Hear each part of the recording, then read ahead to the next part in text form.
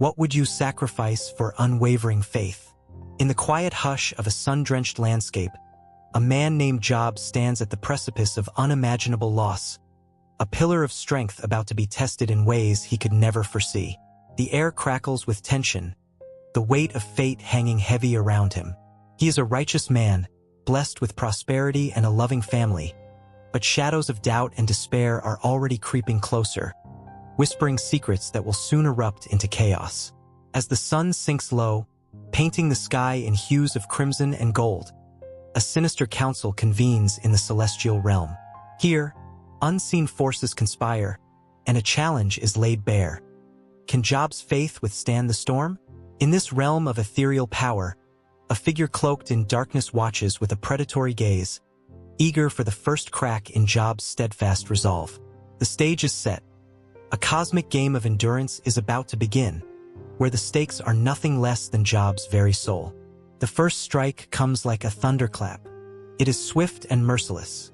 A messenger arrives, breathless and wide-eyed, delivering the news of destruction that shatters Job's life in an instant.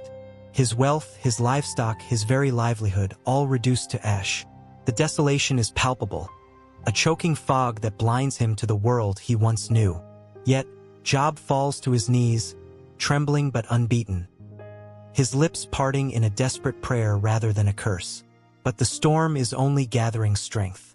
As night descends, the sky darkens with portentous clouds. Another wave of calamity crashes over him. In a heartbeat, he loses not just his fortune but the very heart of his existence. His children. Each loss is a dagger to his soul, the agony twisting deeper into his being. As he sits in the dust, scraping his skin with shards of broken pottery, the haunting question echoes. How much can one man endure before he breaks? The voices of friends arrive, ostensibly to comfort him, but their words are knives, sharp and unyielding. They question his righteousness, suggesting hidden sins and divine punishment. Their presence becomes a heavy shroud, smothering the flicker of hope that still fights to survive within him. They speak in riddles, their reasoning as tangled as the weeds of despair growing in Job's heart. Can suffering ever be just? Is faith merely a facade when faced with the crushing weight of reality? As the night stretches on, a whirlwind of divine mystery brews on the horizon, heralding an encounter that will redefine everything Job believes. The air thickens with uncertainty, the ground trembles beneath him, and Job's world is about to collide with something far greater than himself.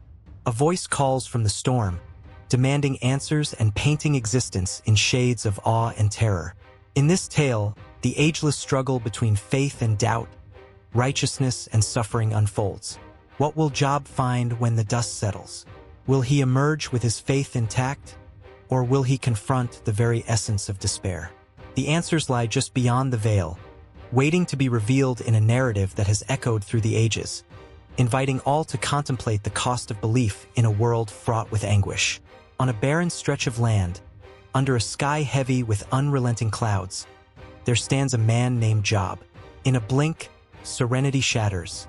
He cries out, not in anger but in confusion. His life, once filled with abundance, is now swept away like grains of sand. The whispers of the wind seem to echo his plight, brushing against the ears of anyone lucky enough, or perhaps unlucky enough, to hear.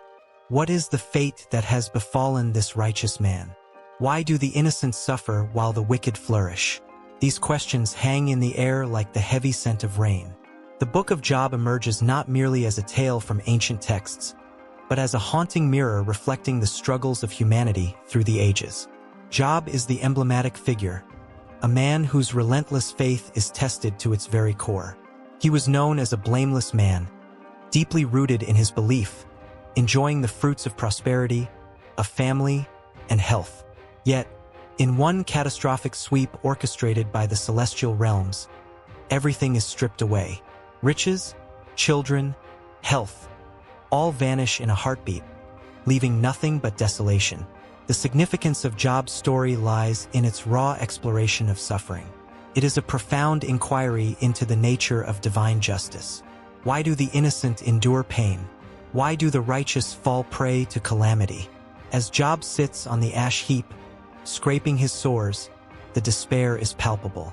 His friends, once loyal, turn into relentless accusers, citing a belief that suffering must stem from one's own wrongdoing. Here lies a tension, a universal dilemma. The dichotomy of belief in a just world versus the undeniable presence of suffering. With every chapter, the air grows thicker with emotion. Job's lament is not a mere complaint.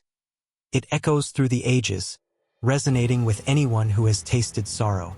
He questions everything he once held true. Why does God seem distant in moments of anguish? This is not just a man's story. It is an invitation to ponder the very fabric of existence.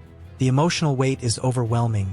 Job speaks not only for himself but for every soul who has ever felt abandonment in their darkest hour. The dialogue unfolds with relentless intensity, shifting from despair to defiance. Job demands answers from God, not in a spirit of rebellion but from a place of deep yearning for understanding. This is the cry of a father who has lost children, a man who has lost everything, and yet remains steadfast in his quest for truth. The raw emotion captured in these exchanges is breathtaking, igniting a flicker of hope amidst despair. Can one still believe when the world collapses around them? The poetic structure of the text enhances its emotional impact, as if the words themselves are alive, writhing in pain and passion. The imagery is vivid. Job's skin is covered in festering sores, a physical manifestation of his suffering. Yet, even as he grapples with divine silence, a flicker of resilience ignites within him. The struggle between faith and doubt is palpable, a constant push and pull, a heart-wrenching dance in the shadows of despair. The audience is drawn into Job's world, where every loss feels like a personal wound. His cries pierce through time, echoing in the hearts of those who have faced their own trials. The significance of Job is not limited to his personal story. It explores broader themes of justice, faith, and the human condition. It invites readers to confront their own fears and doubts, to question the very essence of life. As the narrative unfolds, a shift occurs. Job's friends, initially his support, transform into voices of accusation. They fail to see the depth of his pain, unable to comprehend that suffering does not always equate to sin. The arguments become heated, words sharp as daggers, revealing the flaws in human understanding. Here, the text becomes a poignant reminder of the limitations of human perspective in grasping the divine. How often do we rush to judge, to offer explanations when all a person needs is empathy? The tension escalates, and Job stands firm, refusing to accept a simplistic view of his suffering. His declaration of faith, even in the face of overwhelming despair, becomes a powerful testament. He is not merely a victim. He is a warrior of the spirit, fighting against the darkness that clouds his mind. The struggle continues, a fierce battle between hope and hopelessness. Just as the storm clouds gather and threaten to burst, a revelation looms on the horizon. Job confronts God with his questions, demanding answers. This moment encapsulates a human desire that transcends time, the search for meaning in suffering. Even in the depths of despair, Job's determination to seek understanding resonates deeply. His journey through anguish becomes a metaphysical quest, where each moment of turmoil is balanced with an unyielding search for truth. This relentless pursuit of understanding leads to a moment of divine encounter. God speaks, but not in the way Job had anticipated. Instead of answers, God offers a series of questions that challenge Job's understanding of the universe. The majestic images of creation unfold, a whirlwind of cosmic wonders, revealing the limitations of human perception. Job is left breathless, awed by the vastness of existence, a poignant reminder of humanity's smallness in the grand scheme of life. The story weaves through pain, loss, and ultimately a profound understanding that transcends mere existence. In the face of suffering, Job emerges as a symbol of resilience. His journey does not end in despair, but transforms into a deeper appreciation of life's complexities. As the narrative flows seamlessly into the next phase, the storm of emotion continues to swirl, inviting each reader into the depths of their own heart, urging them to confront their beliefs and fears in a world filled with uncertainty. It is here, amidst the shadows and the light, that the true essence of the Book of Job unfolds. An eternal exploration of faith, the nature of suffering, and the unbreakable human spirit. The tale does not conclude. It merely pauses, leaving echoes in the heart, beckoning the reader to linger on the brink of understanding, where questions remain and the search for meaning is never-ending. In the twilight of an ancient world, beneath vast skies painted in warm hues, a man sat upon a mound of ashes, his heart heavy with questions and sorrow. Job, a figure shrouded in mystery, embodied the agony of countless souls, grappling with the unfathomable depths of suffering. The dust around him whispered tales of a time when the universe was both a playground and a battleground for gods and men, a time when faith was not merely a shield, but a sword against the chaos of existence. As the sun dipped below the horizon, casting long shadows, the echoes of a rich cultural tapestry surrounded Job. He belonged to the land of Uz, a place steeped in the lore of the ancient Near East. This was a time when stories were passed down through generations like precious jewels, and the wisdom of the ages was etched into the very fabric of life. The people of Uz lived amidst the remnants of towering empires, their hearts pulsating with the rhythms of life and death, joy and despair. Job was not just a man of wealth and prosperity. He was a symbol of righteousness, a beacon of hope. In a world where the gods were capricious and fate was often cruel, his unwavering faith in a just God set him apart. He embodied the virtues of his time, standing as a pillar of strength against the relentless tide of misfortune. Yet, lurking beneath the surface of his serene existence was a tempest waiting to be unleashed, a test that would shake the foundations of his faith. In the dusty streets of Uz, people engaged in spirited debates, their voices rising and falling like the gentle waves of the nearby river. They discussed the nature of suffering, the role of divine justice, and the very essence of humanity. It was a culture rich in philosophy, where thoughts danced around the concepts of fate and free will, entwined like lovers in a passionate embrace. The ancient Near East was a mosaic of beliefs, where the gods of Babylon, Assyria, and Egypt mingled with the whispers of Hebrew prophets, creating a vibrant tapestry of divine narratives. Among these stories was the ancient understanding of retribution, a belief that good was rewarded and evil punished. This was the bedrock of Job's society. When calamity struck, the people would look for reasons, often blaming the victim. The whispers would swirl around Job, questioning his integrity and righteousness. "What sin have you committed?" they'd ask. "What hidden shame do you carry?" It was a world where suffering was often viewed as a direct consequence of one's actions, a cruel calculus that made the heart shudder. But Job's story was different. What would happen when the righteous suffer? What happens when the very foundation of belief is shaken? The philosophers of Uz would ponder these questions, their brows furrowed with the weight of understanding. They knew that Job's tale was not just about a man, but about humanity itself, a poignant reflection of the struggles that echo through time, reverberating in the lives of countless individuals grappling with their own tragedies. As darkness settled over the land, the air thickened with tension. The first whispers of Job's trials began to spread like wildfire. His livestock were destroyed, his servants slain, and, the most gut-wrenching blow of all, his children were taken from him in a single tragic moment. As the news arrived, it was as if the sky itself had ripped open, and a torrent of despair poured forth, drowning all joy.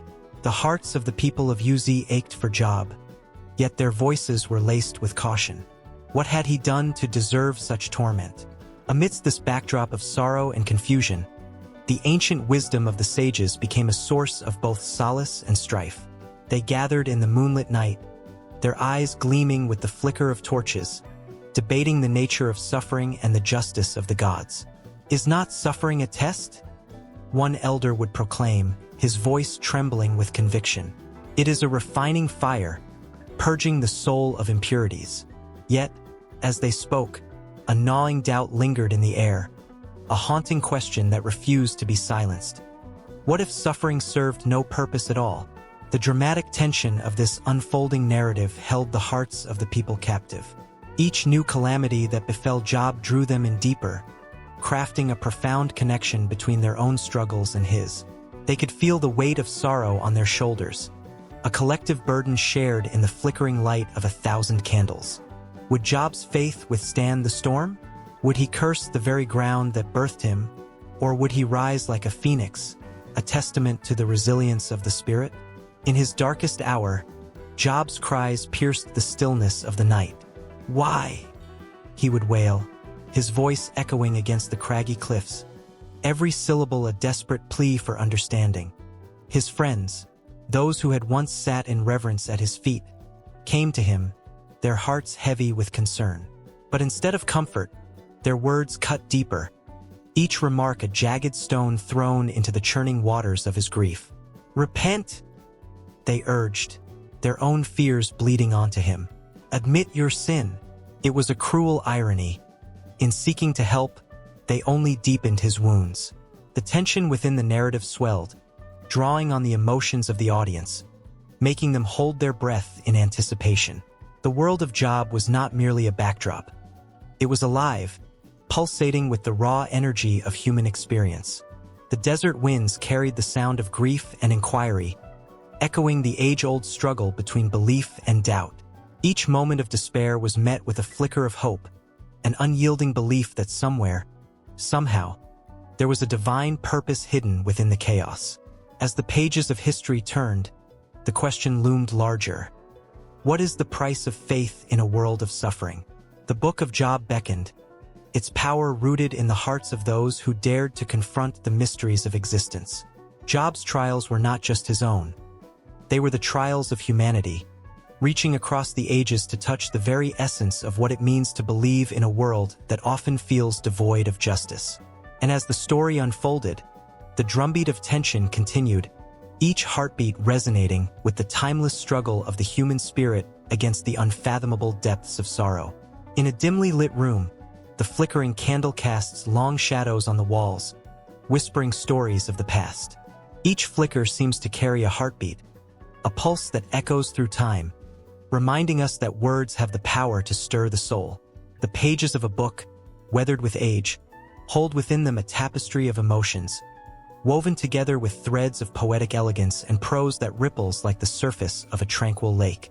Here, the mundane transforms into the extraordinary, and every sentence becomes a brushstroke on the canvas of history.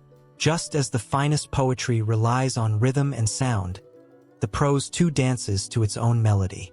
The cadence shifts, sometimes slow and reflective, allowing the reader to savor the weight of each word, while at other times, it picks up speed, racing forward like a wild stallion, driven by urgency and passion. Analyzing this literary structure reveals not just the form but the very essence of storytelling.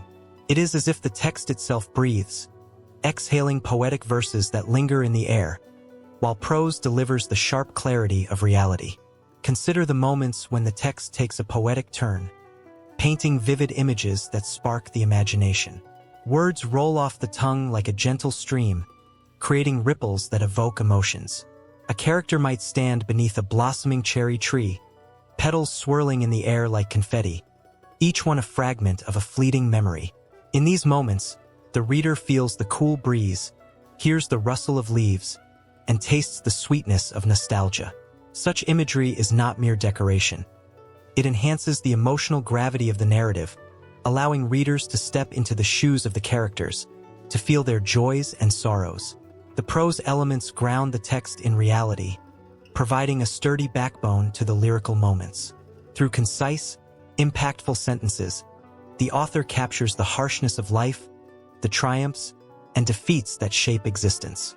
A soldier returning home from war may grapple with the dissonance of celebration amidst personal loss. In these stark moments, the prose cuts to the core, using straightforward language that resonates with authenticity. The juxtaposition of poetic and prose elements creates a rich tapestry, where each thread complements the other, enhancing the emotional experience. Each chapter, each paragraph, becomes a world unto itself, filled with echoes of the past. Historical facts slip seamlessly into the narrative, like whispers of forgotten voices.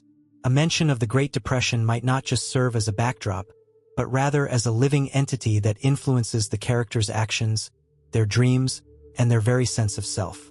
The weight of history hangs heavy in the air, a constant reminder that the present is shaped by the shadows of what came before. As the story unfolds, the shifts in tone create an exhilarating tension.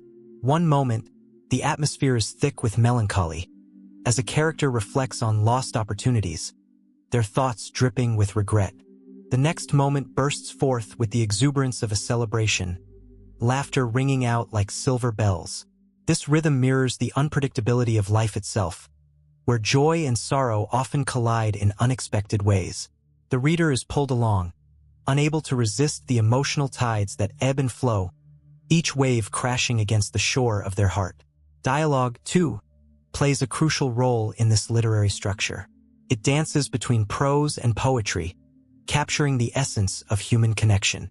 Words exchanged between friends can spark laughter, while a whispered confession can send shivers down the spine.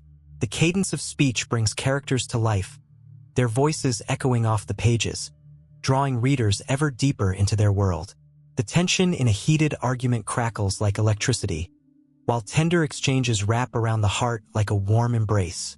Just as the setting can shift from the grandeur of a bustling city to the quietude of a solitary night, so too can the narrative structure. Moments of introspection, where a character stares into the distance, pondering their choices, invite the reader to reflect alongside them. These pauses are crucial, allowing the emotions to sink in, to resonate long after the page has turned. It is in these silences that the weight of the story is felt most profoundly, the reader's breath hitching as they contemplate the fragility of existence and the complexities of the human experience. Yet, in this rich tapestry, the shadows loom as well. The text does not shy away from darkness. It embraces it. The weight of betrayal, the sting of unrequited love, and the echoes of lost innocence are woven into the fabric of the story. It is this delicate balance between light and dark that creates a sense of authenticity, making the characters relatable and their struggles palpable. Histories of desolation and despair are presented not as mere facts, but as lived experiences, each person's story intertwined with the collective narrative of humanity. As the narrative unfolds, the anticipation grows. Clues are subtly dropped, hinting at impending conflict or revelation. A character may glance at an old photograph, their eyes clouded with memories, hinting at a deeper backstory that remains tantalizingly out of reach. The reader feels the thrill of curiosity, eager to peel back the layers, to uncover the truths that lie beneath the surface. It is a dance of intrigue, where every moment is charged with the promise of discovery, urging the reader to turn the page. With each twist and turn, the emotional stakes rise. The prose becomes more urgent, the poetic elements more poignant, creating a tapestry of tension that is impossible to ignore. The reader finds themselves ensnared in the web of the text, unable to escape the magnetic pull of the narrative. The characters' fates hang in the balance, and the echoes of history reverberate like a haunting melody, leaving a lasting impression long after the final word has been read. The room grows darker, the shadows deepening, and the candle flickers one last time as the story propels forward, a relentless tide that sweeps the reader along into the unknown, where the next revelation awaits just beyond the horizon. In the quiet, dusty town of UZ, where the sun dipped low and cast long shadows over the earth, there lived a man whose heart was as vast as the sky above. Job was not just any man. He was a pillar of righteousness, a beacon of light amid the darkness that often clouded the hearts of men. The townsfolk spoke of him in hushed tones, their voices filled with reverence and perhaps a touch of envy. Job had a unique presence, a kind of aura that drew people in. He was a man of integrity, a symbol of virtue in a world often riddled with moral ambiguity. His eyes sparkled with kindness, and his voice, when he spoke, wrapped around you like a warm blanket on a cold night. It was said that Job feared God and shunned evil, a simple phrase that carried the weight of 1,000 unspoken truths. As he walked through the marketplace, vendors would pause in their haggling to greet him, their faces lighting up with genuine smiles. They would say, "Here comes Job. Here comes righteousness." But beyond the admiration lay a deeper truth. Job was a man who understood suffering, a man who had tasted the bitter dregs of life but never allowed them to overshadow his spirit. In the quiet moments of his day, when the sun hung low and the world softened into a golden hue, he would sit under the shade of an ancient oak tree, pondering the mysteries of life. He would think of the poor, the widow, and the orphan, his heart aching for their plight. He would often set aside a portion of his wealth to help those in need, ensuring that no one in UZ went to bed hungry or without hope. Job's compassion was legendary. When a traveler would stumble into town, weary and worn, it was Job who would offer food and shelter. He didn't just give, he listened. He sat with the weary souls, sharing stories and laughter, lifting them from despair with his gentle words. It was this empathy that set him apart, making him not just a man of riches, but a true friend to all who crossed his path. Yet, behind the brilliance of his character lay the shadow of existential questions. In the stillness of the night, when the world was asleep, Job would wrestle with the meaning of suffering. Why do the righteous face trials? Why do the innocent suffer? These questions gnawed at him, the very essence of his existence intertwined with the answers he sought. He gazed at the stars, their twinkling light offering a semblance of hope in the vast expanse of the unknown. On one fateful day, the skies above UZ turned dark and heavy, as if foreseeing the storm that was about to engulf Job's world. It began with whispers, the kind you can feel in your bones before they turn into reality. News of calamities swept through the town like wildfire. Job stood tall, a fortress of strength and resilience, as the first messengers approached with trembling hands and pale faces. With each report, the weight of the world pressed down upon him. His livestock, his wealth, gone in an instant. Yet, Job's resolve remained unshaken. The townsfolk watched with bated breath, captivated by his unwavering faith. They had expected him to crumble, to cry out in anger at a world so cruel. But Job held firm. His heart, though burdened, was still filled with love. "The Lord gives, and the Lord takes away," he murmured, his voice steady as stone, even as his eyes betrayed the turmoil within. In the midst of his trials, Job did not isolate himself. Instead, he sought the company of those who shared his sorrow. He gathered his friends, men who had walked alongside him through life's many seasons. Together, they sat in silence, the weight of grief hanging heavily in the air. It was a moment thick with unspoken words, a tapestry woven with threads of friendship and shared pain. As Job listened to their voices, he felt the strength of their bond fortify his fragile spirit. They spoke of justice and fate, of the divine and the human condition. But whispers of doubt began to creep in, as Job's friends sought to unravel the mystery of his suffering. They challenged him, probing the very essence of his character, questioning the righteousness he wore like a shield. With each inquiry, it felt as though the ground beneath him trembled, a reminder that even the most steadfast faith could be shaken.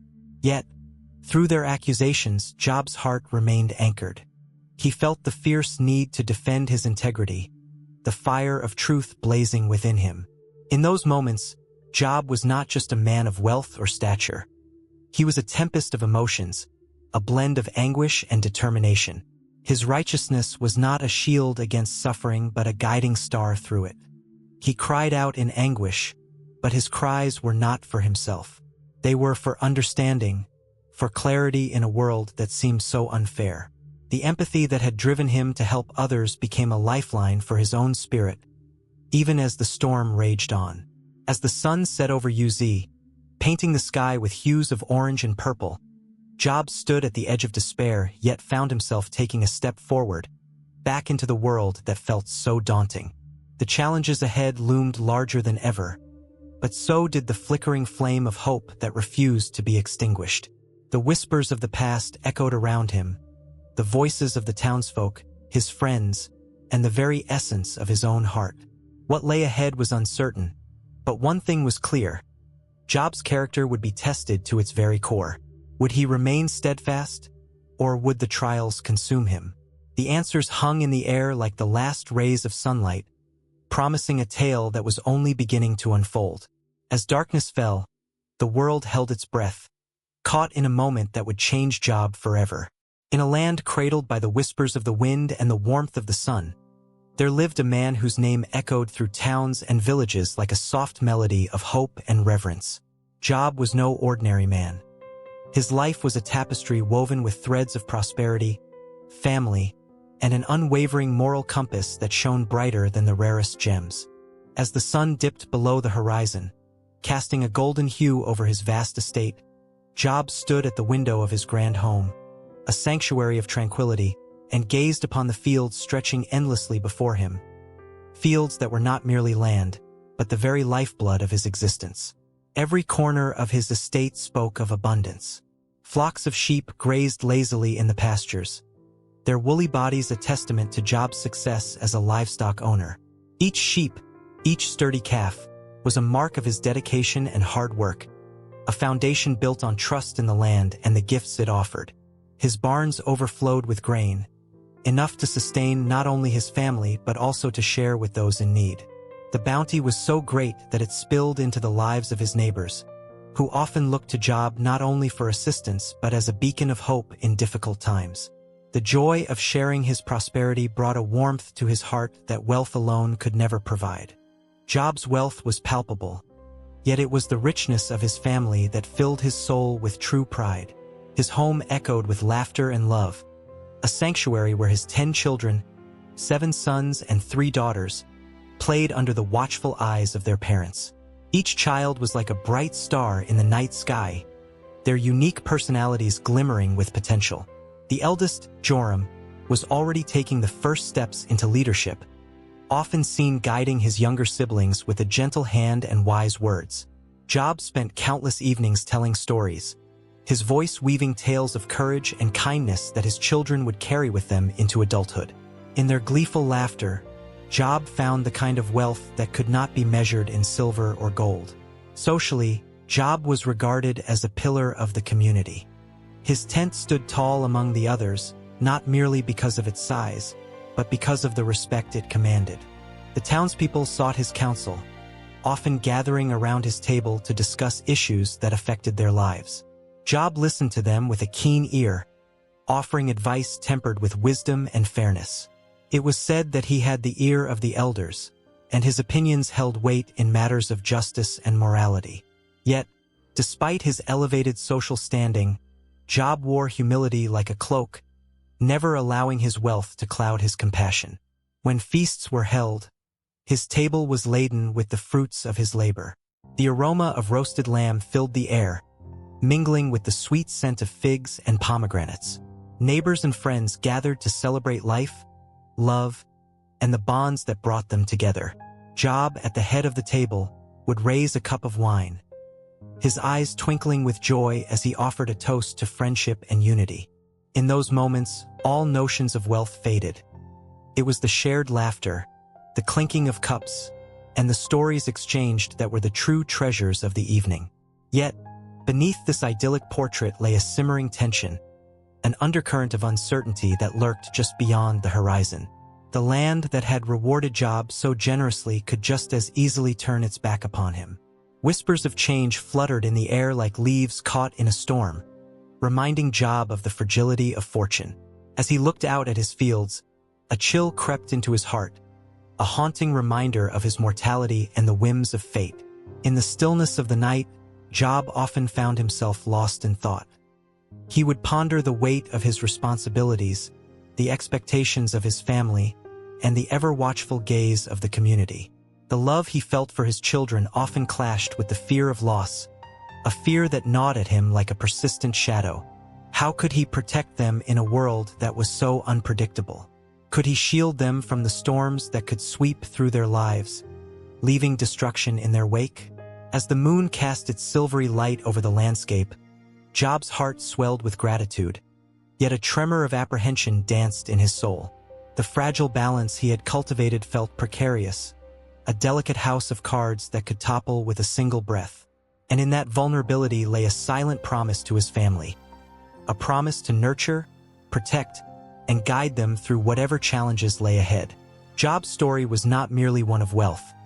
It was a testament to the human spirit's resilience and the bonds that tethered families together in the face of adversity. Each day dawned with fresh hopes and unspoken fears, a cycle of blessing and trial that defined existence. Job stood tall, a man of integrity and strength, but he was not immune to the tides of fate. The path ahead was shrouded in uncertainty, a labyrinth of choices and trials that awaited him, ready to challenge the very essence of who he was. Outside his walls, the world continued to spin, unaware of the storm gathering on the horizon. The laughter of his children filled the air with joy, a sweet song of innocence that was both a comfort and a reminder of what was at stake. As the winds of change began to whisper his name, the tranquil life Job had built with love and labor teetered on the brink of transformation. And so, the sun set on a day steeped in prosperity, but in the depths of Job's heart, he sensed that the dawn to come would demand more than he had ever given before. The fragile nature of his blessings hung like a thread in the air, waiting to be tested by the winds of fortune that were soon to blow through his life. In a realm untouched by time, where light refracted in 1,000 shimmering hues, a council convened. The air crackled with divine energy, a palpable tension forming as celestial beings gathered around a vast, opalescent table that floated in the infinite expanse. It was here, amidst the brilliance of the heavenly setting, that the stakes of existence would be laid bare. Each member of the divine council carried a weight, an ancient history embedded in their very essence. The seraphim, with their radiant wings, whispered among themselves, their voices harmonizing like a symphony of stars. They understood the precarious balance between good and evil, light and darkness. But at the center of this gathering, their eyes darted toward a singular figure cloaked in shadows, a being whose very presence inspired unease. This was Satan, the fallen one, cast out yet ever so cunning. The atmosphere shifted as God himself entered, an overwhelming presence that radiated peace and authority. His eyes, deep pools of wisdom, surveyed the assembly with a knowing gaze. The tension thickened. The air was heavy with anticipation. In the stillness, even the seraphim fell silent, their angelic forms taught with an unspoken question. What challenge would ignite this council today? Satan's voice cut through the silence, smooth and laced with an insidious charm. You call this a council of righteousness, yet you continue to overlook the human race. They stumble and falter, bound by their own desires. Let me test them. His words hung in the air like a dark cloud, and a chill ran through the gathering. God's steady gaze met Satan's, unwavering and fierce. You believe they are weak, that their hearts are easily led astray. But I see strength in their struggle. I cannot allow you to deceive them without consequence. A murmur rippled among the council. The seraphim exchanged glances, their expressions a mix of concern and intrigue. They had witnessed humanity's failures, the recurring patterns of sin and redemption, yet they also harbored a glimmer of hope for the human spirit. Would this challenge become a path to greater understanding, or a doorway to despair? Satan leaned forward, his expression cunning. Let me weave temptation into their lives. Allow me to whisper doubt into their hearts. If they stumble, they will become my pawns. If they stand, it will only be through your grace, not their own strength. A flicker of uncertainty crossed some angels' faces. Could humanity rise to the occasion, or would they fall victim to the master of deceit? This was not merely a challenge. It was a test of faith that could send ripples through the very fabric of existence. God's voice thundered, resonating with a power that shook the foundations of the council. You may tempt, but you will not claim their souls without a fight. They are my creation, and I will not abandon them. Your challenge is accepted, but remember, I will always provide a way back. A palpable silence enveloped the council, the weight of God's words sinking into each angelic heart. The balance between light and dark was delicate, and one misstep could tip the scales. Yet, there was an undeniable thrill in the challenge. The very essence of free will hung in the balance. Consider this a dance, Satan, God continued, his tone steady yet firm. A dance of choices, where every step taken will echo for eternity. You may lead, but they will choose how to follow. Satan's eyes gleamed with malevolence, a predator sensing an opportunity. I will relish this, For I know the weaknesses of man. Their desires, their fears, they will be my instruments. Watch as they falter at every turn. The council members shifted uneasily, their divine nature at odds with the darkness that was about to unfold. They had seen human hearts waver, how quickly hope could turn to despair. Yet, there was a fire ignited within them, a resolute belief that maybe, just maybe, humanity could rise above the shadows. As the council came to a close, a silence filled the expanse, laden with uncertainty. The celestial beings awaited the next chapter of this unfolding saga, the challenge looming like a storm on the horizon. Would humanity succumb to the whispers of darkness, or would they stand firm against temptation? In that moment, the boundaries between heaven and earth blurred. The fate of countless souls rested on this divine wager, one that would echo through the ages, shaping destinies and carving paths of light and shadow. Each angel's heart thudded with anticipation, aware that the greatest drama was yet to come. The gathering dispersed, but the air still crackled with unresolved tension. Angels returned to their celestial duties, but their thoughts lingered on the human condition, a mixture of hope and dread in their hearts.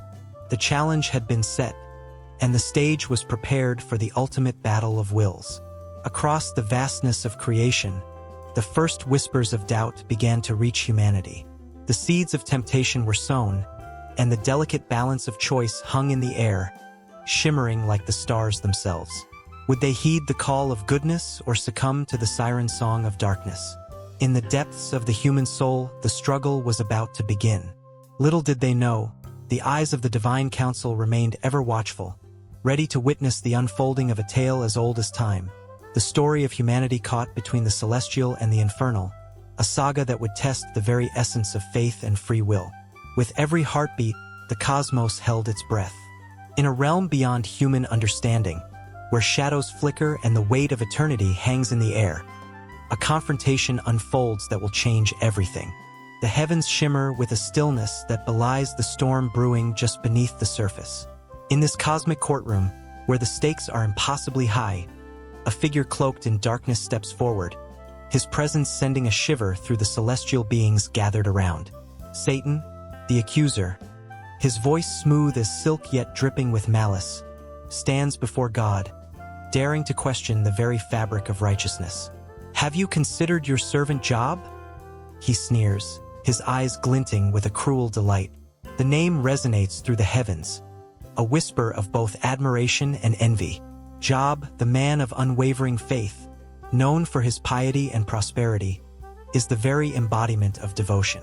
But the accuser, filled with contempt, seeks to shatter that image. Does Job fear God for nothing? Satan continues, his voice a low rumble that echoes throughout the throne room. You have put a hedge around him, protecting him from harm. No wonder he worships you. Remove that protection, and he will surely curse you to your face. The insinuation hangs heavy in the air, a challenge tossed carelessly like a stone into a still pond, sending ripples of doubt and uncertainty through the cosmos. God's expression, serene yet filled with the gravity of the moment, does not waver. The Creator, who knows the heart of every being, acknowledges the accuser's words without hesitation. Very well, he replies, the simple statement carrying the weight of divine authority. You may test him, but do not harm him. With that decree, a shudder runs through the heavens and earth, as if the very foundations of existence tremble at the impending trial. In the blink of an eye, the scene shifts from the celestial court to the quiet home of Job, where peace once reigned. A man of great wealth and wisdom, Job is known far and wide for his integrity. His laughter fills the air as he gathers his children, their joy illuminating the room like sunlight breaking through dark clouds. But even in this moment of bliss, the threads of fate begin to unravel, pulled tight by unseen hands. A sudden messenger bursts into the room, his face pale, eyes wide with terror. Job, the Sabaeans have taken your oxen and donkeys. They have slain your servants. The words come tumbling out, each one a dagger to Job's heart. Confusion shifts to sorrow, yet Job's faith remains unshaken. He bows his head, clutching at the remnants of his shattered world. whispering prayers into the silence, a lifeline to the God he trusts even amidst chaos. But the storm is far from over.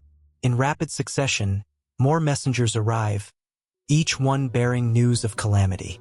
Fire has fallen from the heavens, consuming your sheep and those who tended them. Another cries, his voice shaking with grief. With every blow, Job's world collapses further into darkness. The weight of despair wraps around him like a suffocating shroud. Yet still, he does not curse God. Instead, he mourns, grappling with the wrenching agony of loss while desperately clinging to his faith. As the final messenger enters, Job's heart sinks deeper into despair. Your sons and daughters were feasting when a great wind swept in and collapsed the house upon them. They are gone. The words hang in the air like an unrelenting shadow. A silence falls over the room, heavy and oppressive. Job's breath hitches, and the unthinkable reality dawns upon him. He has lost everything: his wealth, his livelihood, and most tragically, his beloved children. In that devastating moment, Job tears his robe in anguish and shaves his head, the ritual of mourning enveloping him like a storm. Yet, even as tears stream down his face, he utters a chilling refrain. Naked I came from my mother's womb, and naked shall I return. The Lord gave, and the Lord has taken away. Blessed be the name of the Lord. His voice trembles but carries a strength that seems to defy the very fabric of his loss. But unseen in the shadows, Satan watches with a twisted expression of triumph. The test has begun, but it is far from over. With a cold grin, he senses the fragility of Job's resolve and prepares for the next round, eager to strip away the layers of faith that Job has built over a lifetime. The stakes have never been higher, and the tension crackles in the air, thicker than a summer storm. As night falls, Job sits in the ashes, a once proud man now crumpled in grief. His friends, well-meaning yet bewildered by his misfortune, arrive to comfort him, but their words only serve to deepen the chasm of his sorrow. They struggle to understand how a man so faithful could suffer so greatly, their hearts heavy with unanswered questions. In their confusion, they echo the accusations whispered by Satan. Surely you must have sinned, they say, their voices laced with doubt.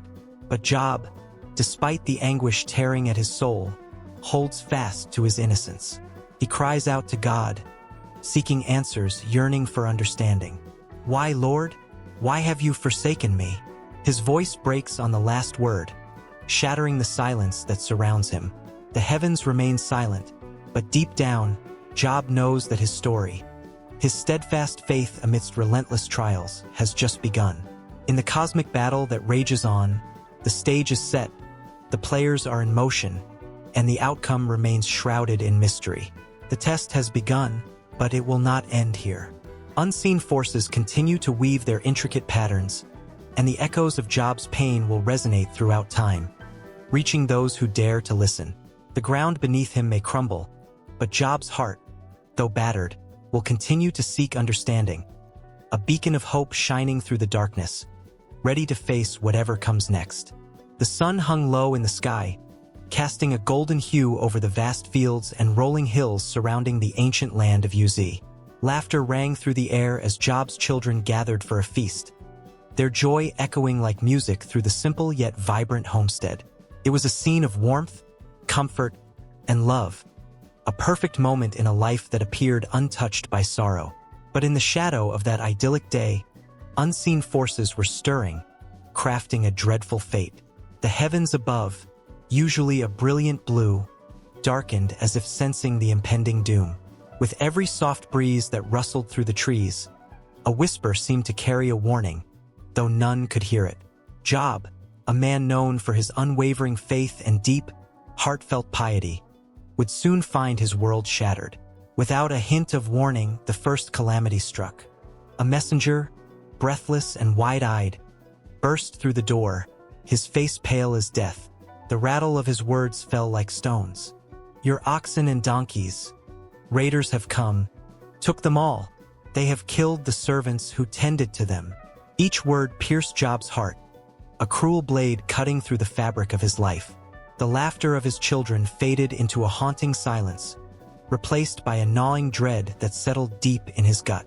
Before he could even catch his breath, another figure appeared, staggering through the doorway, desperate and frantic. Fire! Fire from the heavens! It has consumed the sheep and the shepherds. There's nothing left. The air grew thick with despair as Job's soul felt heavy, like leads sinking into the depths of an abyss. His riches, the very foundation of his security, crumbled before his eyes, leaving only ash and sorrow.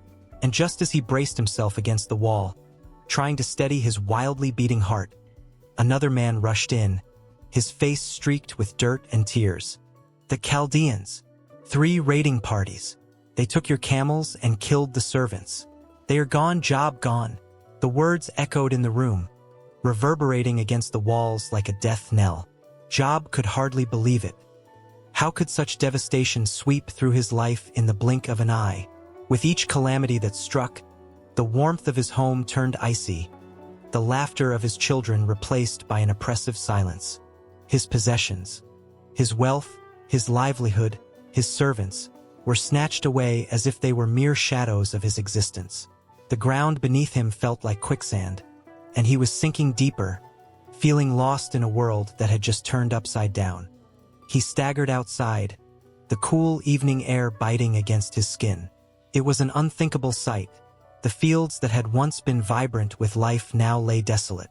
The animals that had wandered freely were nowhere to be seen, and the laughter that once rang through the air was replaced with an unsettling quiet. Job dropped to his knees, the earth cold and unyielding beneath him, as if reflecting the chilling despair that gripped his heart. He clawed at the ground, as if trying to grasp onto something solid, something real, but all that surrounded him was emptiness. His heart raced, and a storm of emotions swirled within him. Anger, confusion, grief. How could this happen? Where was the justice in his suffering?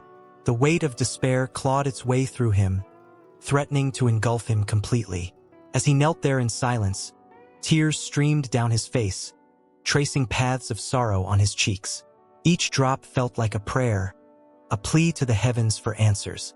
But the sky was unforgiving, remaining as still as the grave, offering no comfort, no solace.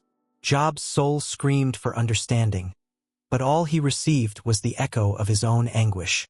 In that moment, a realization struck him like lightning. His possessions, his servants, they were precious, yes, but they were not the essence of who he was. His faith, his integrity, and the love of his family could not be taken away. But even as he sought to grasp that truth, the pain of loss gnawed at him, relentless and fierce. It became a part of him, mingling with his spirit, fueling a fire that sought to consume him. As night fell, enveloping the world in shadows, Job found himself standing alone amidst the ruins of his life.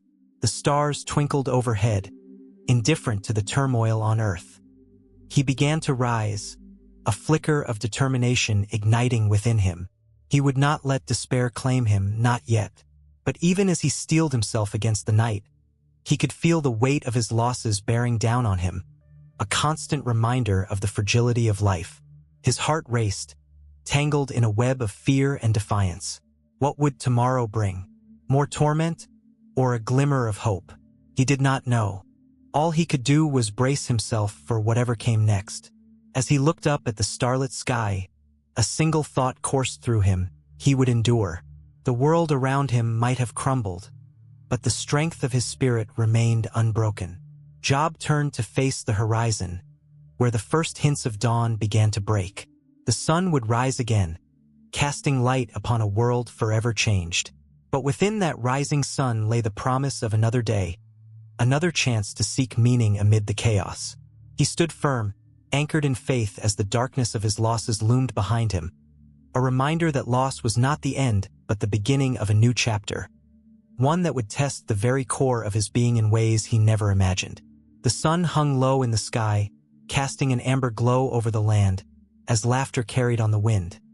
A sound so pure, so full of life, it seemed to dance among the ancient trees. Job's children, 10 in total, were gathered in a circle beneath their father's watchful gaze. Their joy a beautiful tapestry woven from the threads of youth and love. They played games of chase and hide and seek, their giggles echoing like a sweet melody. Little did they know, that melody was about to turn into a haunting requiem. As the day wore on, the atmosphere shifted. A storm brewed silently on the horizon, its dark clouds gathering ominously, as if they were aware of the tragedy that was about to unfold. Job, a man of great faith and deep integrity, sensed the impending shadows. He looked toward the sky, his heart heavy, but he pushed the thought away. He had been blessed with a loving family and great wealth. What could possibly tear this joy from his hands? But fate, shrouded in the guise of a storm, had other plans. It began with a single bolt of lightning, crashing down with an unholy roar. The earth trembled beneath its fury. Job stood frozen, his heart pounding, as he watched his children scatter in fear, seeking shelter from the chaos that had suddenly erupted around them. The storm unleashed its wrath, and in that catastrophic moment, Job's world began to crumble. The winds howled like banshees, sweeping through the land with a terrible force. Job's heart raced as he called out to his children, desperate for them to find safety. Yet, as the tempest raged on, the shadows grew longer, deepening into a void that swallowed joy and laughter whole. In the midst of the turmoil, a horrifying realization struck, a crushing weight on his chest. The house where they had taken refuge, filled with warmth and love just moments ago, was now a target for the storm's wrath. As the walls began to shake and crack, Job's cries of warning echoed unheard through the chaos. Just as quickly as it had begun, the storm reached its peak, and with a ferocious roar, the roof collapsed upon the very souls who had brought him endless joy. A silence fell, heavy and suffocating, as if the world itself held its breath in horror.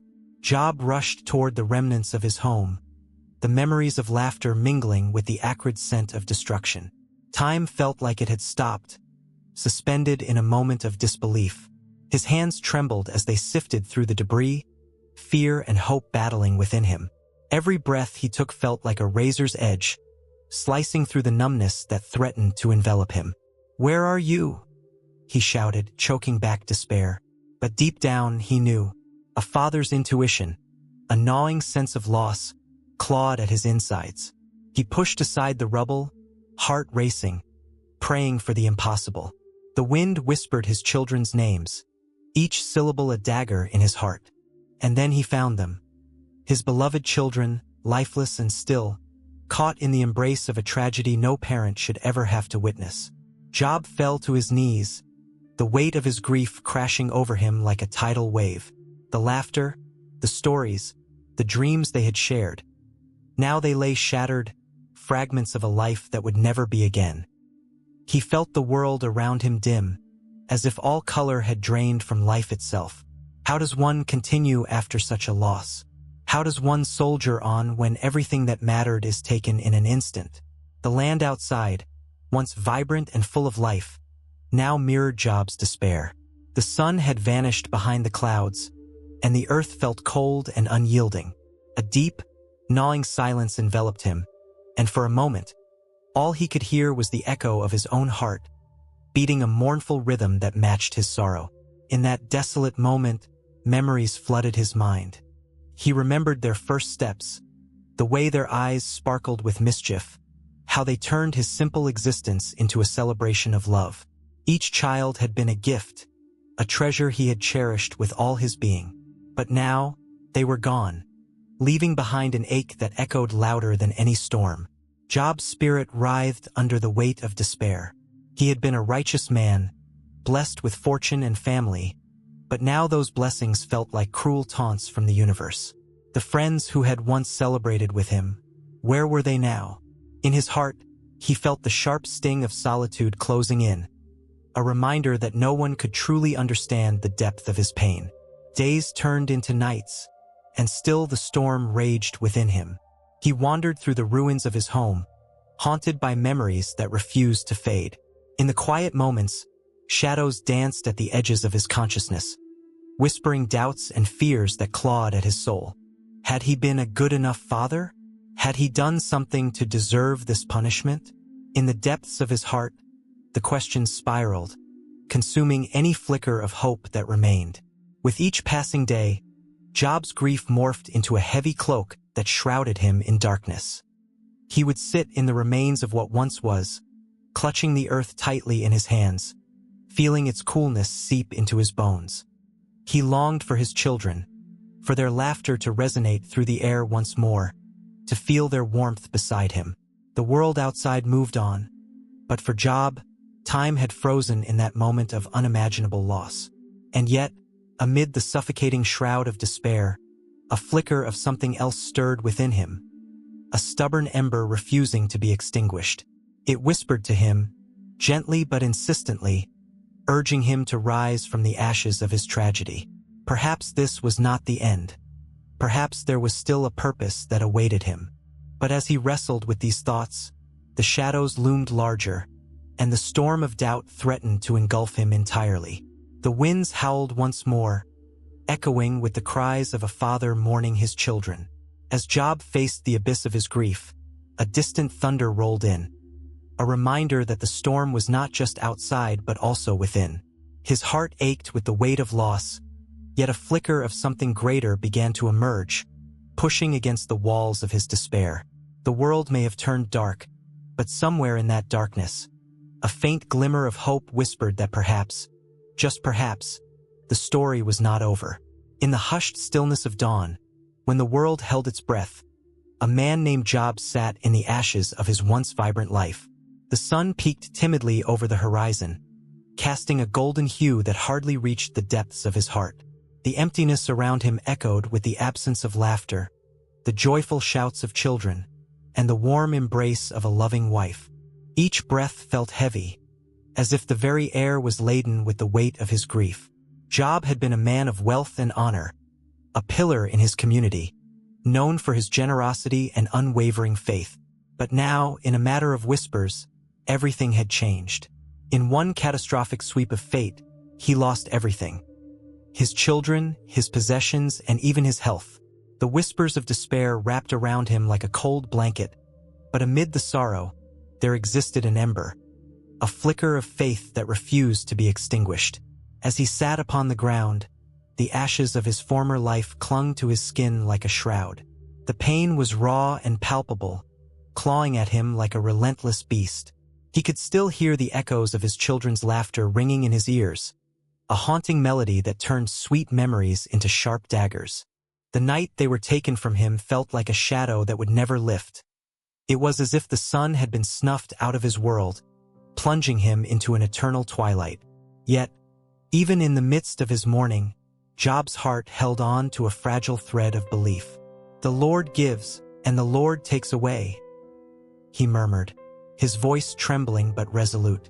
These words tumbled from his lips like a prayer, a reminder that his faith was not dependent on his blessings, but rather on a deeper understanding of life itself. He felt the warmth of that belief wrap around him, a comforting presence in the dark void where joy used to reside. His friends, Eliphaz, Bildad, and Zophar, arrived soon after, their faces etched with concern and disbelief. They had come to comfort him, but their words felt like stones hurled into an already turbulent sea. "What have you done to deserve this?" they asked, their queries more of accusations than solace. Confusion clouded their minds, their faith shaken by the sight of Job's suffering. They could not comprehend a world where a righteous man could face such calamity. Job's heart ached not just for his losses but also for the misunderstanding of those around him. "I have not turned away from God," he replied, his voice steady despite the storm raging within. "I am not being punished. I am being tested." The tide of emotion swelled within him, and for a moment, he let the tears flow freely. They streamed down his face, mingling with the dust of the earth, a testament to his sorrow. In the silence that followed, Job felt a strange sense of power in his vulnerability. Mourning was not a sign of weakness. It was a natural response to loss, a bridge connecting him to the humanity that had been stripped away. He had loved fiercely, and that love had birthed pain as its shadow. The more he mourned, the more he realized the depth of his spirit. It was unbreakable, even in pieces. As the days turned to weeks, Job's body became a canvas of suffering. His skin was marred by sores, each one a testament to his relentless pain. Yet, with each agonizing moment, his faith deepened. He found himself seeking solace in the remnants of his beliefs, whispering prayers into the vast expanse of the universe. "God knows my heart," he told himself, even as doubt crept in like a thief in the night. "I will not lose my faith." The townspeople watched as his life unraveled, their gazes filled with a mix of pity and fear. They wondered what unseen sins had led to his downfall. Was he, too, one of them, capable of treachery hidden beneath a facade of piety? Whispered rumors slithered through the streets, but Job remained steadfast, his heart anchored in the depths of his conviction. One evening, as shadows danced around him, Job raised his voice to the heavens, raw and unfiltered. "Why?" The question echoed against the vast, indifferent sky, a plea wrapped in anguish. "Why do you allow this suffering?" In that moment, the weight of his grief was unbearable, a tidal wave threatening to drown him. Yet, within the storm of his questioning, something shifted. He felt the stirrings of hope, an understanding that even in silence, God was present. Days turned into nights, the cycle of time a relentless wheel, yet Job's spirit refused to yield. He clung to the belief that his suffering held purpose, that it was not in vain. This conviction became a lifeline, a thread woven through the fabric of his existence. In his sorrow, he began to see beyond the pain. He noticed the beauty in the world, a bird taking flight, the gentle rustle of leaves in the wind, the sounds of distant laughter that reminded him of his lost children. Amidst the ashes, Job found himself drawn to those who suffered as he did, reaching out to lend a listening ear. Each encounter with another's pain ignited a flame within him, igniting a sense of purpose. His mourning transformed from a solitary experience into a shared journey of healing. They needed each other, the broken pieces coming together in unexpected ways. And then one fateful day, the heavens seemed to tremble as a whirlwind swept through the land, an unearthly presence that demanded attention.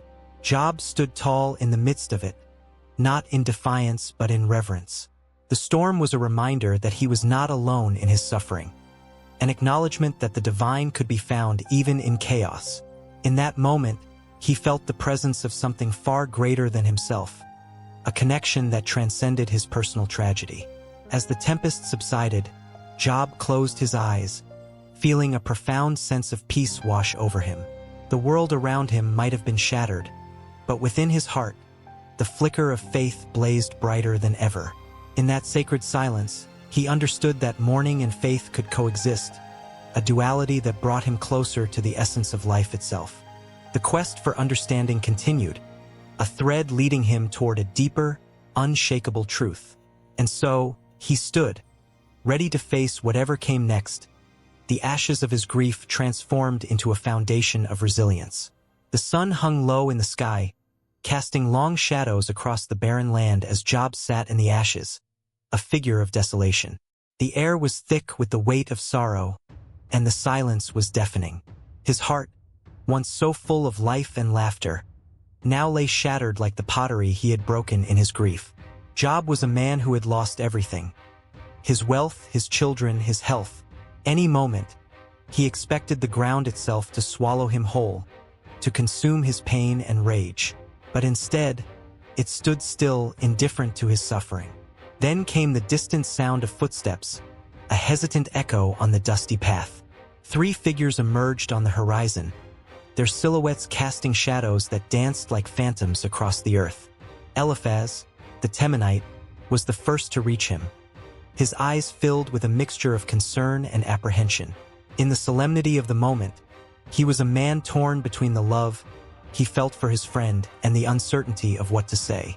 Beside him marched Bildad, the Shuhite, his brow furrowed with worry, while Zophar, the Naamathite, brought up the rear, his youthful energy contrasting sharply with the heavy atmosphere surrounding them. As they drew closer, the weight of Job's suffering seemed to wrap around them like a cloak. They hadn't seen the man they once knew. They found a shell hollowed out by anguish. The friends stood in silence, their hearts heavy with dread, each one struggling to find the right words to comfort a man who was less than a shadow of his former self. They had come with the noblest of intentions, yet the enormity of Job's loss loomed larger than anything they could offer. Eliphaz stepped forward, his voice trembling like a leaf in the wind. "Job, my friend," he began, and the very sound of his name hung in the air like a prayer.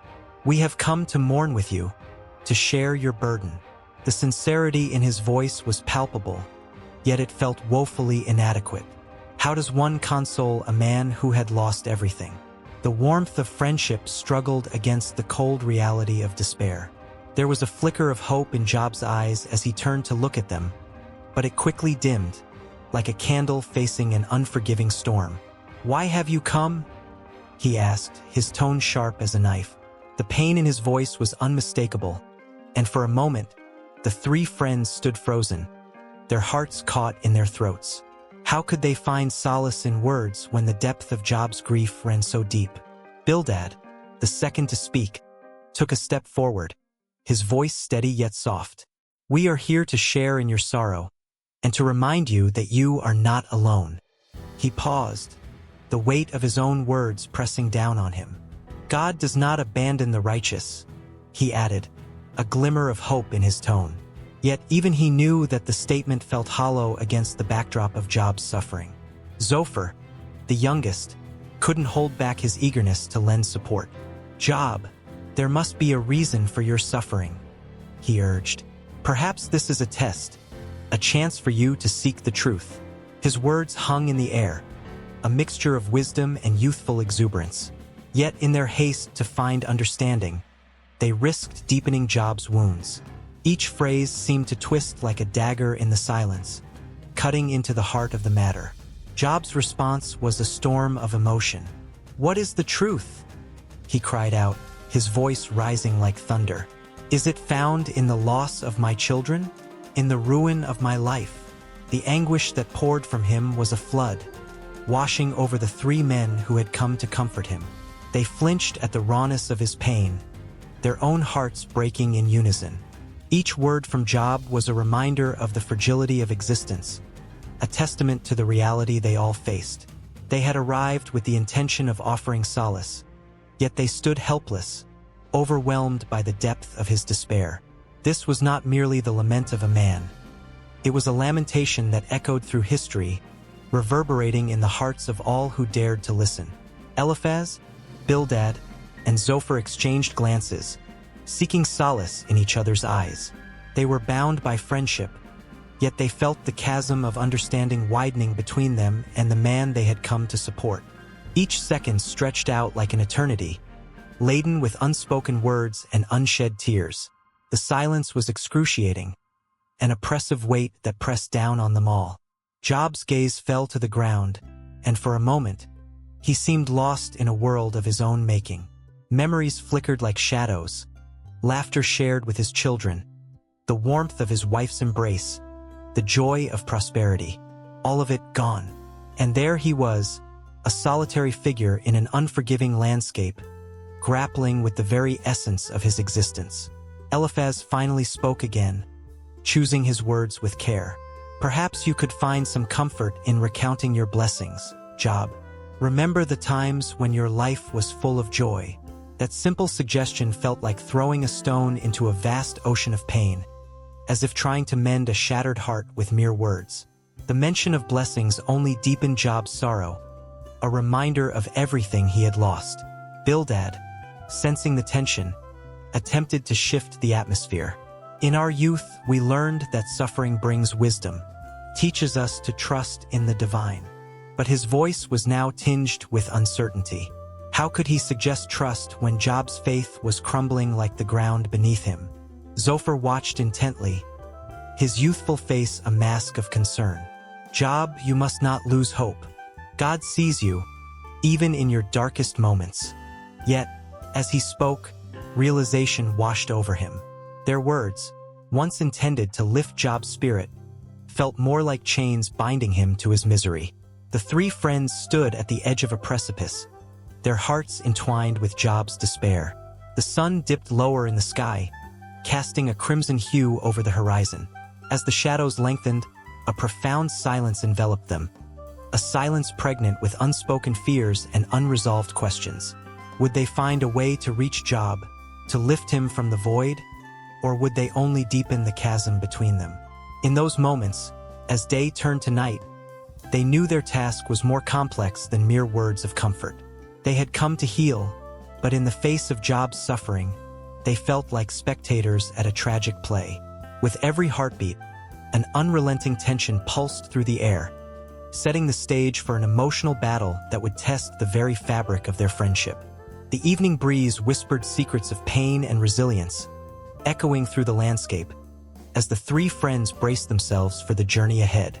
In the stillness of a sun-drenched afternoon, Job sat upon the ashes of his once flourishing life, a stark figure against the desolation that surrounded him.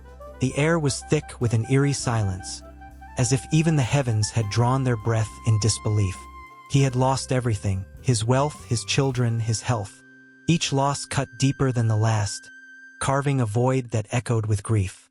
Beneath the weight of his suffering, Job's heart felt like a stone, heavy and cold. Yet, as he gazed at the horizon, a flicker of hope dared to linger. Perhaps, he thought, his friends would come to comfort him, those loyal companions who shared in his joy, who would surely share in his pain. But as the sun dipped lower, casting long shadows, a sense of dread began to creep in. Where were they? The whispers of his torment began to claw at the edges of his mind, a relentless reminder of his solitude. Just then, the silhouette of three figures appeared on the distant path, framed against the waning light. Job's heart surged at the sight of them, a bittersweet mix of joy and sorrow swirling within him. Eliphaz, Bildad, and Zophar. Each step they took seemed laden with uncertainty. Dust clung to their sandals, a testament to the journey they had undertaken. They were not just friends.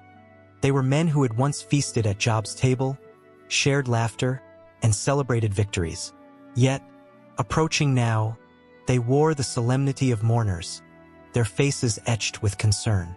As they drew closer, Job could see the weight of their silence. It wrapped around them like a shroud, thickening the air with unspoken fears. When they finally reached Job, a palpable stillness settled among them. The friends stood like statues, frozen in time, their hearts heavy with the knowledge of his suffering. They gazed upon him, their eyes reflecting pity and anguish. Yet, as the minutes crawled by, their silence grew deafening. Words remained unspoken, trapped in throats that felt constricted by the enormity of his despair. The initial shock of Job's condition paralyzed them, rendering them powerless to offer the comfort they so desperately wanted to provide. Eliphaz, the eldest, was the first to falter. He shifted his weight from one foot to another, his brow furrowed in contemplation. In his eyes, there was a flicker of uncertainty. He had always been the wise one, the one who sought to uncover hidden truths. But now, faced with Job's raw pain, he was at a loss. What could he say that would ease the agony? What words could bridge the chasm of suffering that lay between them? Behind the stoic mask, doubt raged, a storm of questions swirling in his mind. Was this suffering a punishment? Had Job angered the Almighty? Each thought struck him like a hammer against stone, and still he remained silent, unwilling to voice the fears that held him captive. Bildad, the second friend, stood beside him, arms crossed, his jaw clenched tight. His thoughts danced around the notion of justice. He had always believed that life unfolded in a series of rewards and punishments, a cosmic scale of balance. But now, witnessing Job's unimaginable torment, those beliefs wavered like shadows in a flickering candlelight. There was no justice in such loss, no reason that could explain why the good man Job should suffer so grievously. The weight of contradiction pressed down on him, and the silence only deepened. Zophar stood a little behind the others, his eyes darting back and forth as if searching for answers in the dust that clung to his sandals. He was restless, a bundle of energy trapped in a moment that seemed to stretch on forever. The urge to speak clawed at him, but what could he say? How could he offer comfort when his heart echoed with questions that felt too sacred to voice? Each tick of time was a reminder that every breath Job took was a battle against despair, and he could only stand there, a silent witness to the suffering of a man he loved. As the sun dipped below the horizon, casting a golden hue over the scene, the silence hung heavy and oppressive. Job sat there, the shadows of his friends looming large, their presence a testament to loyalty even amidst their struggle to understand. The weight of unanswered questions hung in the air, thick enough to suffocate. In this moment, they were a tableau of grief and confusion, a snapshot of humanity grappling with the unexplainable. In Job's heart, hope flickered like a dying ember. He yearned for their words to break through the silence, to soothe the raw edges of his pain. Would they remember the man he once was? Would they see beyond the ashes and the scars to the heart that still beat within? His gaze flicked from one friend to the next, silently pleading for acknowledgement, for understanding. But the longer they stood there, the more he sensed that their silence was a reflection of their fear.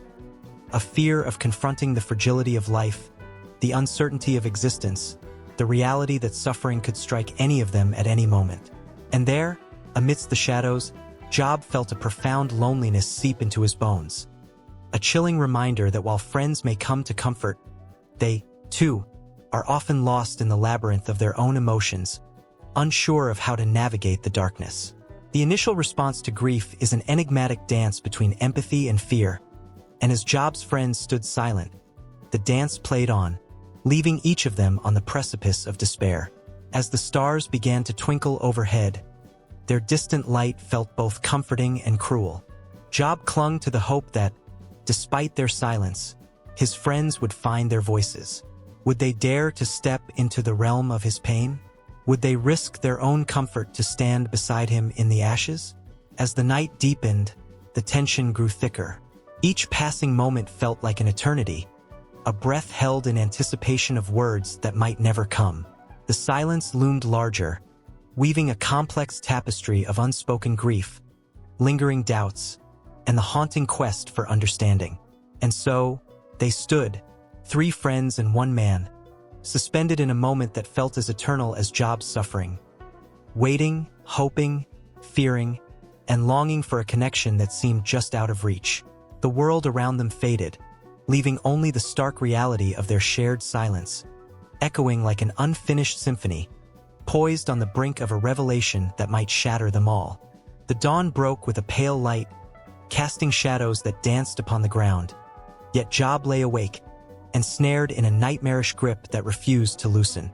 The air was thick with silence, but within him roared a tempest. His heart, once a wellspring of faith and trust, now felt like a stone lodged deep within his chest, heavy and lifeless. Job, a man of great renown and wealth, had lost everything. His children, his fortune, his health. He was now a silhouette of his former self, a ghost wandering through the remnants of a life once filled with joy. "May the day of my birth perish," he shouted into the void, his voice cracking like glass under pressure. Each word echoed back to him, mocking his despair. The bitter wind carried his lament, wrapping it around the barren landscape, where nothing but desolation thrived. Job's anguish was like a raw wound, pulsating in the cold morning air, and the world around him seemed to hold its breath, waiting for what he would unleash next. He recalled the sun rising on that fateful day, the day he first drew breath. What should have been a moment of celebration had turned into a haunting reminder of his suffering.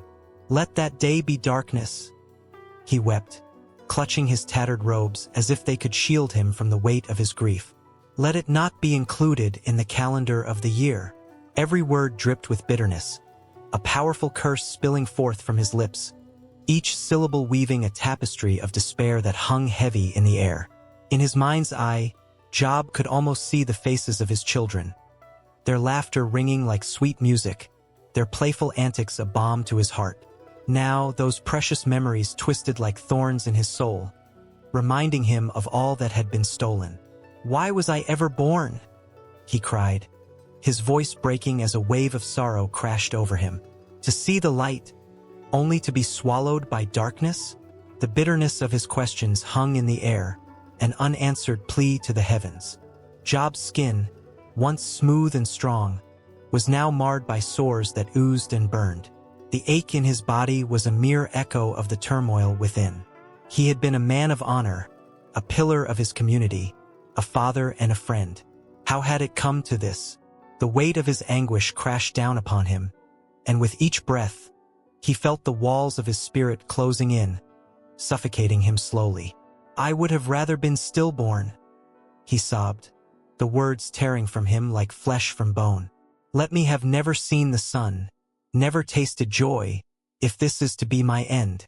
Around him, the earth stood unmoved, indifferent to the storm raging in his heart. The winds whispered through the barren trees, a cruel reminder of the life that had once flourished in his presence. Nature had no compassion for his suffering. It simply existed, eternal and uncaring. Job's lament was not merely for himself. It resonated with a primal truth of humanity, a universal cry against the injustices of life. How many others had cursed their own beginnings in moments of despair? How many had felt the crushing weight of loss, the gnawing ache of emptiness? His thoughts spiraled deeper into the abyss as he wrestled with the concept of divine justice. "Why does the wicked prosper?" he shouted, his voice raw and hoarse. "Why do they live in peace while the righteous suffer?" The questions raged against the silence of the heavens, demanding an answer that would not come. Each moment felt like an eternity, stretching endlessly before him as he grappled with the unbearable weight of his sorrow. And then came a flicker of rage, igniting within him like a flame, a fire that dared to challenge the very essence of fate itself. "If I could, I would take back my first breath," Job declared, his fists clenched tight, trembling with fury. "I would trade all of my days for just one moment without this pain." The words burst forth with a force that surprised him, a desperate rebellion against the cruel hand of destiny. As he sank deeper into his lament, a haunting realization took hold. His suffering had become his identity. Who was he without his trials? What remained of the man he was? The thought gnawed at him, a relentless beast devouring the remnants of his spirit. "This world has become a tomb, and I am but a wretched soul, left to wander among the dead." His voice faded into the stillness, swallowed by the vast expanse of nothingness, leaving only the oppressive weight of his despair. Job's thoughts spiraled into memories of laughter, of warmth, of love. Flashes of joy that now felt like cruel taunts. They danced before his eyes like phantoms, whispering promises of what had been, what could have been. "I am nothing but a shadow now," he murmured, as tears streamed down his sunken cheeks. "A mere echo of what once was." Each tear was a testament to his suffering, each sob a plea for relief. He longed for the days when he could find solace in the embrace of family, when the joys of life overshadowed its inevitable sorrows. Now he stood alone in this desolate wasteland, stripped of everything he held dear, cloaked only in the ragged fabric of his grief. "Let the stars fall from the sky," he cried out at the heavens, his voice shaking with emotion. "Let the earth tremble beneath my feet."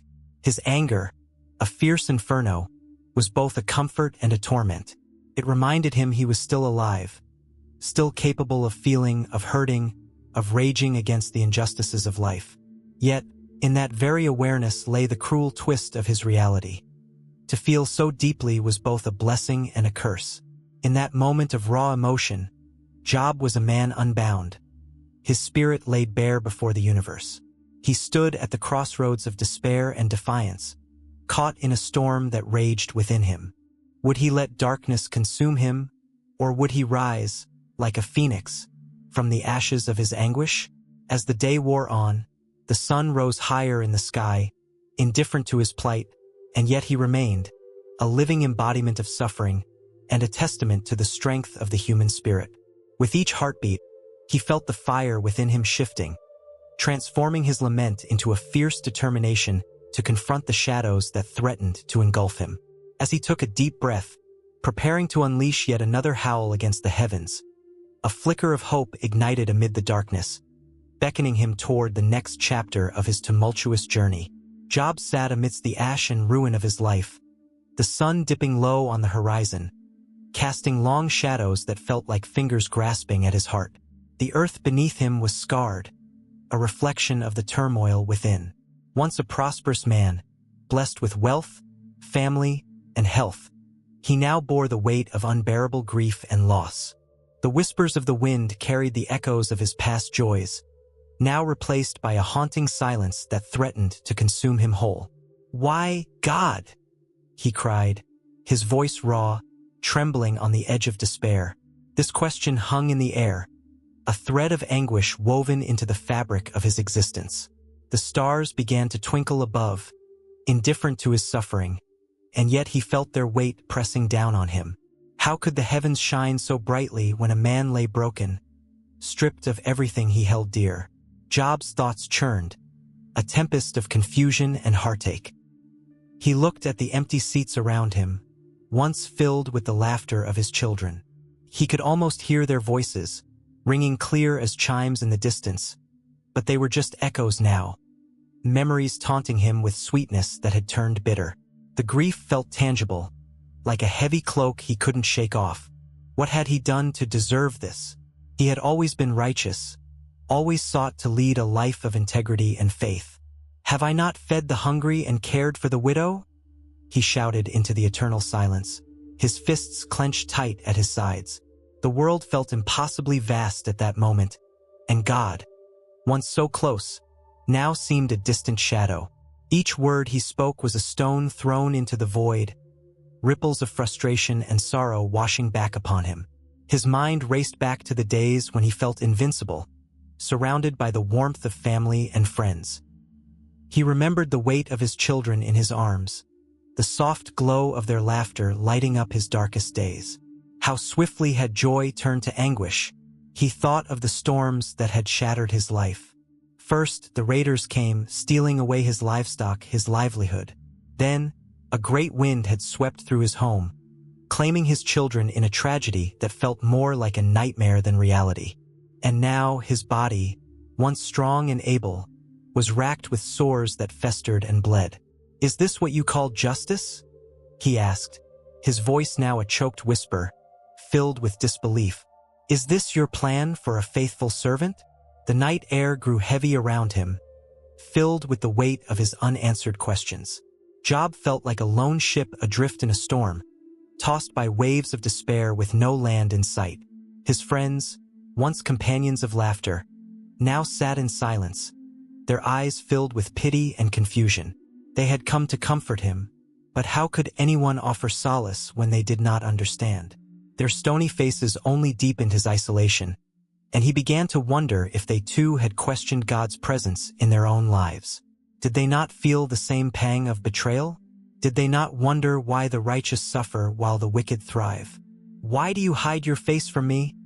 he demanded of the heavens, his heart pounding like a drum, desperate for an answer. "Why have you made me your target? I am but dust. I am but flesh. I do not deserve this agony."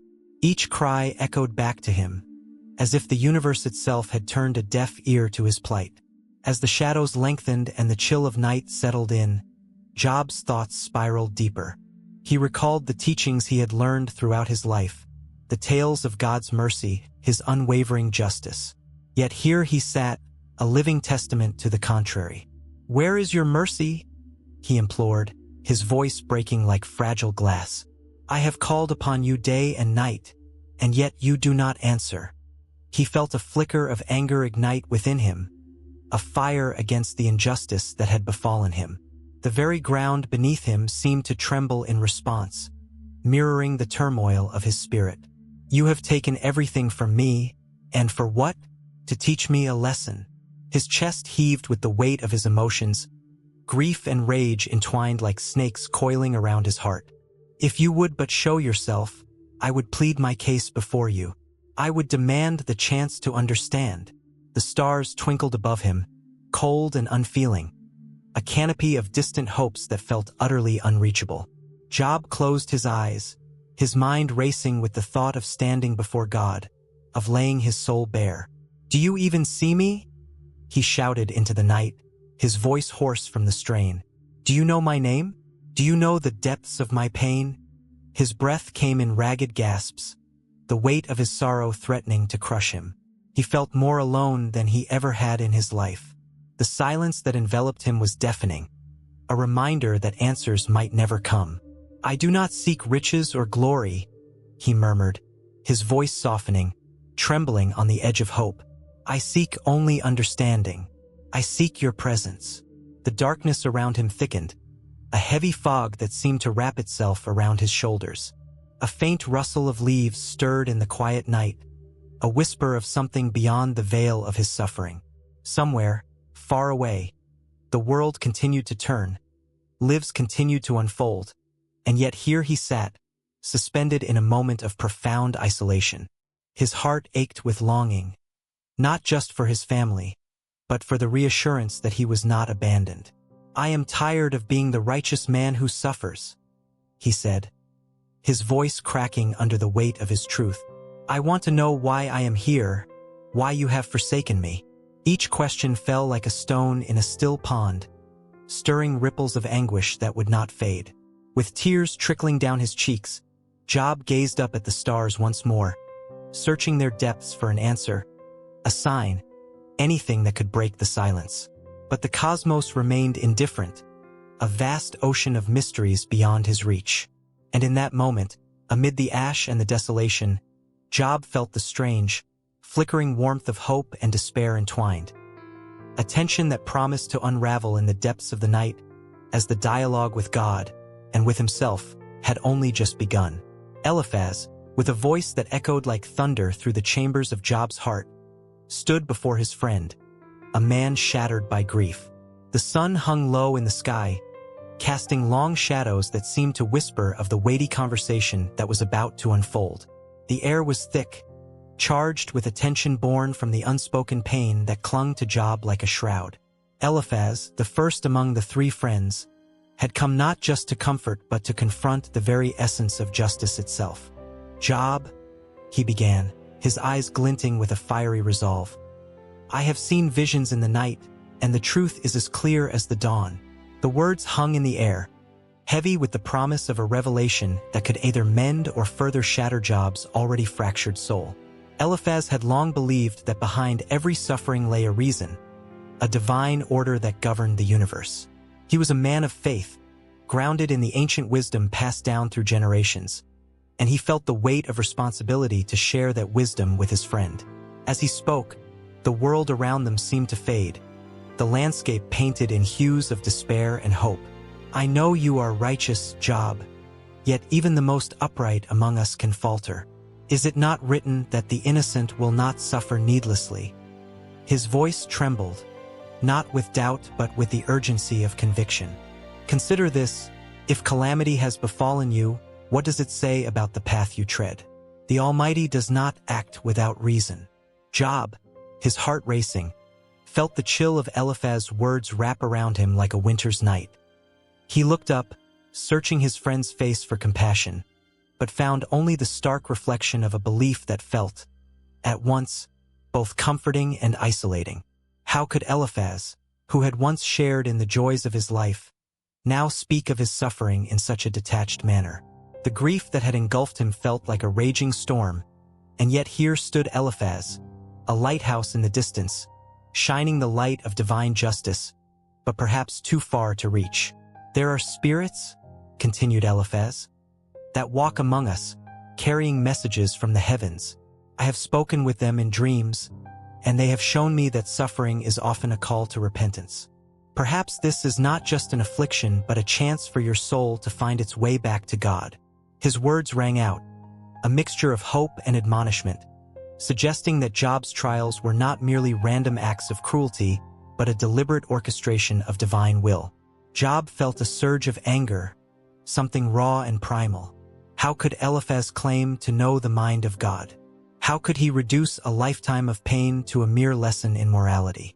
Job's heart ached with a clamor of emotions, betrayal, sadness, and the burning need to defend his honor. "Are you saying I am guilty?" he shot back, his voice hoarse and filled with disbelief. "Do you think that I have invited this suffering upon myself? Can you not see that I have lived a life of integrity?" Eliphaz, however, was undeterred, as if propelled by a force beyond himself. "Job, hear me. The wicked may seem to prosper, but their joy is but a fleeting shadow. It is the destiny of the righteous to endure trials, to be tested like gold in the fire." He leaned closer, his intensity growing, as if the walls of the world around them were closing in. "You must confront the truth within yourself. Have you, even in the smallest measure, strayed from the path of righteousness?" The air crackled with tension, the weight of Eliphaz's words hanging like a storm cloud overhead. In that fraught moment, the very ground beneath them felt unsteady, as if the earth itself was caught in an upheaval. Job's pulse quickened, each beat echoing louder than the last, as he grappled with the implications of Eliphaz's accusations. The memories of his life's goodness flashed through his mind like a series of brilliant stars. Generosity toward the poor, hospitality toward strangers, the kindness he had shown to his family. Tears brimmed in Job's eyes, blurring the world around him as he wrestled with the sorrow and anger boiling inside. "Is this what friendship means? To accuse me when I am at my lowest?" His voice cracked, trembling under the weight of his turmoil. "I need solace, not judgment. I need you, Eliphaz, to stand by me, not to throw stones." Eliphaz's gaze softened momentarily, revealing a flicker of remorse beneath the steadfast conviction. But the fire of his beliefs was not easily extinguished. "Job, my heart aches for you. I speak not to condemn, but to urge you toward understanding. Look at the world. The wise know that suffering often precedes enlightenment. The Almighty is good, and He will not punish without cause. Turn your heart towards Him, and He will restore you." In that moment, a deep silence settled between them, as if the universe itself paused to witness the exchange. Job's mind swirled with the weight of Eliphaz's words, feeling both the sting of accusation and the glimmer of a hope he had almost forgotten. What if, beneath the layers of pain, there was a hidden purpose waiting to be unveiled? The thought both terrified and intrigued him, but just as quickly Job's resolve hardened. He would not allow his suffering to be reduced to a mere lesson or a divine plan that he could not comprehend. As Eliphaz continued to speak, a whirlwind of thoughts whirled in Job's mind, his heart beating louder, echoing the fierce battle within. Was he to remain silent, accepting Eliphaz's view of divine justice, or would he dare to challenge it? Eliphaz, relentless, pressed on, his voice now rising with fervor. "Do not despair, Job. The dawn will break again. Your innocence shall shine through the shadows, but you must confront the truth. You must ask yourself, what is it that calls for your suffering? What hidden sin must you unveil?"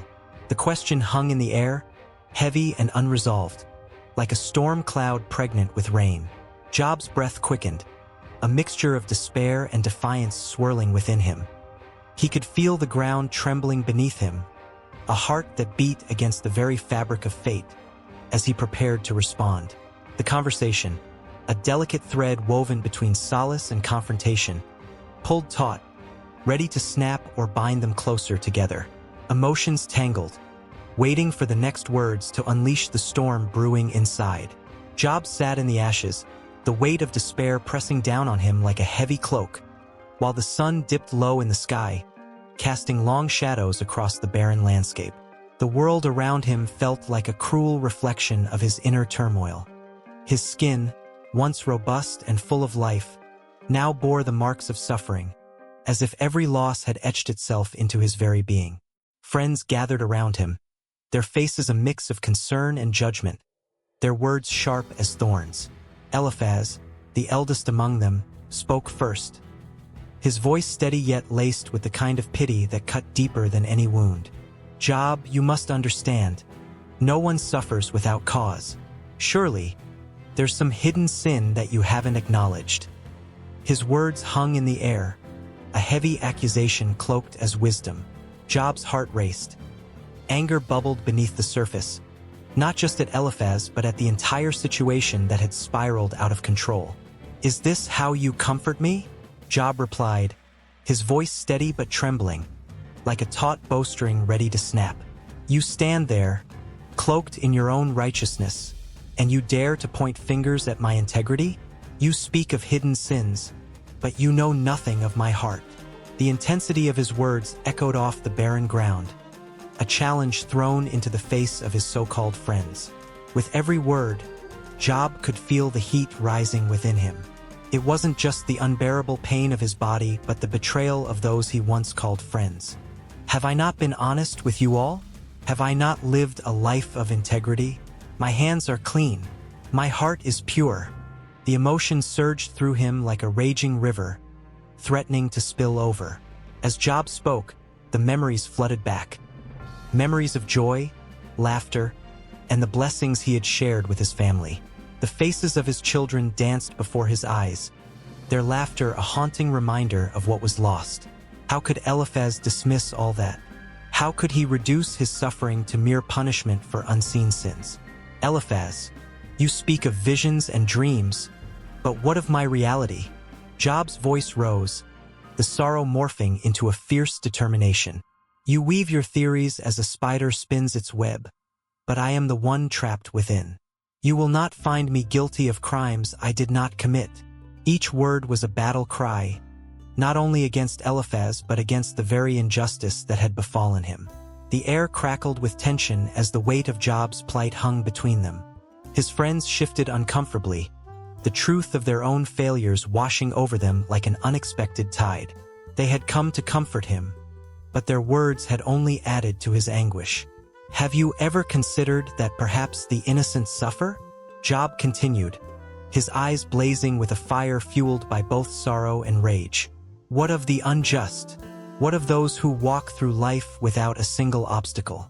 Do they not deserve the same scrutiny you apply to me? I am not less deserving of compassion." Eliphaz, momentarily taken aback, struggled to maintain his composure.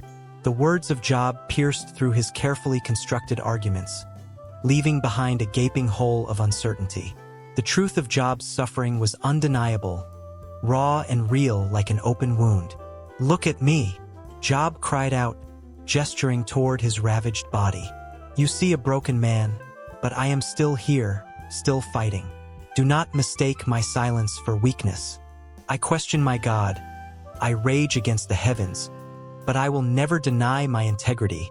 His voice cracked, vulnerability slipping through the cracks of his defiance. The sun sank lower, its last rays casting a golden hue over the scene, an ironic contrast to the darkness that enveloped his heart. Job felt the gaze of his friends upon him, their expressions shifting as they grappled with the truth he had thrust upon them. "Do you not fear God?" Eliphaz finally asked, his voice quieter, unsure. "Do you not see that your words could bring you further suffering?" Job shook his head, frustration boiling over. What suffering could be worse than this? To live without truth? To be shackled by false accusations? I would rather stand naked before God, stripped of my dignity, than live a lie. His friends exchanged glances, caught in a web of their own making, unsure of how to respond. Job's words had unraveled the neat little packages they had wrapped their understanding of justice and suffering in. "Tell me, Eliphaz, and you, Bildad and Zophar, what do you truly know of my heart? Have you walked in my shoes? Have you felt the searing pain of loss? I would not wish this upon anyone, yet here I stand, vulnerable but unbroken." Tension hung thick in the air, a mixture of unease and admiration for Job's unwavering spirit. The once comforting presence of friends began to feel like a courtroom, where accusations flew like arrows, and Job was the lone defender of his own honor. "Dare you challenge the Almighty?" Eliphaz attempted to regain control, but his voice lacked conviction. "Where is my judge?" Job shot back, his voice a powerful roar, echoing against the desolation around him. "My heart cries out for justice, for understanding. I demand answers. I do not ask for pity, nor do I seek your judgment. I seek only the truth." As Job's voice rang out, it was as if the heavens paused, holding its breath in anticipation. The desert wind whispered through the cracked earth, carrying his plea upward, as if even God himself might hear the cries of a righteous man. In that moment, Job stood unyielding, a titan of integrity in the face of adversity, while his friends, once so sure in their beliefs, began to tremble at the weight of their assumptions. The world around them faded into the background, leaving only the burning core of Job's indomitable spirit, a fierce flame that refused to be extinguished. And so, the conversation thickened, like the rising tide, each wave crashing against the rocks of their beliefs, threatening to wash away the very foundations upon which they stood. Each man, each heart, faced the storm that was Job's unyielding quest for truth, a battle that would resonate long after the sun set and darkness enveloped the land. The sun hung low in the sky, casting long shadows over the desolate landscape. Job sat in ashes, his heart heavy with grief and confusion, a stark figure against the backdrop of his suffering. His body bore the marks of pain, but it was his soul that felt the weight of the world pressing down. Friends he had once welcomed into his home, men who had shared bread and laughter, now stood before him, their faces a mixture of concern and judgment. Among them was Bildad, the second friend, whose eyes sparkled with the intensity of conviction, ready to defend a worldview steeped in tradition. Bildad cleared his throat, the sound slicing through the thick air like a knife. "Listen to me, Job," he began, his voice low and firm. "The ancients have spoken, and their wisdom is not to be dismissed lightly. Our forefathers knew that God is just. Your suffering must mean you have sinned." Each word dripped with the weight of history, echoing the ages where moral laws were etched into stone, a time when the consequences of actions were clear-cut. The echoes of his ancestors reverberated in Bildad's mind, urging him on, a chorus of voices reminding him that tradition was the bedrock of their faith. Job's heart sank at the bluntness of Bildad's argument. How could this man, who once shared his joys, now reduce his suffering to mere punishment? The air grew heavy with tension, and for a moment, the world seemed to hold its breath. Images of past gatherings flashed in Job's mind, laughter shared over meals, stories told by firelight. Now, those memories felt like ghosts haunting the present. "Seek God, Job," Bildad urged, his tone insistent, almost desperate. "Ask him for mercy. Remember how the righteous prosper and the wicked fall. This is a truth that has been passed down through generations." He spoke as if he were reciting a sacred text, each line meticulously crafted, each principle unwavering. The words rolled off his tongue with the confidence of a man who believed he held the key to unraveling the mysteries of divine justice. But Job's heart thudded in protest. How could his friend not see the complexity of his plight? Did suffering not come to the innocent as well? His mind raced, a storm of emotions swirling within him. The air crackled with unspoken questions, as Bildad continued to expound upon the tales of old, how the rains nurtured the earth only when the people lived righteously. Job felt the sting of each historical reference, a reminder that, in the eyes of tradition, he was guilty until proven innocent. "Consider the flowers of the field, Job," Bildad pressed, gesturing toward the horizon where wildflowers struggled against the harshness of their surroundings. "They thrive only when nourished by the sun. Just as they flourish in light, so too must we walk in righteousness to receive God's blessings." The metaphor hung there, delicate yet powerful, but for Job, it felt like an insult, a disconnection from the raw reality of his suffering. The shadows lengthened as Bildad spoke of calamities that befell those who turned from God, recounting tales of ancient kings and lost nations, each story sewn together with the thread of a singular truth.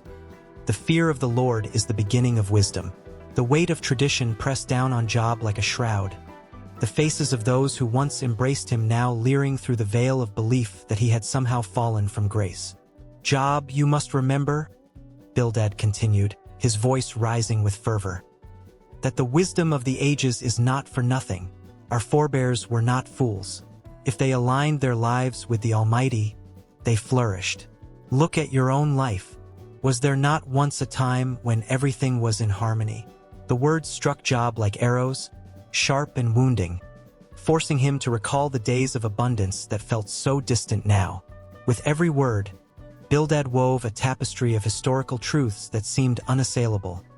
Yet Job felt the threads pulling taut around his neck. He was suffocating in the confines of dogma that offered no solace, no understanding of the chaos he faced.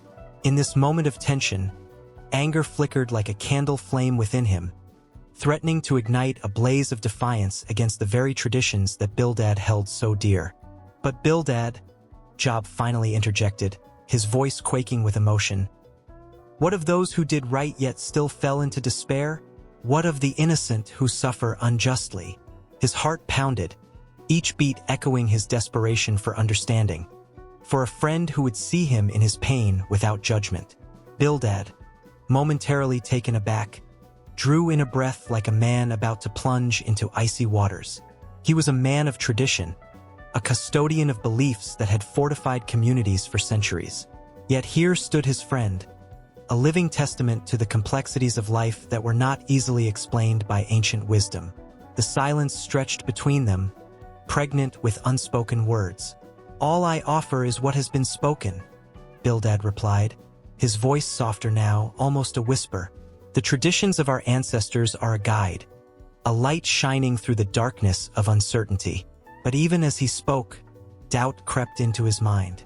Was he truly offering solace, or merely the comfort of familiarity that demanded Job conform to the mold of expectation? As the sun dipped below the horizon, painting the sky in shades of crimson and gold, the tension hung thick in the air. Bildad's heart raced as he gauged Job's reaction. Hope flickered like the last rays of sunlight, but shadows quickly descended, threatening to swallow them both. Would Job accept the wisdom of the past, or would he wrestle with the weight of his suffering, seeking a truth that transcended the traditions they held dear? In the deepening twilight, the world seemed to pause, caught in a moment of raw reflection. Both men felt the weight of history pressing down on them, the stories and teachings of generations whispering in the silence. Would they find common ground in their struggle, or would the chasm of misunderstanding grow wider, a gulf that could swallow them whole? The air crackled with unresolved tension as the final threads of daylight slipped away, leaving only the stars to bear witness to their unfolding drama. The sun hung low in the sky, casting long shadows across the dust-choked ground. Job sat in the ashes of his former life, a man stripped of everything he once held dear: his wealth, his health, his children. Yet, even in the depths of despair, a fierce fire burned in his chest. His friends, Bildad among them, had ventured forth, their words a mix of sympathy and harsh judgment. They spoke of sin, of divine retribution, of the unyielding justice of God. But Job remained resolute, a lone figure against the tide of accusations that sought to drown him. Bildad's voice, sharp and unyielding, cut through the air like a knife. "Surely, if you were innocent, God would not have forsaken you, Job. The righteous thrive while the wicked perish." Each word dripped with certainty, a certainty that gnawed at Job like the relentless gnawing of his own flesh. But Job's heart thundered with defiance. How could he be guilty of sins so great when he had lived his life in integrity? The memories of his days as a prosperous man flooded back. His kindness to the poor, the way he opened his home to the traveler, the countless acts of charity that had defined him. Was it possible, he pondered, that all those acts could be overlooked, dismissed by a friend desperate to find an explanation for his suffering? As Bildad droned on, Job's mind raced. He could feel the weight of his innocence pressing against him, a heavy cloak that refused to fall away. The words of his friend were meant to comfort, yet they felt like stones thrown into the well of his despair. "You speak of the past, Bildad," Job finally interjected, his voice rising above the bitterness that hung in the air. "But what of the present? What of the agony that pierces my soul? Do you think a man can be so easily judged by his fallen state?" The wind picked up, swirling around them, and Job's eyes burned with unshed tears. He saw in Bildad's gaze a flicker of doubt, a momentary crack in the facade of certainty. It was enough to fan the flames of Job's resolve. "You sit there all too comfortable in your judgments," he continued, his voice steadier now. "But have you ever faced the torment I endure? Have you ever been stripped bare before the world, your pain laid out like a feast for the vultures?" Silence fell, thick as the dust that enveloped them. Job's chest heaved with every breath, each one a reminder of his anguish. He thought of his children, the laughter that had once filled his home now replaced with silence. He thought of his wife, who had urged him to curse the day of his birth. Did they not see his heart? Did they not hear his cries for mercy? "Listen to me, Bildad." Job's voice rose again, raw and fierce. "You speak of God's justice as if it were an iron chain binding us all. But what if I told you that my suffering is not a mark of guilt, but a test of faith? What if I said that the very essence of righteousness lies not in the absence of trials, but in how one bears them?" He paused, letting his words hang in the air, heavy and poignant. The sun dipped lower, casting a golden hue that danced across the desolation around him. "You have known me, Bildad. You have walked beside me in prosperity. Can you not see that my heart has remained steadfast through the storm? The world may accuse me, but I know who I am. I know my truth." The tension between them crackled, electric and alive. Bildad, taken aback, shifted uncomfortably. Job's conviction was palpable, a living thing that threatened to engulf them both. How could he respond? What could anyone say to a man who stood so firmly in his belief, who faced the very heavens and demanded justice on his own terms? A deep breath escaped Job's lips, and he looked up towards the heavens, the vastness of the sky a stark reminder of his insignificance. Yet, he felt it, the pulse of life within him, the heart of a man unyielding, unbroken. "I demand an audience with God," he declared, his voice echoing across the barren landscape. "I will lay my case before him, for I am innocent. I will not remain silent while my soul is crushed beneath the weight of falsehoods. I will speak, and he will hear me." The words hung in the air, a challenge to the very fabric of existence itself. Job's heart raced, the blood pounding in his ears like a war drum. He could feel the power of his declaration coursing through him, a wave of fervor that threatened to sweep him away. He was no longer a mere victim of circumstance.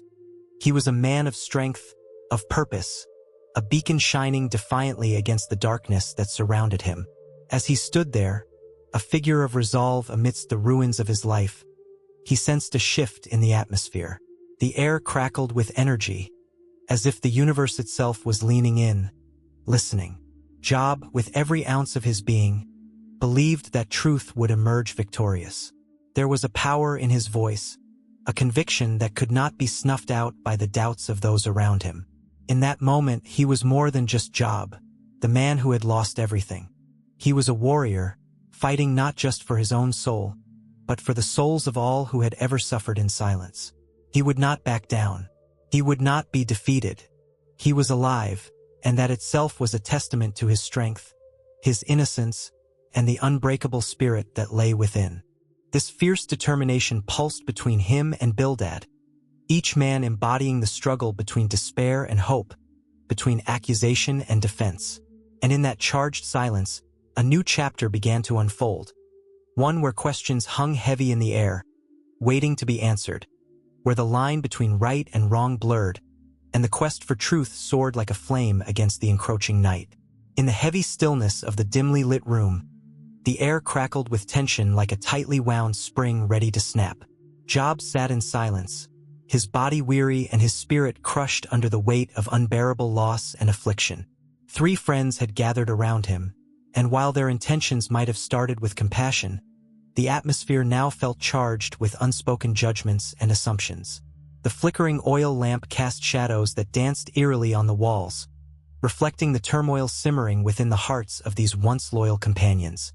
Zophar, the third friend, was a man of sharp words and sharper convictions. His brow furrowed with a mix of concern and disdain, as if Job's suffering had become a mirror reflecting his own insecurities. He listened to Job's lamentations, the raw pain spilling forth like a river that had breached its banks. But instead of empathy, Zophar's heart bristled with a fierce need to confront.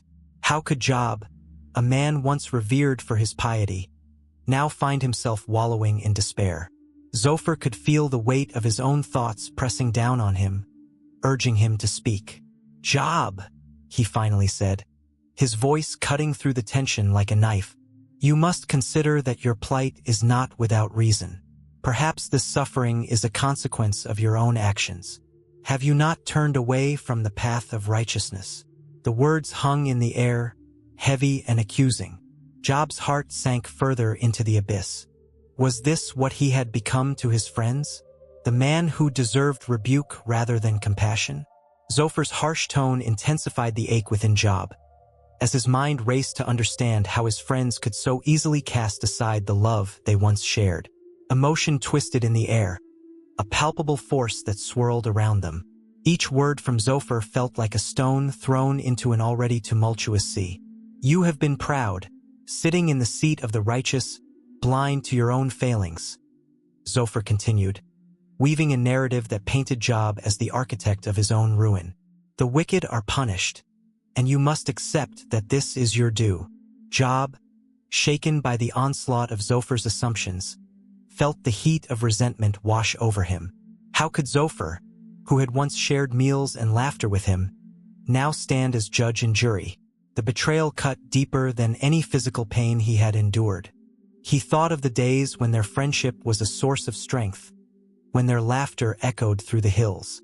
But now, Zophar's words dripped with an icy certainty that left no room for mercy, only judgment. Amidst the whirlwind of emotions, Zophar's voice continued to rise, gathering force like a storm. You say you have done no wrong, yet the evidence of your life tells another story. The innocent do not suffer as you do. Reflect upon your heart. Surely, there are secrets you keep hidden, sins that weigh you down. Job's chest tightened as he listened, his mind racing back to moments he had cherished. His kindness to the poor, his unwavering faith in God, his desire to live a life of integrity. Yet, here was Zophar, stripping away the layers of his being, exposing him to a vulnerability he hadn't faced before. The hurt from his losses felt small in comparison to the agonizing reality that someone he once considered a confidant now deemed him guilty. The firelight flickered, illuminating Zophar's face, revealing the conviction in his eyes. In that moment, he seemed to believe entirely in the righteousness of his accusations. Each harsh word was like a dagger aimed at Job's heart, meant to pierce his soul, to force a reckoning. Job could feel his own heart pounding in protest, a desperate plea for understanding echoing within him. Do not think you are above the law, Job. You are not immune to the divine judgment that awaits the wicked.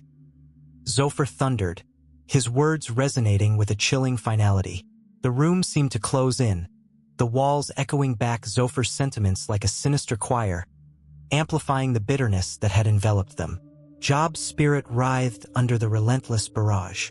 He wanted to scream, to rise up and shake Zophar, to demand that he see the truth of his innocence. But the strength to fight back was overshadowed by the heavy cloak of despair draped over him, sapping his will. He had lost his children, his wealth, and now, perhaps, his last refuge in friendship. Silence fell like a heavy blanket as Zophar paused, his fervor momentarily subsiding. But the silence was a double-edged sword. It allowed Job a fleeting moment to gather his thoughts, yet it also left the air thick with the aftermath of accusation. Job could feel the eyes of his other friends, Eliphaz and Bildad, weighing on him, their expressions a mixture of sympathy and disbelief. Did they agree with Zophar? Did they share his views? A single tear broke free from Job's eye, tracing a path down his weathered cheek. It was a testament to his grief, his solitude, and his yearning for understanding. How can you judge me so harshly, Zophar? Job finally managed to voice, his tone trembling yet resolute. You do not see the depths of my heart, nor do you know the trials I have faced. I have been faithful and I have sought the truth. I am not the man you claim I am. Zophar's expression shifted, a flicker of uncertainty crossing his face.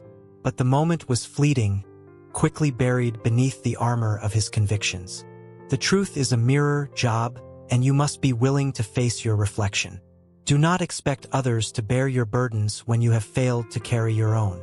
As the words echoed in the room, they tore through the fragile bonds of friendship, leaving behind a chasm that seemed insurmountable. Zophar stood steadfast, an unyielding figure wrapped in the cloak of righteousness, while Job remained, a man standing alone against the tide of misunderstanding. The emotional tension coiled tighter, each breath filled with an unbearable weight. As the night deepened, and the shadows danced just beyond the flickering light, shadows that promised further revelations and perhaps deeper wounds. In the stillness of a night that seemed to stretch on forever, Job stood alone amidst the ruins of his once great life, his heart a cavern filled with echoes of loss and despair. The starry sky loomed overhead, indifferent to his suffering, as if the very heavens were bound by a silence that weighed heavily on his soul. Job's eyes, weary and sunken, were fixed upon the vastness, searching for answers that had slipped through his fingers like grains of sand. He longed for a moment, a fleeting encounter, where he could voice the depth of his anguish to the one he believed held the keys to understanding. With every breath, the memories of his former life swirled around him like autumn leaves caught in a tempest. The laughter of his children, the warmth of their embraces, the simple joy of each day, all seemed to mock him now, reminders of all that had been stripped away. Friends had come to share their misguided counsel, their voices blending into a cacophony of judgment and disbelief, but they couldn't grasp the depth of his suffering. They couldn't see that his heart yearned for something more profound, a chance to confront the Almighty, to plead for clarity in a world that felt achingly dark. "Why?" he whispered into the night, the word barely rising above the wind. It was a cry that echoed in his bones, reverberating in the hollowness of his existence. He envisioned standing before God, a figure of unfathomable power, yet he felt as fragile as a leaf in winter. What would he say? What words could possibly capture the tempest roiling within him? Job's mind raced through the questions that had become his constant companions, tormentors that gnawed at his spirit. Why had he been chosen for this suffering? Why had he, a man of integrity, been cast into such desolation? He imagined the throne of God, shining and radiant, yet surrounded by a darkness that felt impenetrable. Would he be met with judgment or compassion? Would his cries fall upon deaf ears, or would they find a place in the heart of the Creator? Job felt the weight of generations upon him, the collective burden of humanity's questions, and he wanted to voice them all, not just for himself, but for those who had suffered and despaired before him. He wanted to stand as a representative of all who had cried out for understanding, for justice, for a glimpse of the divine purpose behind their pain. As the moonlight spilled across the barren landscape, Job clenched his fists, his nails digging into his palms, grounding himself in the reality of his existence. He could almost hear the whispers of the universe, the gentle rustle of leaves, the distant call of an owl, reminders that life continued around him, even as he felt himself slipping into the shadows. Job raised his eyes higher, allowing the starlight to wash over him, bathing him in a cool glow that felt almost like a touch. He closed his eyes and envisioned the face of God, a figure both terrifying and beautiful. Would God look upon him with the same compassion he felt for those who suffered in silence? "Have I not been faithful?" Job called out, the words rising from the depths of despair. "Have I not walked in righteousness? Where is the justice in my suffering?" The wind carried his voice, weaving through the night, but the answer was as still as the stars above. It felt as if God were listening, yet remained shrouded in an impenetrable mystery, one that Job was desperate to penetrate. He wanted to shake the heavens and demand an audience, to bare his soul before the Almighty, to unveil the tumult beneath the surface. In that moment, Job's imagination took flight. He envisioned himself standing in a grand hall, the air thick with silence, as the throne loomed before him. What would he wear? How would he prepare? The thought sent shivers down his spine. Would he approach with humility and fear, or would the passion of his suffering lend him a boldness he had yet to uncover? The weight of his pain compelled him to take action, to press forward, to become the voice that screamed for understanding.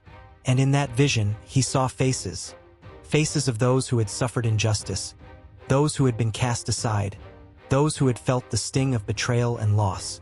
They stood behind him, a crowd of shadows, their eyes pleading, their mouths silent. Job felt their pain blend with his own, as if their voices were merging into one. "Speak for us," they seemed to whisper. "Tell him our stories." A surge of resolve swept through him. He would not be silent. He would not shrink away from this moment.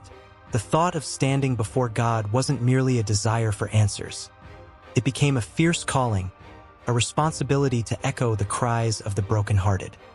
He envisioned himself, head held high, demanding to know why the righteous suffered while the wicked prospered. He would not let fear or doubt silence him. He would lay bare his heart, raw and bleeding, before the creator of the cosmos. And as he stood there, the night deepened, wrapping around him like a cloak, heavy with the stories of those who had come before. Job's resolve solidified into a fierce determination. The universe might hold its secrets tight, but within him simmered an urgency to uncover the truth. He was ready to face the divine, ready to confront the questions that had haunted him. With every heartbeat, the tension escalated. The stars above seemed to pulse with energy, bearing witness to this moment of reckoning.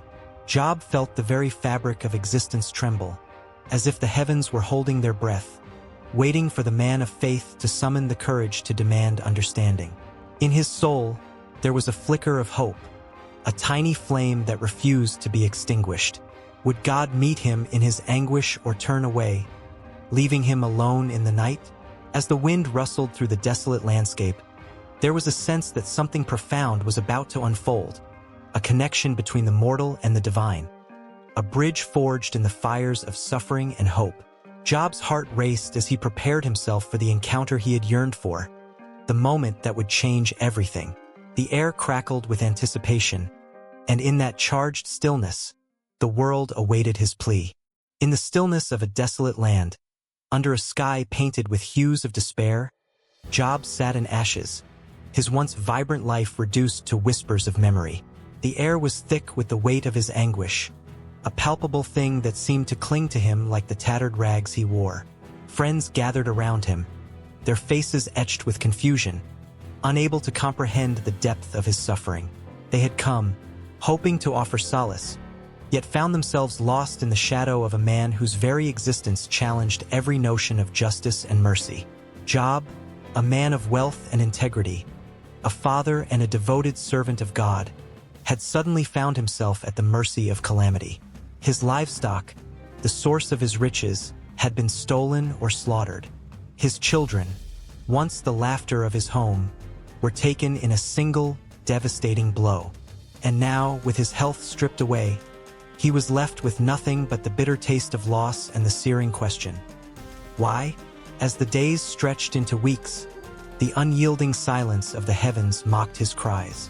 Job's friends, Eliphaz, Bildad, and Zophar, each offered their interpretations, weaving intricate theories about divine retribution and moral failure. They believed, as many do, that suffering is a punishment for sin. Yet Job, aching with the wounds of his tribulations, clung fiercely to his integrity. "I am innocent," he proclaimed, his voice a blend of desperation and defiance. "What have I done to deserve this?" The theological implications of Job's suffering ripple through the ages like a stone thrown into still waters. It challenges the very foundations of retribution theology, the belief that good is rewarded and evil is punished. In Job's case, the lines blurred, leaving a profound question hanging in the air. Is God just if the righteous suffer? As night fell, Job's heart wrestled with an ocean of emotions: grief, anger, and a desperate yearning for answers. The stars, silent witnesses to his pain, twinkled above, seemingly indifferent. He railed against God, the very source of his anguish.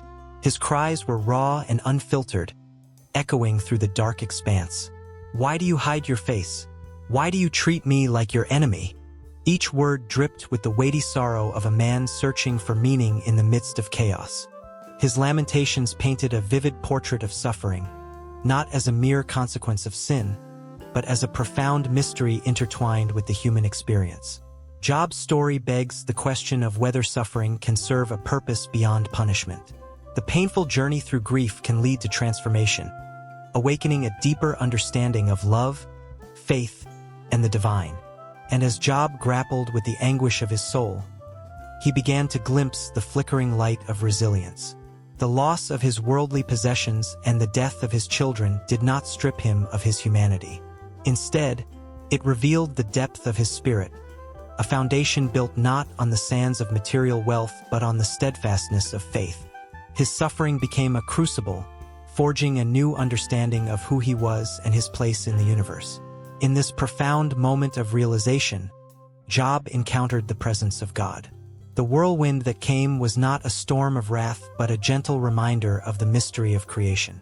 God spoke not in answers but in questions that echoed through the ages. "Where were you when I laid the earth's foundation?" These words were a reminder of the vastness of existence, the intricate balance of life and death, joy and sorrow.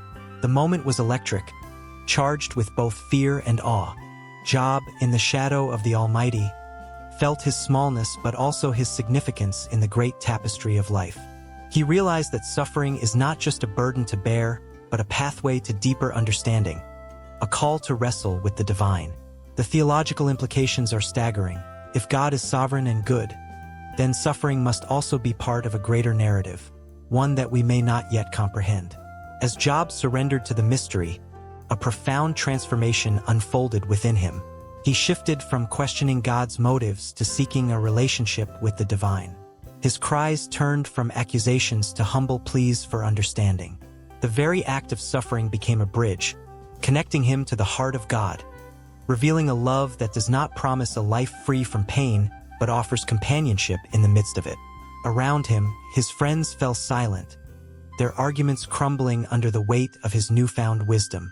They had come to judge, but in the presence of Job's raw honesty, they were forced to confront their own beliefs about suffering and divine justice. The cycle of blame and shame shattered, leaving space for grace and understanding. As the sun began to rise, casting golden rays across the land, Job's heart was filled with a bittersweet hope. His losses were vast, but through the fog of grief, he began to see a glimmer of purpose. The narrative of his life, once centered around his prosperity, now shifted to his perseverance. The suffering he endured was not the end of his story but an integral part of the journey, a journey that led him closer to the heart of God. In the echoes of his struggle, the world watched, captivated by the depth of his faith, even when faced with unimaginable suffering. It was a testament to the human spirit's resilience, a reminder that the questions of life often lie beyond our understanding. And as Job continued to navigate his path, the theological implications of his suffering whispered truths that rippled through time, inviting all to ponder their own stories of pain and redemption. Through the lens of Job's heart-wrenching experience, the nuances of suffering unfolded like petals of a flower, each revealing a new layer of complexity. Would others find comfort in his journey? Would they dare to embrace their own suffering as a means of connection with the divine? The answers lingered in the air, like the breath of a storm waiting to break. In the quiet of a desolate landscape, where the sun hung low, painting the sky in hues of orange and crimson, Job sat on the ash heap, his heart heavy with unanswered questions. The air was thick with grief, a silence that felt almost deafening. He was a man who had once stood tall among his peers, blessed with wealth, a loving family, and the respect of his community. But now, stripped of everything he held dear, Job wrestled with a profound longing, the desperate need for a mediator, a bridge between his suffering soul and the divine. Beneath the weight of his afflictions, Job's mind spiraled with doubt and confusion. "Why me?" he whispered into the void, as if the wind might carry his plea to the heavens. His skin, once healthy and strong, now bore the marks of painful sores, each one a reminder of his life turned upside down. Wretched and alone, he yearned for answers that seemed maddeningly out of reach. He had always believed in a just God, but now those beliefs lay shattered like glass at his feet. He gazed upward, his eyes scanning the barren sky, searching for some sign of divine presence. "If only I could reach you," he thought, his heart aching with longing. "If only you would send someone to speak for me, to understand my pain." The image of an advocate formed in his mind, a figure who could stand before God, representing his hurt, his confusion, and his heart's deepest cries. Job longed for a champion, a voice that could echo his suffering in the courts of heaven. As he sat there, the memories of laughter and family flooded back, contrasting sharply with the desolation surrounding him. He remembered the warmth of his children's embraces, the sound of their innocent laughter, now replaced by an unbearable silence. Each recollection was a knife twisting in his chest. His friends had come, desperate to comfort him, yet their words only deepened his isolation. Their accusations burned like fire, insisting he must have sinned to deserve such punishment. Where is the justice in that? He thought, clenching his fists as fury mixed with despair. Job's voice grew louder, resonating with a raw intensity that seemed to shake the very air around him. "Oh, that I knew where I might find him, that I might go to his seat," he cried out, his heart aching for connection. His longing for a mediator became a howl, a desperate cry echoing through the empty expanse. I would lay my case before him and fill my mouth with arguments. The idea of standing before the Almighty, of sharing his grievances, ignited a flicker of hope in his heart. But hope was a fickle companion. With each passing day, as the sun rose and set without a word from heaven, the fire within him began to flicker. Job pondered his mortality, questioning the very essence of life. "Is it not a mere breath?" he murmured, contemplating the fleeting nature of existence. The weight of his suffering was unbearable, yet he clung to the belief that his voice mattered, that his cries could reach the ears of God. In his mind, he envisioned the perfect mediator, one who could stand between him and the divine, someone who understood the human struggle, someone who could empathize with his pain and plead his case. In that moment, Job wasn't just searching for a voice to represent him. He was yearning for understanding, for someone who could grasp the depths of his sorrow and the heights of his hope. Time passed slowly, each day a reflection of the last. The stars twinkled overhead like distant memories, brilliant yet unattainable. Job often found himself staring into the night, wondering if perhaps they held the answers he sought. "Where are you, God?" he whispered, his breath escaping like a wisp of smoke into the cool night air. "Why do you hide your face from me?" His longing transformed into an anguished plea, echoing in the stillness. Suddenly, he felt a surge of defiance. The anger he had held at bay surged forward like a torrent. "You are not unjust," he shouted, the words bursting from him like a storm. "I know I have not deserved this. I have walked in righteousness. I have cared for the needy. I have loved." His voice trembled, raw with emotion, the pain of isolation clawing at his insides. He stood, fists clenched, ready to confront the very heavens that felt so far away. But still, silence enveloped him. Job sank back to his knees, the dust of the earth rising around him like a shroud. The waiting was unbearable, a weight pressing down on his chest. "I need you," he murmured, the words slipping from his lips like a prayer. "I need a champion, someone to argue my case, to carry my burden." In that moment, something shifted within him. The desperation transformed into a quiet resolve. Job realized that even in his darkest hour, he was not alone. There was a flicker of recognition in his soul, a connection to the universal struggle of humanity. He wasn't the first to cry out in anguish, nor would he be the last. Millions before him had faced trials, longing for understanding, for someone to acknowledge their plight. And as he sat there, caught between despair and hope, the realization began to take root. Perhaps the true mediator Job sought wasn't just a singular figure, but the collective strength found in shared suffering. His heart, though still heavy with longing, began to swell with a sense of unity. It was a twist of fate, a glimmer of understanding that transcended his individual pain. But with this newfound awareness came another wave of questions. If he were to find a mediator, what would that look like? Would it be an angel, or a wise man who could fathom the depth of his sorrow? Or perhaps, it would be a simple act of kindness from a stranger, a reminder that love and compassion still existed in a world that felt so bleak. The air crackled with tension, the night closing in around him.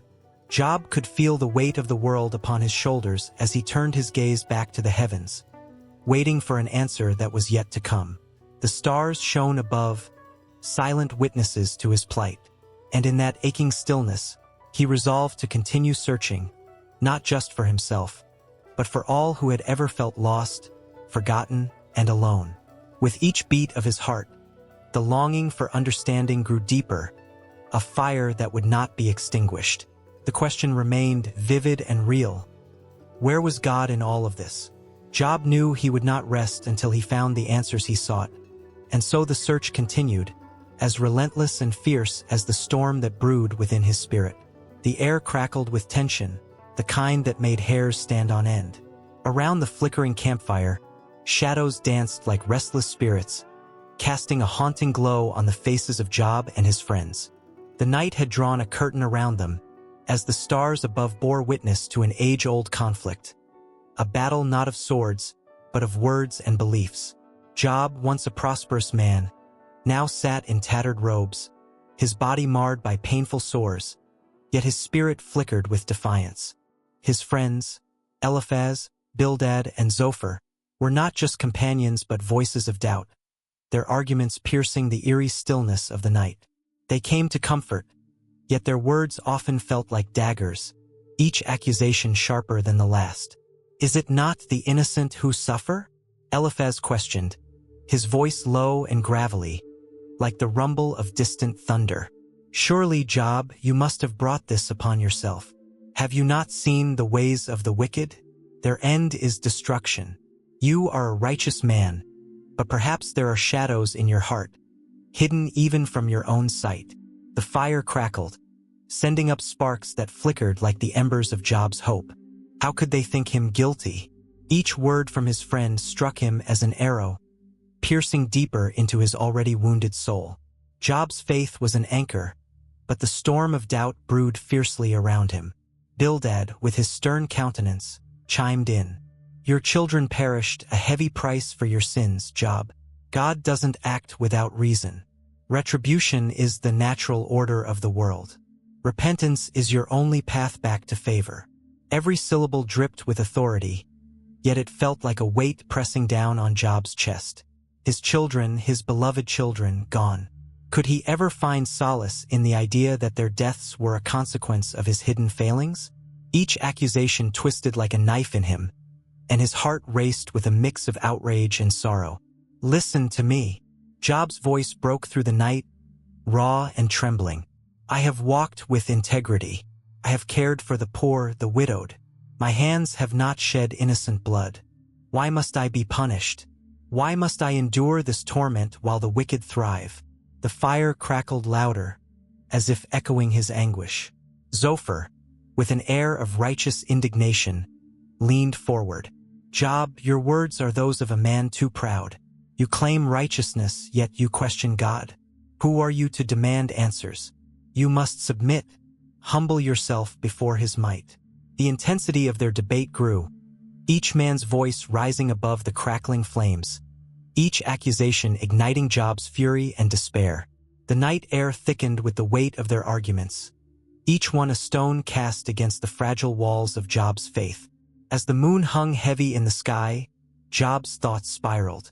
He remembered the days of grandeur, when wealth flowed like a river, when laughter echoed in his home. He recalled the faces of his children, their joy a balm to his soul. Now, those memories felt like a distant dream, a cruel reminder of what was lost. Eliphaz took a breath, his tone softening slightly. "My friend, your pain is evident, and none can deny your suffering.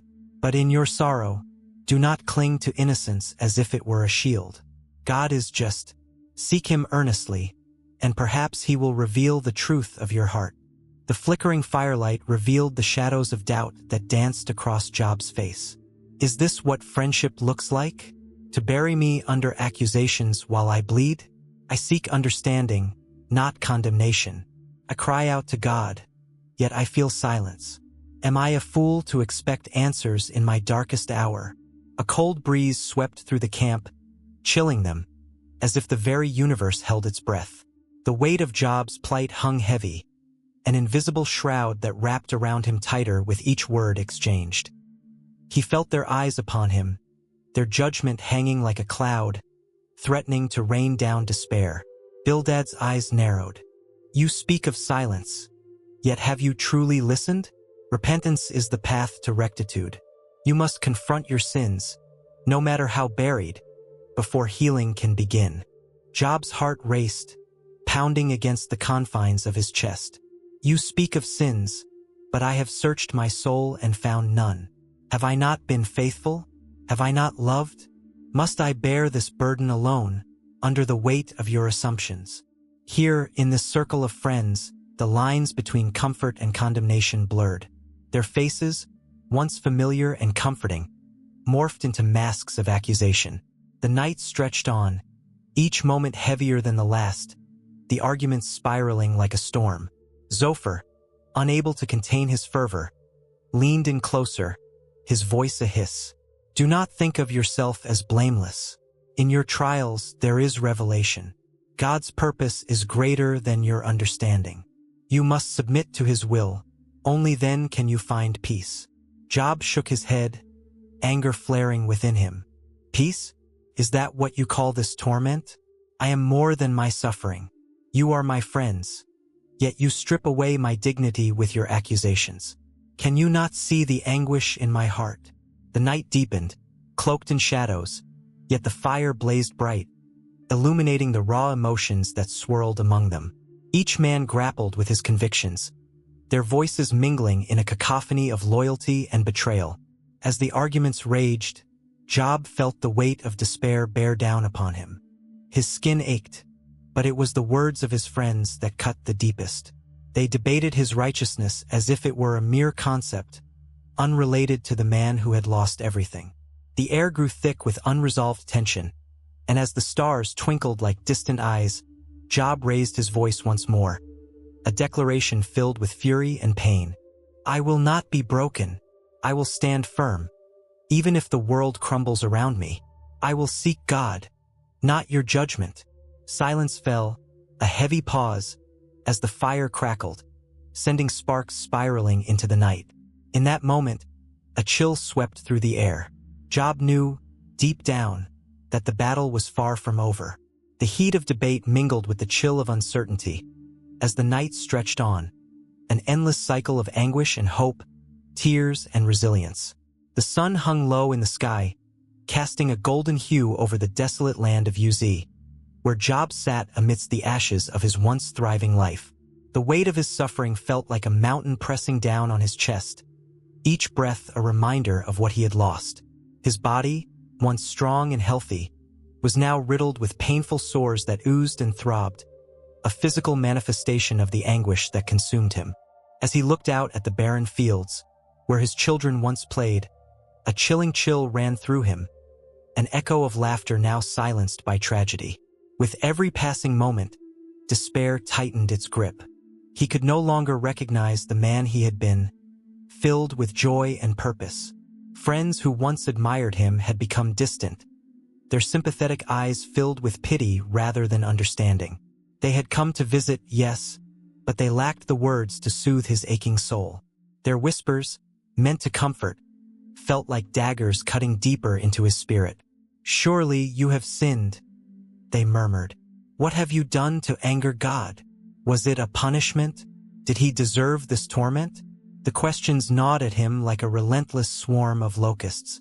Job's heart ached with a profound sense of abandonment, as if the very heavens had turned their back on him. In his darkest moments, he fumed against the skies, shaking his fists at the unseen God who had allowed such suffering. Why do you hide your face from me?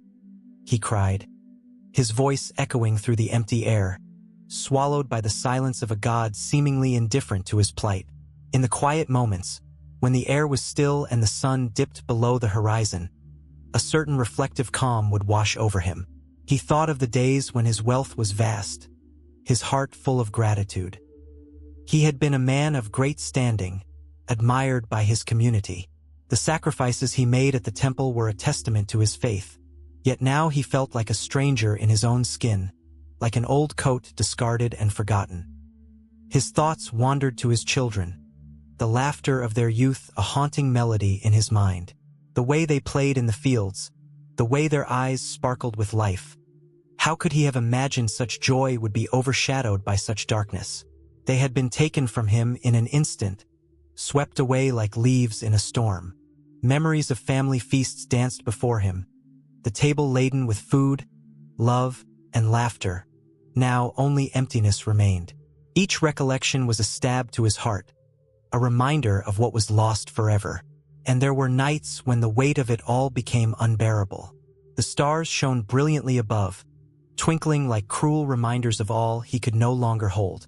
He would lay awake, consumed by his thoughts, the silence amplifying the pain.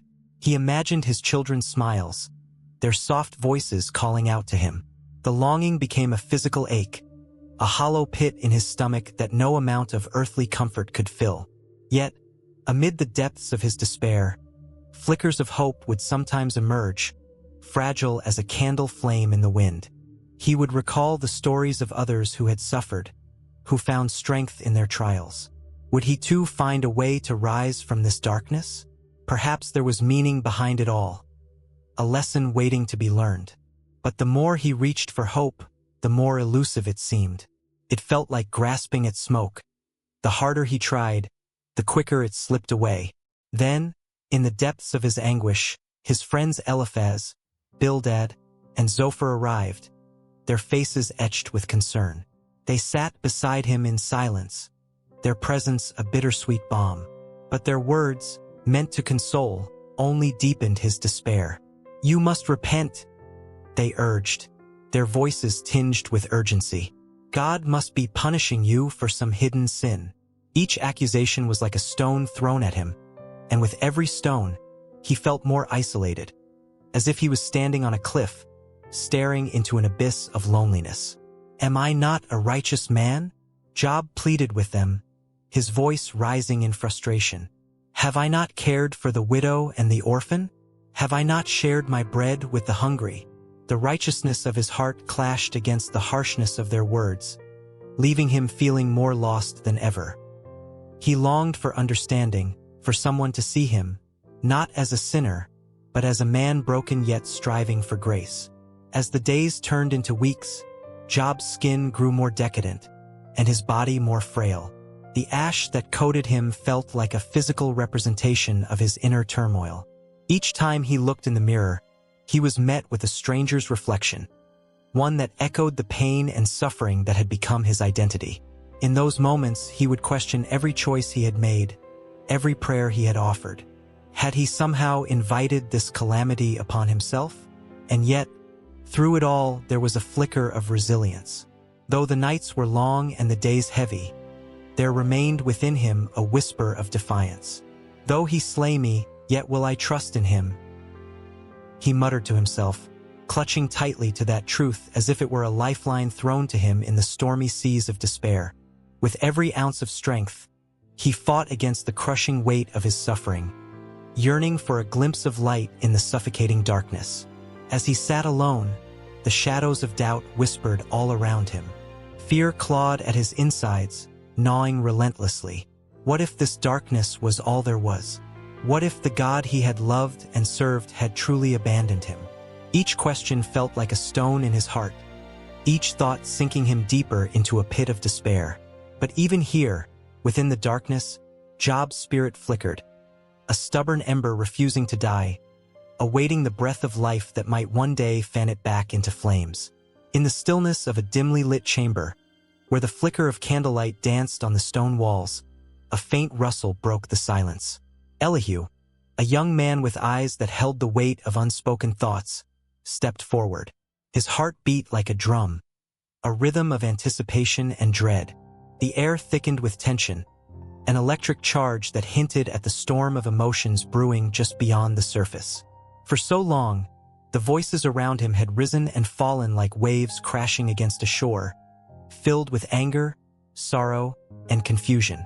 Job, the man at the center of this whirlwind, had suffered beyond what words could convey. His friends, intelligent, respected men, sat in judgment, their words sharp and pointed, as if they were carving truth into the very fabric of Job's agony. Elihu felt the heat of their accusations, the weight of their beliefs, pressing down like a heavy cloak. Yet, within him simmered a different understanding, a voice that begged to be heard. As he stood there, the flicker of hope sparked in his chest. Elihu sensed that he carried a message, a perspective that had been overlooked amid the tumult. It wasn't just his youth that set him apart. It was the burgeoning realization that wisdom often thrives in the unlikeliest of places.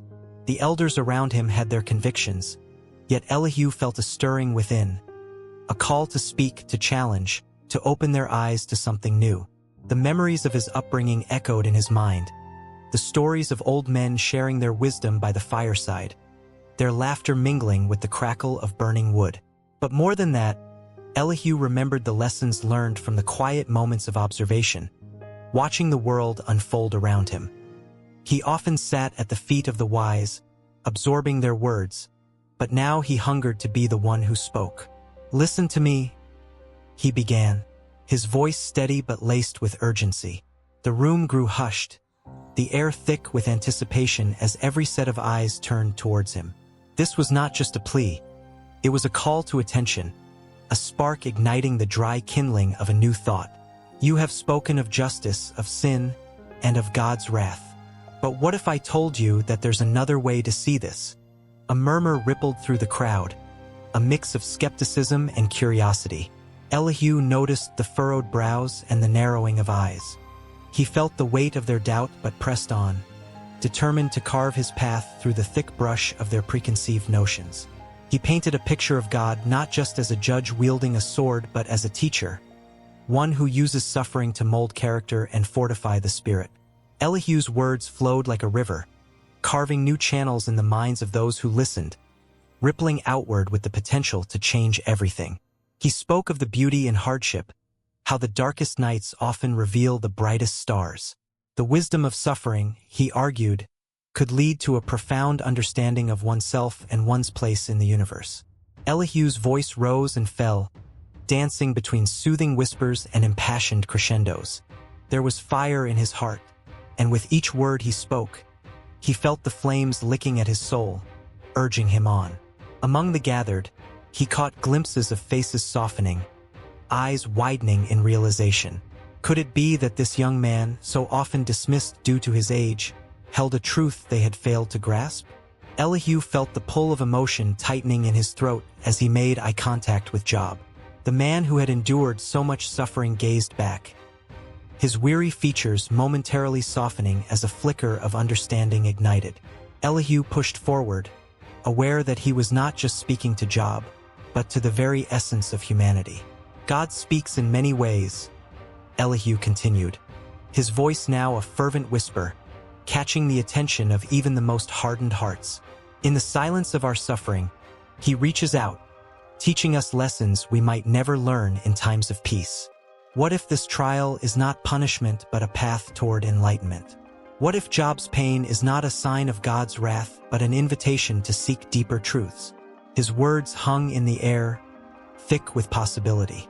Elihu could almost feel the shift, a subtle change in the atmosphere, as if the very walls were leaning in to listen. The tension that had gripped the room began to loosen, threads of doubt woven throughout the fabric of their discourse slowly unspooling. With every word, Elihu drew them closer, like a moth to a flame, illuminating the dark corners of their understanding. But beneath the surface, a current of conflict lurked. Would they accept this new voice, this fresh perspective? Elihu's own heart raced, fear creeping in like a shadow at the edges of his mind. Would they silence him, dismiss him as a foolish youth? Or would they embrace the truth he dared to reveal? The stakes were high, the tension palpable.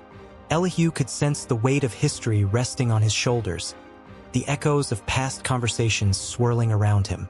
As Elihu spoke, the night deepened, the candle flames flickering wildly as if stirred by an unseen wind.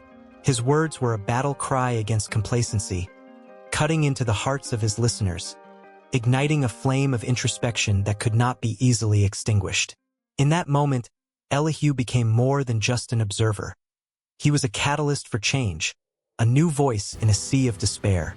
A sudden silence fell over the room, a stillness so profound that Elihu could feel his own heartbeat echoing within it. The eyes of the men who had once been so firmly planted in their beliefs were wide with the dawning realization that perhaps they had not seen the whole picture. In the silence, Elihu held their gaze, a fire in his own eyes, waiting, hoping, praying that they would open their hearts to this new understanding. The tension crackled in the air. A tight rope stretched between doubt and acceptance, and Elihu stood at the center, pulsing with emotion, ready to bridge that gap with the strength of his words. In the dim light of a fire that crackled like the turmoil in his soul, Job sat, broken and desolate. His body bore the marks of suffering, boils that oozed like the very grief spilling from his heart, and his skin, pale and drawn, told stories of sleepless nights spent wrestling with despair. Around him, the weighty silence of his friends felt almost suffocating, each man lost in his own thoughts, each grappling with the enormity of Job's anguish. But amid this oppressive atmosphere, a voice rose, young, fervent, and unyielding. A voice that would shatter the stillness and unravel preconceived notions about God, suffering, and justice. Elihu, younger than the rest, stood apart from the group, a storm brewing in his heart as he observed the raw wounds of Job's spirit. The tension in the air vibrated around him. It was palpable, electric. He was not there merely to witness the debate, but to speak, to challenge, to provoke, and perhaps to illuminate. And so, with a fire in his belly, he stepped forward, determined to break the silence that had smothered the truth. "Listen to me." Elihu's voice rang out, strong and clear, slicing through the thick fog of sorrow.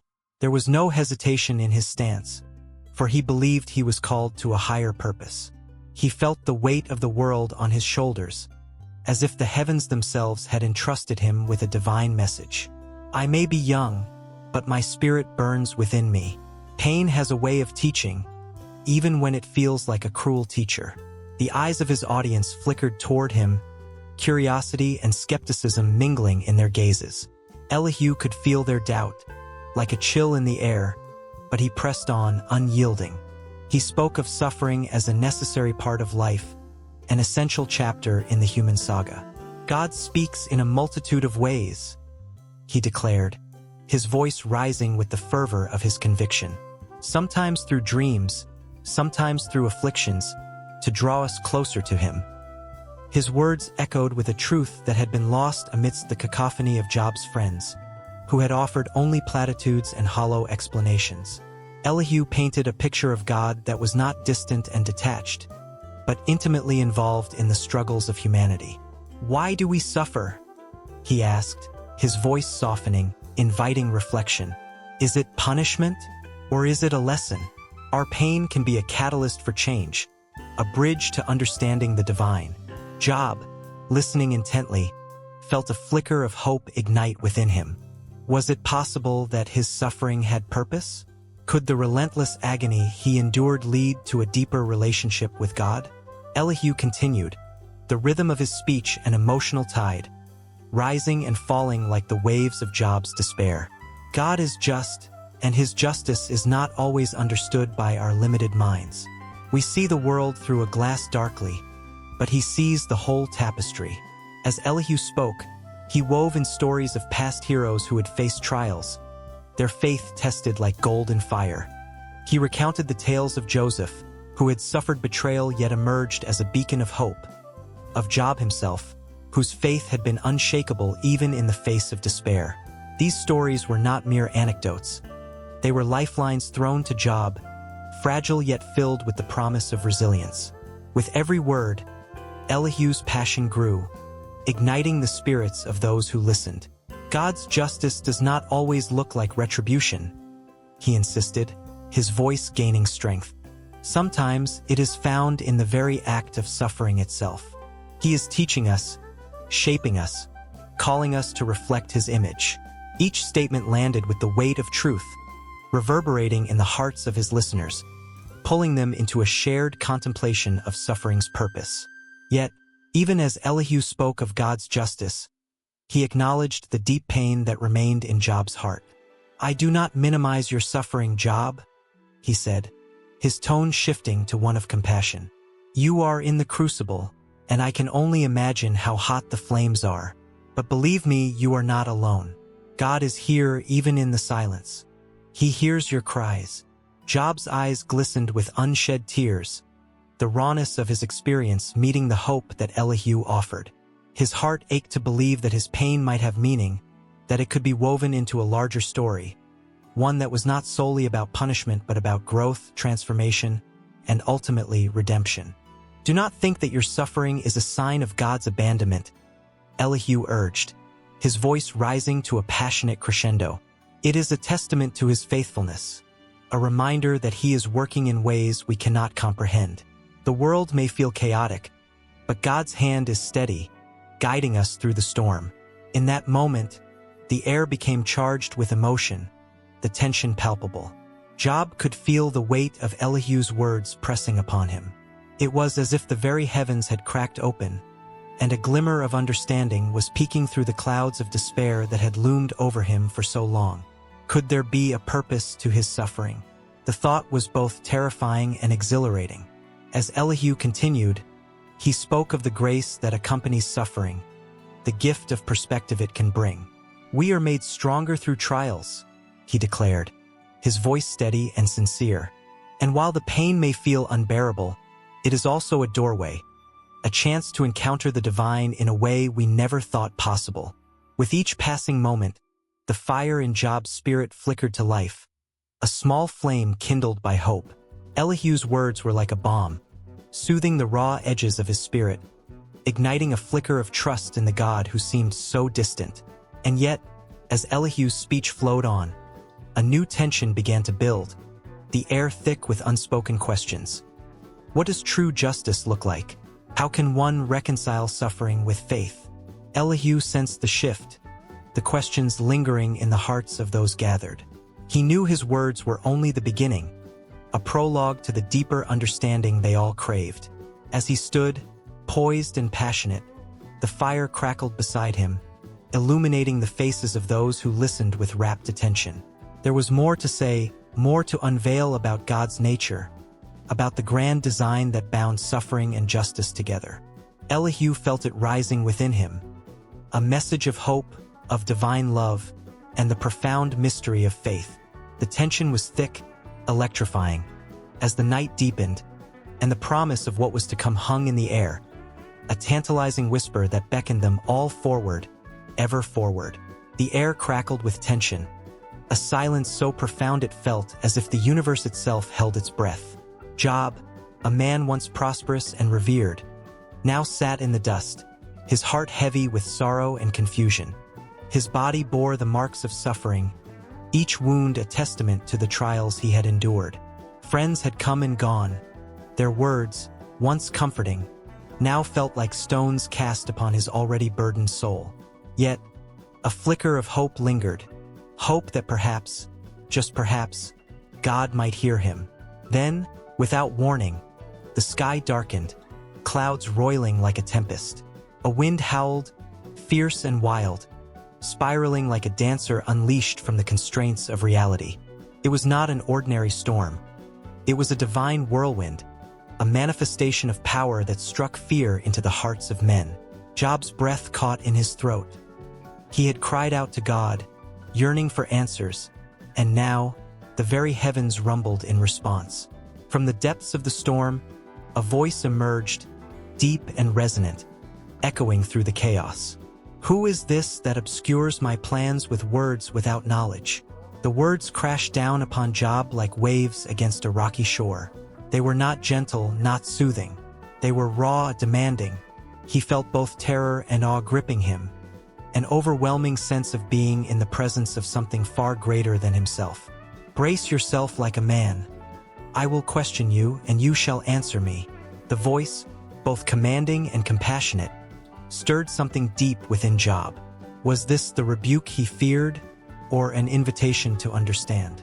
His heart raced as he tried to gather his thoughts, but the questions came like arrows, sharp and piercing. Where were you when I laid the earth's foundation? Tell me if you understand. The enormity of the question hung in the air, heavy and poignant. Job's mind raced back to the very beginning of creation.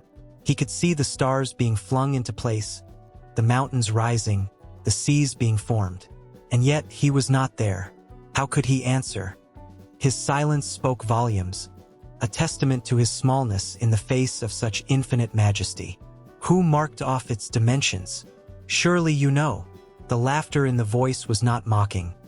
It was playful, teasing the very essence of human pride. Job felt a shiver run down his spine. How could he, a mere mortal, dare to question the creator of the universe? The storm raged on, winds howling a symphony of power. As the voice continued, relentless and profound. Have you ever given orders to the morning, or shown the dawn its place? Each question was like a hammer, shaping the clay of Job's understanding. The imagery danced vividly in his mind. The sun rising over the horizon, painting the sky in hues of pink and gold. Job had no authority over the dawn, no power to command the light. As the voice echoed in the tempest, he felt the enormity of existence pressing down upon him. Have you journeyed to the springs of the sea or walked in the recesses of the deep? Here, the mention of the sea stirred memories of his life before the calamities. The laughter of his children, the warmth of his home, the joy of watching the waves crash upon the shore. But those days felt distant, a haunting echo of what once was. Job's heart ached for that simplicity, now clouded by suffering. Is it your wisdom that makes the hawk soar and spreads its wings toward the south? The imagery of the hawk filled his mind, soaring effortlessly against the backdrop of the sky. Job felt a flicker of envy for the freedom of the bird, a freedom he desperately desired. In these moments of questioning, he found himself reflecting on his own life, the choices made, the paths taken. Had he been wise, or had he been foolish in his understanding of the world? As the voice rolled on, it spoke of the creatures of the earth, the wild beasts and the mighty Leviathan. Can you pull in the Leviathan with a fishhook, or tie down its tongue with a rope? Each question was a challenge that echoed through the storm, igniting a fire within Job. The grandeur of creation was laid bare before him, the magnificent tapestry woven with threads of life and death, joy and suffering. The enormity of it all shook him to his core. Job's heart raced with a mix of dread and longing. How could he possibly respond to such divine inquiries? The whirlwind was no mere storm. It was a revelation, a moment that transcended his earthly troubles. Each question peeled back the layers of his soul, demanding introspection, urging him to confront his own limitations. Who can stand against me? Who has a claim against me that I must pay? The voice boomed, a reminder that the universe operated on a scale that was beyond human comprehension.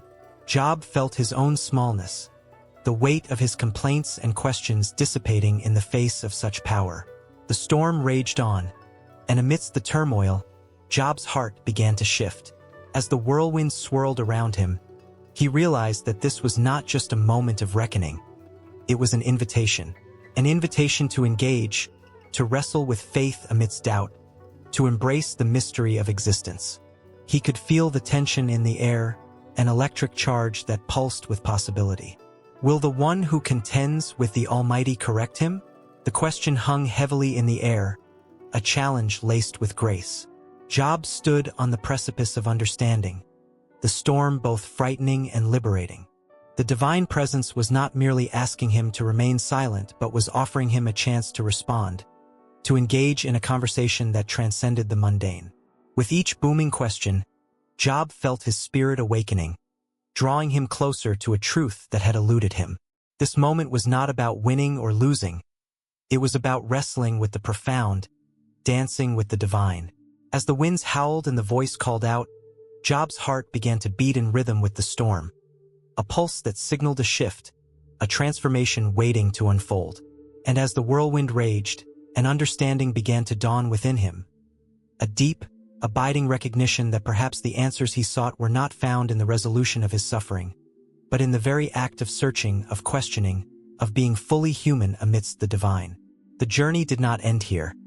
It was only just beginning, spiraling forward into the unknown, a promise of something profound waiting just beyond the horizon. In the stillness of the night, when the stars twinkle like scattered diamonds across a velvet sky, a profound silence blankets the earth. It's in this quiet intimacy that the whispers of the universe beckon. Those who pause to listen might hear the echoes of ancient questions, timeless and eternal, reverberating through the ages. Where were you when I laid the foundations of the earth? The voice is not just a sound. It resonates deeply with the very fabric of existence, challenging every notion of human understanding. Long before the first light of dawn broke over the horizon, civilizations rose and fell, each one seeking to understand the cosmos. The Egyptians marveled at the stars, believing they were the souls of the dead, their pyramids aligning with the constellations. The Greeks pondered the heavens, their philosophers sitting beneath the vast sky, asking questions that would transcend generations. What is the meaning of life?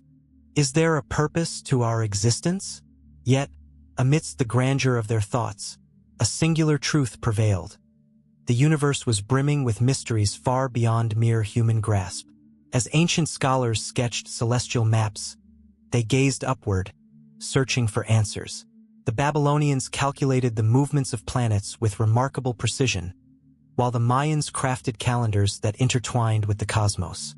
But even in their brilliance, the questions lingered, as if the universe itself demanded an answer, a challenge thrown down from the very fabric of creation. Have you ever commanded the morning, or shown the dawn its place? The challenge echoed through time, stirring the hearts of the curious. In the midst of lofty philosophies, the story of creation unfolded in vibrant colors and intricate patterns. The cosmos, vast and unyielding, spun tales of wonders that made the heart race. In the ancient texts of the Vedas, the universe was born from the cosmic ocean, a dance of creation and chaos, a rhythm that pulsed with life. Who can fathom the mysteries of the universe? A voice asked, weaving through the pages of history, compelling scholars and dreamers alike to seek answers. The beauty of this celestial inquiry lay not just in the questions but in the shared human experience of searching for meaning. The night sky became a canvas for both the wise and the weary. As the philosopher Socrates once said, "The only true wisdom is in knowing you know nothing." Yet, even in this uncertainty, there was an undeniable thrill.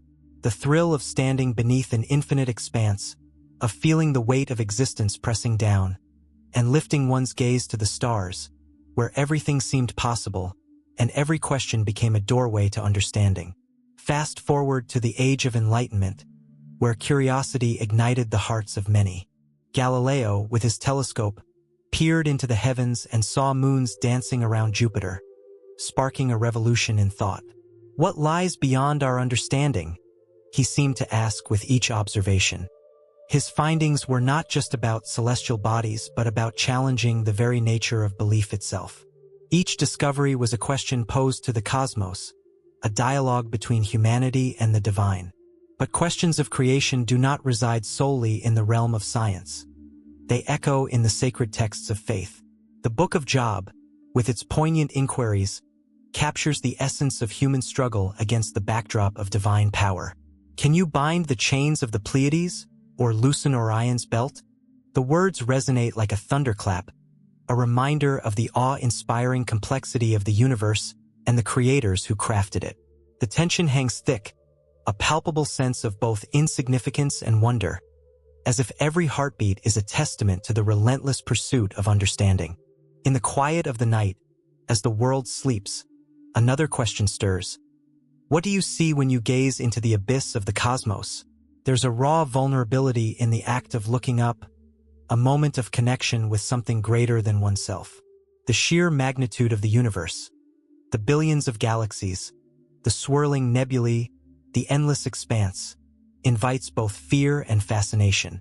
Each twinkling star is a reminder of dreams and desires yet to be fulfilled, each black hole, a mystery that teases the imagination. As the sun rises, casting warm light on the world, the questions remain. They linger in the air like a sweet perfume, enticing the seeker to venture forth. Is there a purpose to the chaos? What lies beyond the veil of time? With every heartbeat, these questions intertwine with the fabric of existence, knitting together a tapestry of hope and longing. They drive humanity forward, a relentless quest for understanding that transcends time and culture. With each tick of the clock, history unfolds, a narrative woven by those who dared to question, to wonder, to dream. From the early astronomers to modern physicists, each voice adds layers to our understanding. Yet the profound questions remain tantalizingly out of reach. Where is the wisdom? Echoes across the ages, calling to those bold enough to listen, to seek, to uncover. And as the cosmos spins on, bright and inviting, the dance of creation continues. The stars are not just distant suns.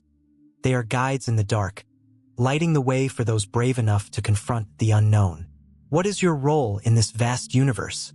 The question hangs in the air, powerful and poised, waiting for the brave to answer, to explore the uncharted territories of existence and meaning. The journey persists, a beautiful, aching cycle, an endless quest for understanding that weaves its way through the tapestry of time, forever pulling on the heartstrings of humanity. The wind howled through the desolate landscape of Uz, a mournful sound that echoed Job's heart, heavy with grief and confusion. Once a man of unfathomable wealth and respect, Job now sat in the ashes of his former life, scraping at painful sores that covered his skin, remnants of unimaginable suffering. Like a forgotten monument, his spirit battled against the relentless storms of despair, each day a cruel reminder of all he had lost: his children, his health, his livelihood. But within the darkness, a flicker of light began to pierce through the shadows. It was a moment that would change everything, a moment that had been whispered about in hushed tones among the stars. How could a man, battered and broken, confront the very source of his anguish? Job had long questioned the divine purpose behind his suffering, demanding answers from the heavens as thunder rolled ominously above him. He was not just a victim of fate. He was a father, a husband, a believer who had once walked hand in hand with God. And then it happened. The Lord spoke, not in soft words but in a voice that shook the foundations of the earth. Where were you when I laid the earth's foundations? Tell me if you understand. Each word struck Job like lightning, illuminating the vastness of the universe and his own insignificance within it. The words resounded in his very bones, echoing in the hollow spaces of his heart. He had demanded answers, but what he received was a revelation that felt as if the very cosmos had shifted. Job stood, trembling before this divine presence, the reality of his own limitations crashing over him like a tidal wave. How small he was, how utterly powerless against the grand design of creation. He had sought understanding, but what he found was humility, a humbling that transformed his sorrow into awe. With every question God posed, the creation of the sea, the morning stars singing together, the majestic beasts roaming the earth, Job felt a growing realization that he was part of something far greater than himself. The air crackled with tension as God continued, painting vivid images of the natural world, each scene unfurling like a tapestry before Job's mind. There was the behemoth, a creature so powerful it could shake the earth, and the Leviathan, a serpent of the sea, evoking both fear and fascination. These were not just stories. They were reminders of the divine artistry that Job had taken for granted. As the Lord spoke, Job's heart began to shift. The anger and confusion that had clouded his spirit started to give way to clarity and acceptance. Job fell to his knees, the ashes clinging to his skin, a symbolic gesture of his submission. His voice trembled as he replied, "I am unworthy. How can I reply to you? I put my hand over my mouth." The weight of his own words pressed heavily upon him. The realization that he had questioned the very fabric of divine wisdom struck him with such force that it felt almost physical. He had looked for justice, for answers, but now, all he could find was reverence and an overwhelming sense of awe. Tears streamed down his face, mixing with the dirt of his anguish, as he whispered a prayer of repentance. He had once been so sure, so confident in his righteousness. But now he understood that in the presence of the Almighty, every certainty crumbled. Job accepted his limitations, his failures, and he recognized that God's ways were beyond human comprehension. Each breath he took was an act of submission, a surrender to the powerful truth of existence. In that moment of vulnerability, the heavens seemed to hold their breath. The great cosmic drama paused as Job's heart opened wide, welcoming the humility that transformed his soul. No longer did he seek to challenge God. Instead, he felt a yearning to embrace the lessons hidden within his suffering. The storms that had ravaged his life could not strip him of the knowledge that pain could lead to profound understanding. Then, in that sacred space between despair and grace, Job sensed a shift. The world around him faded momentarily, leaving only the sacred communion between the Creator and his servant. It was a connection that transcended time, a bond forged through trials that had sculpted Job's character. He could feel the heartbeat of the universe resonating with his own, a symphony of understanding that reverberated through his very being. But just as the waves of peace began to wash over him, the Lord's voice echoed once more, filled with a loving challenge. "Brace yourself like a man. I will question you, and you shall answer me." The tension returned, electric and undeniable. Job felt a thrill of fear and anticipation course through him. What was to come? Would he be able to withstand the weight of divine inquiry, or would he crumble under the pressure once more? As he prepared to respond, Job realized that this moment was not merely about his suffering. It was about transformation, a metamorphosis fueled by humility. The God who had created the universe, who had set the stars in place and called forth the dawn, was speaking directly to him. It was a reminder that in the face of the infinite, his struggles were but a fleeting moment, yet they held the potential for profound change. A new fire ignited within him, a fierce determination to not just endure but to rise.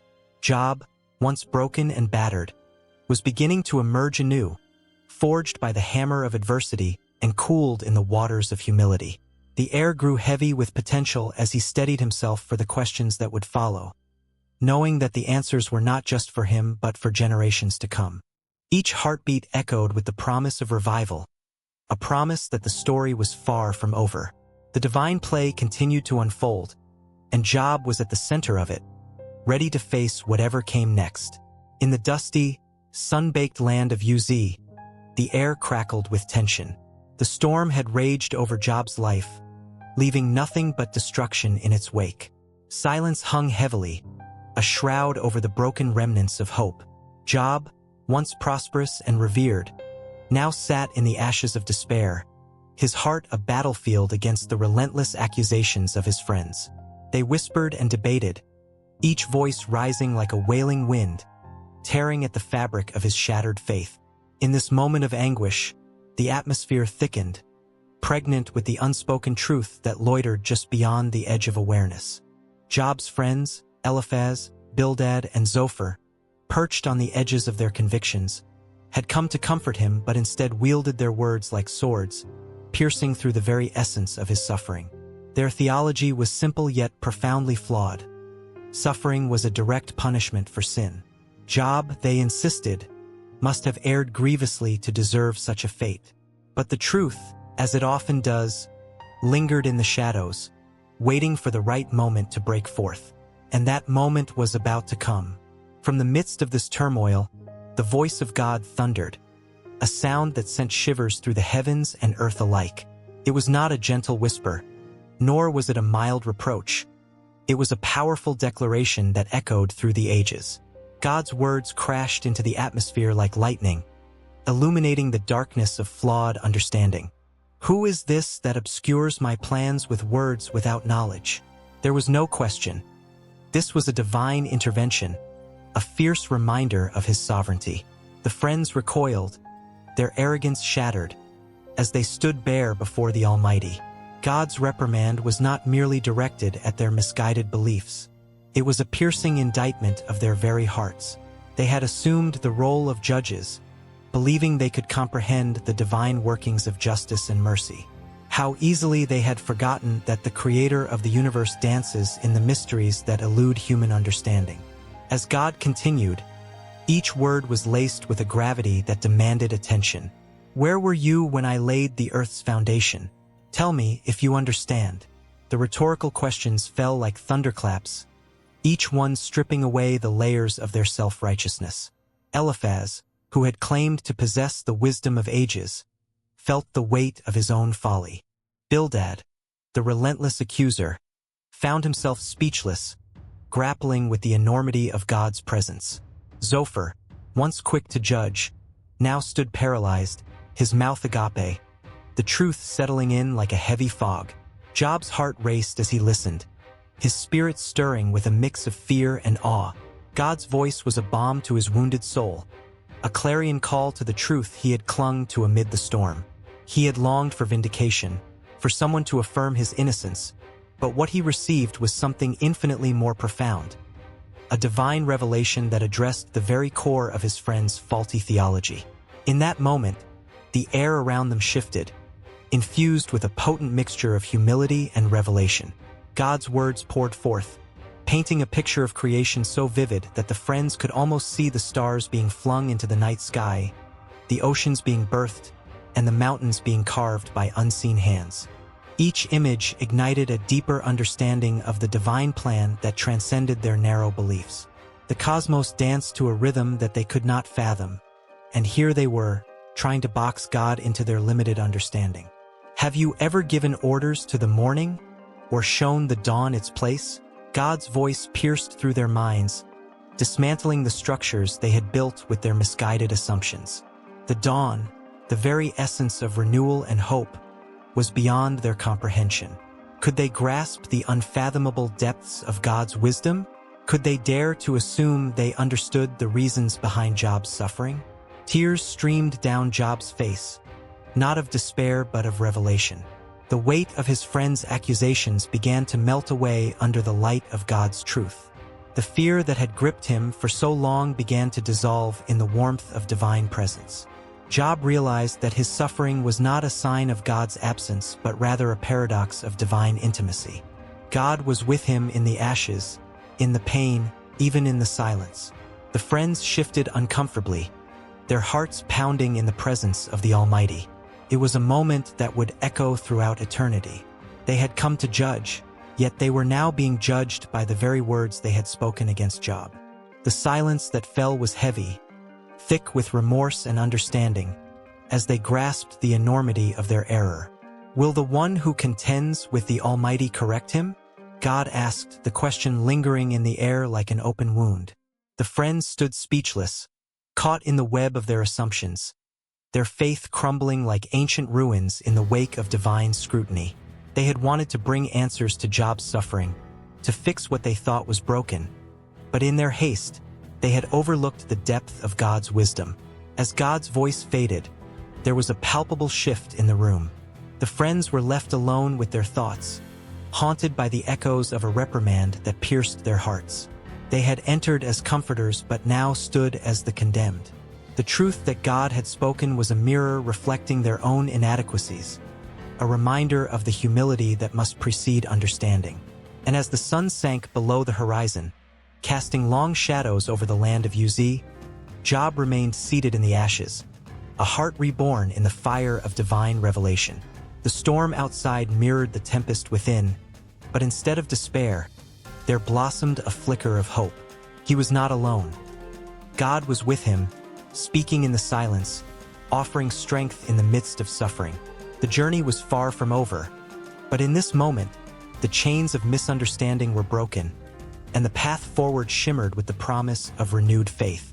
In the dust of the ancient East, beneath a sky heavy with the weight of despair, Job sat in silence. The whispers of the wind carried sorrow, a chilling reminder of all that had been lost. His friends, once loyal, had turned into voices of accusation, questioning his righteousness as though his suffering was an open book, revealing some hidden sin. Each day that passed felt like an eternity, stretching the fabric of his faith to its breaking point. And yet, in that darkness, a flicker of hope lingered, igniting something deep within him. Job, a man of great wealth and unmatched devotion to God, had seen everything crumble. His cattle had fallen. His servants had fled. And worst of all, his children were gone, snatched away in a single merciless storm. The silence of the empty home echoed louder than any words could express. But God had not abandoned him. Not yet. The flicker of hope transformed into a spark as he cried out, "Though he slay me, yet will I trust in him." In that very moment, an unseen hand began to move. The heavens above, once a vast blank canvas of despair, stirred with anticipation. Job's cries did not go unheard. The divine listened patiently, preparing to pour forth his blessings. The very air around him seemed to shiver with promise, as if the earth itself held its breath, waiting for the moment when restoration would break forth like dawn after a long, cold night. Days turned into weeks, and yet the struggle continued. Job remained steadfast, his heart resolute. The weight of his former life lay heavy on his shoulders, but within him grew the resilience of a man who had wrestled with God and emerged, bruised but unbroken. One morning, as the sun stretched its golden fingers across the landscape, a voice echoed in the depths of his spirit. "Stand firm, Job. Your trials are not the end but the beginning of a new chapter." Then came the day when the clouds parted, revealing a radiant light that cascaded down like a waterfall of blessings. Job's life had been a canvas splattered with the dark hues of suffering, but now, the brush of divine mercy began to paint joy across his existence. A messenger arrived, breathless and wide-eyed, proclaiming news that sent shivers down Job's spine. "Your fortunes are restored, your sheep, your camels, your cattle, twice as many as before." Job felt his heart leap, each beat resonating with the music of hope. The pain that had once defined him began to fade, replaced by the tender embrace of promise fulfilled. It was as if the very fabric of the universe responded to his unwavering faith, stitching together the pieces of his shattered life with threads of divine love and grace. As the days unfolded, his wealth multiplied. New herds grazed in the fields, and the laughter of children filled the air once more, weaving a tapestry of joy that had been lost. His home, once silent and sorrowful, became a sanctuary of celebration. Friends who had doubted him now gathered around, their hearts filled with awe and admiration. They rejoiced with him, their voices rising in unison like a melody that danced upon the breeze. Yet it was not just material wealth that flowed back into Job's life. In the midst of abundance, something even more precious blossomed. Intimate, loving relationships were rekindled. Job's heart swelled as he welcomed a new family of children into his life. Their laughter echoed through the halls, reminding him of the joy he had once known. With each passing day, he cherished their presence, grateful for every hug, every shared meal, every moment that whispered of life's preciousness. But the restoration was not merely about what was regained. It was a profound transformation of the soul. Job had learned the depth of suffering, and in his darkest moments, he had discovered the radiant light of God's unwavering love. Now, within the joyous celebrations, he understood that true wealth transcends the material. It lay in the connections forged, the faith reborn, and the beauty of resilience. As the sun dipped below the horizon, painting the sky in hues of gold and crimson, Job sat surrounded by his family. The warmth of their laughter enveloped him, a stark contrast to the cold solitude he had once experienced. Yet, even in this moment of bliss, a gentle reminder echoed in his heart. There would always be valleys and peaks, triumphs and trials. Life's journey is a tapestry woven with both joy and sorrow. Still, in Job's heart, a quiet strength had been birthed from the ashes of despair. He had faced the storm and had emerged not as the man he once was, but as something greater. The very essence of his spirit had been tempered like steel, forged in the fires of suffering and refined through the grace of God. He had learned the language of trust, and it resonated in every fiber of his being. As night crept in, a stillness draped over the land, and Job found solace in prayer. He raised his hands to the heavens, his heart overflowing with gratitude. "Thank you, God," he whispered, his voice trembling with emotion. "You have restored my fortunes. You have breathed life into my weary soul. I stand here, not just as a man blessed with riches, but as a testament to your faithfulness. In the quiet of the night, the stars began to twinkle, each one a reminder of promises kept, a celestial chorus celebrating the journey of a man who had wrestled with despair and emerged victorious. And as Job closed his eyes, the promise of tomorrow shimmered like the dawn on the horizon, an unending cycle of faith and restoration waiting to unfold. In that moment, the world around him faded, and all that existed was the pulse of divine love that wove through every aspect of his existence. The restoration wasn't just about what was lost and found. It was about the transformation within that would carry him forward, guiding him through any darkness that may lie ahead. With every heartbeat, the echoes of his journey whispered that the story was far from over, and this was just the beginning of something even more profound. Beneath the vast arch of the night sky, a solitary figure knelt in the dirt, trembling with a mix of fear and hope. A soft wind whispered through the trees, carrying the distant echoes of a world filled with heartache and hope. In that moment, he whispered a prayer, raw and desperate, seeking answers to the age-old questions. Why do the innocent suffer? Where is divine justice when the world feels so cruel? In ancient Egypt, the scribe would record the stories of the gods, weaving together fables that spoke of justice and retribution. There, in the shadow of the pyramids, the people believed that Ma'at, the goddess of truth and order, held the scales of justice. When a soul departed this world, it was said that its heart would be weighed against a feather. If it tipped the scale, that soul would face eternal suffering. The fear of this judgment hung in the air like a storm, a constant reminder of the delicate balance between justice and suffering. Across the Mediterranean, the Greeks grappled with their own understanding of fate and suffering. In the shadows of mighty temples, philosophers pondered the role of the divine in human affairs. Was fate predetermined? The tragic tales of Oedipus and Prometheus spoke of the whims of the gods and the consequences that befell mortals who dared to defy them. As the curtains fell on the tragic stage, the audience was left trembling, wrestling with the echoes of their own existence. The gods were not distant. They were entwined in the fabric of human life, reflecting the chaos of the human heart. Fast forward to the dusty streets of medieval Europe, where the Black Death swept through towns like a dark specter, leaving death and despair in its wake. In crowded churches, the faithful knelt on cold stone floors, seeking solace in prayer. The plague seemed indiscriminate, claiming the young and old, the righteous and the wicked alike. This chaos sparked fervent debates among theologians. How could a loving God allow such suffering? The answers were evasive, often wrapped in the language of divine mystery. Pockets of hope emerged, promising that suffering was a test, a divine mechanism to bring about greater good.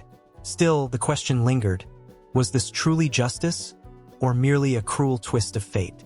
In the quiet chambers of the Reformation, Martin Luther nailed his theses to the church door, igniting a fire that would forever alter the landscape of faith. Amidst the turmoil, the cries of the oppressed echoed louder than ever. Luther's understanding of grace and a personal relationship with God began to shift the narrative. He proclaimed that salvation was a gift, not a reward for good deeds, challenging the very essence of divine justice. The heart of humanity pulsed with a sense of liberation, yet the shadows of suffering still loomed. As the centuries turned, wars raged in the name of God, each battle marked by blood and heartbreak.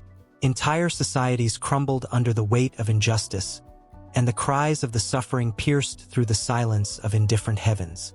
In the 20th century, atrocities unfolded on a scale unimaginable: Holocaust, Hiroshima, and countless more.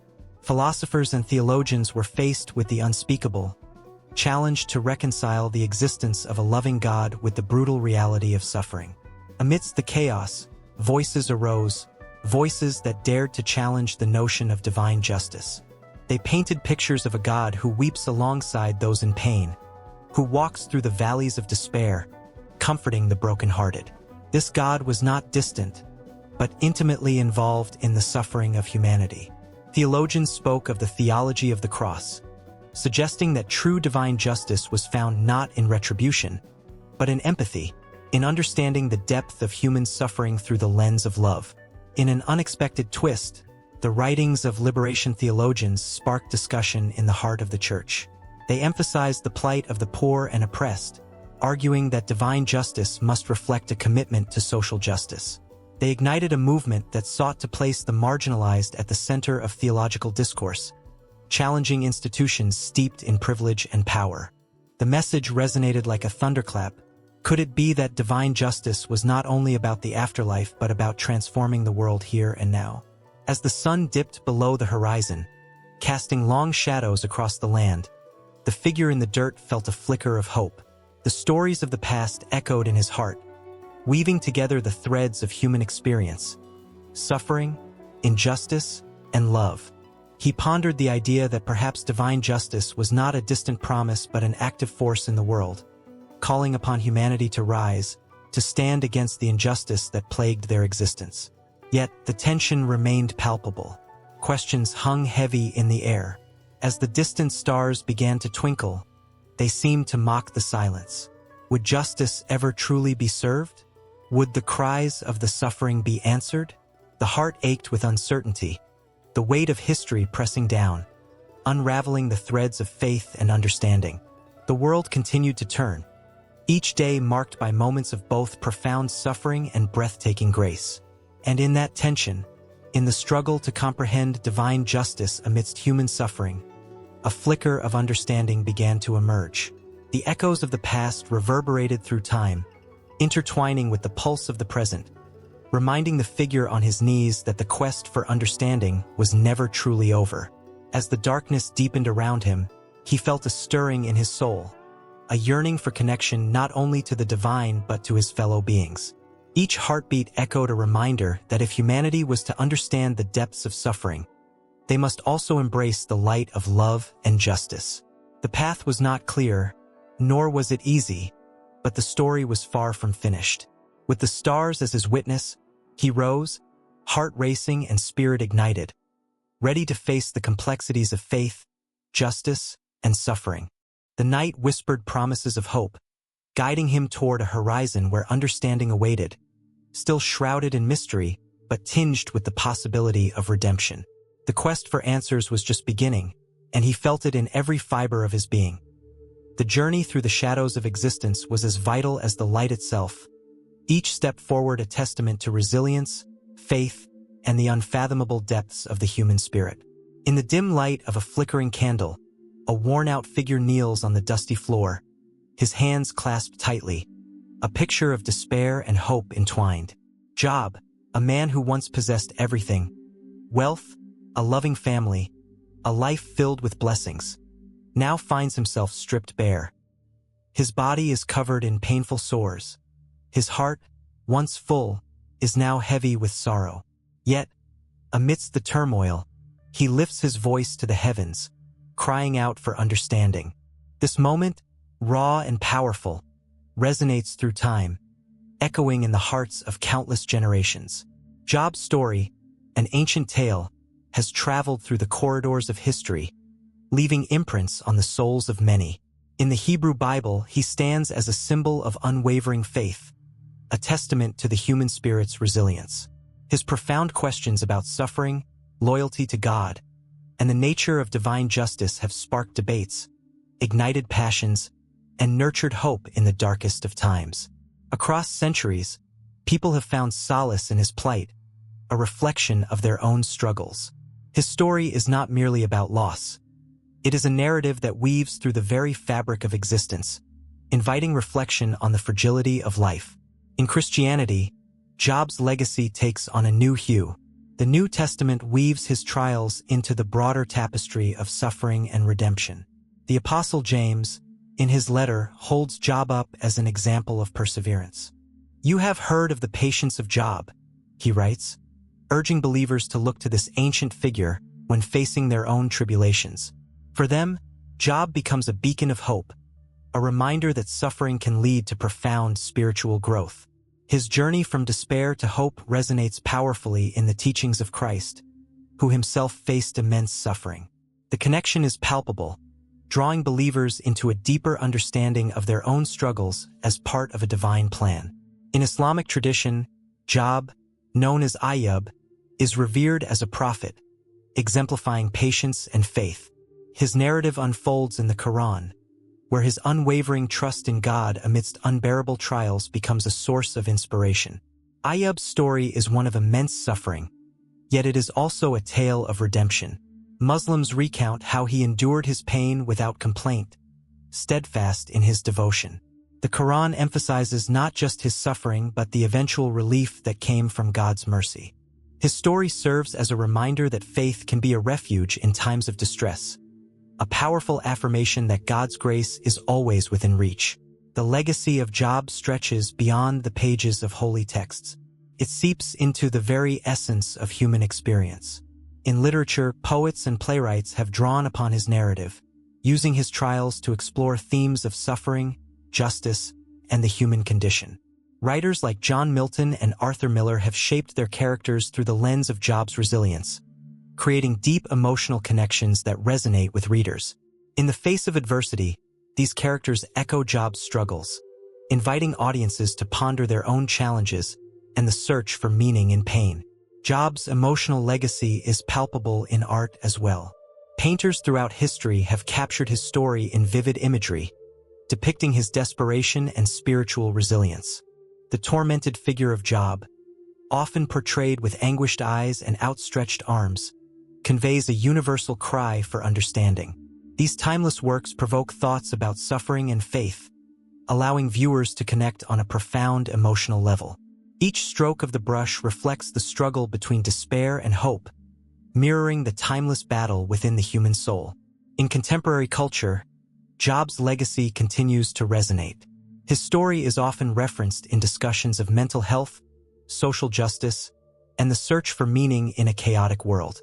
His experience invites people to confront their own pain and to seek understanding amid turmoil. Support groups and therapy sessions sometimes draw from Job's narrative, offering comfort to those who feel like they are at the end of their rope.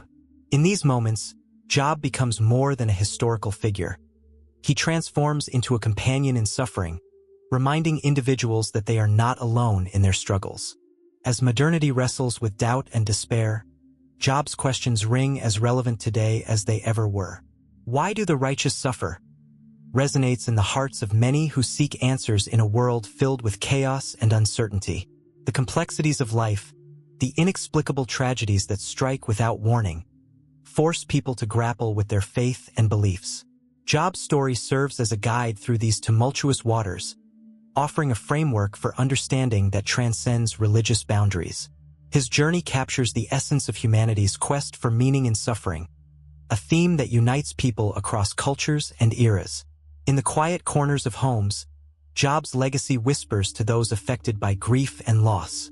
His narrative invites readers to reflect on their own lives, to grapple with their pain and seek solace in faith. The emotional weight of his trials fosters a connection that is both intimate and profound.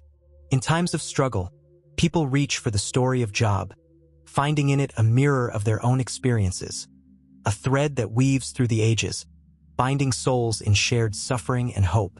As the candle flickers, casting shadows against the walls, Job remains a symbol of endurance. His story flows through the veins of humanity, a river of resilience that nourishes the spirit. The echoes of his cries for understanding continue to resonate, challenging each new generation to confront their own trials with courage. And as the light dims, the cycle of suffering and hope persists, drawing individuals toward the next chapter. A story yet untold, waiting to unfold in the hearts of those willing to listen. In a dimly lit chamber, an ancient scroll unfurls, its edges worn and frayed, whispering the sorrows of a man named Job. From the very first word, a current of anguish pulls the heart, an echo of despair that has reverberated through centuries. Centuries ago, Job sat upon the ash heap, stripped of all he loved, wrestling with the cruel hands of fate while the heavens remained silent. His plight resonates across ages, grappling with the questions that haunt every soul. Why do the righteous suffer? Where is justice in a world so seemingly chaotic? As time marched on, different eras and cultures each placed their unique lens over Job's tale. In ancient Israel, the book served as a profound theological reflection.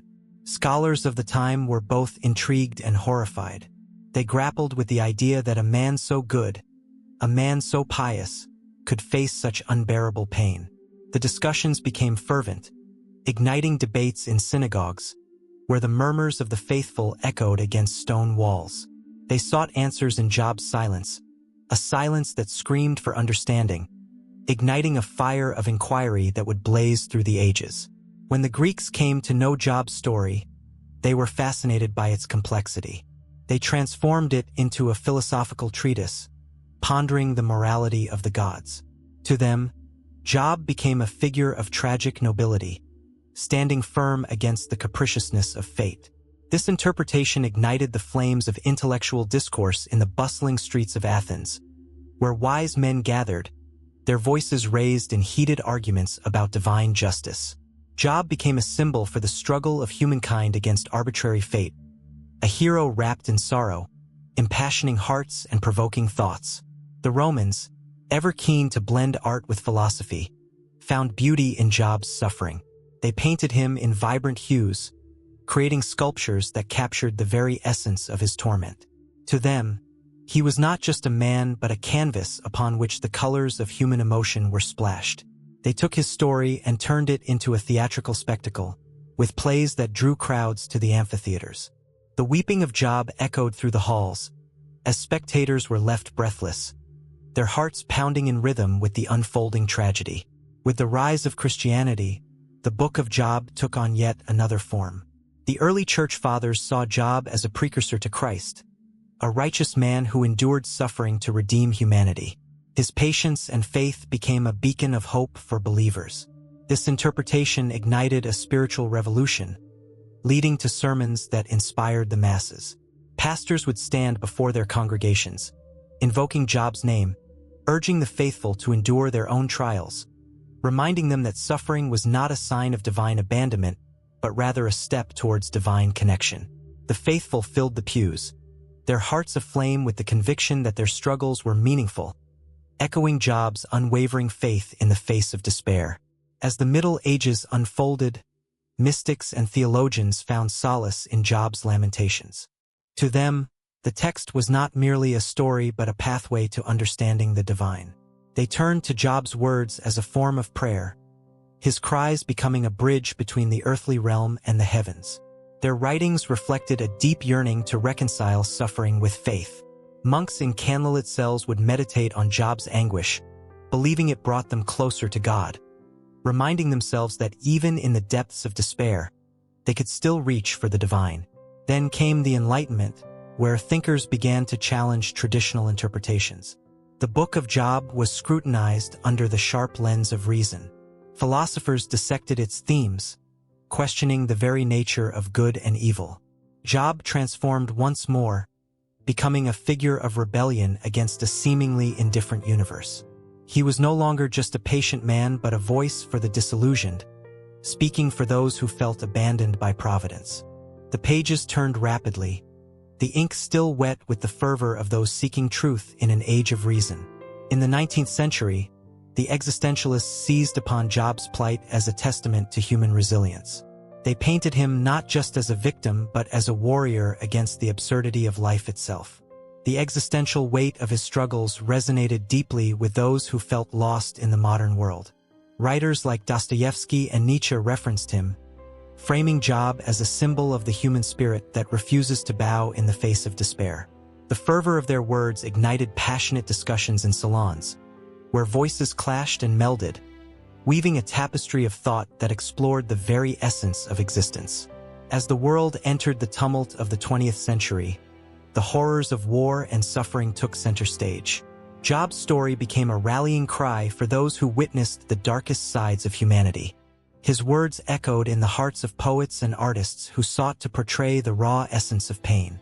They found in Job a muse, capturing his sorrow in poignant verses and haunting images. The very air was filled with the palpable ache of his spirit, stirring emotions that transcended time and place. Now, in this digital age, the Book of Job is yet again reinterpreted, reshaped by the voices of countless thinkers, artists, and everyday people. Blogs and podcasts dissect his story, each interpretation a fresh breath in a long line of understandings. Job speaks through social media, his cries for justice and understanding resonating with a new generation grappling with their own struggles and anxieties.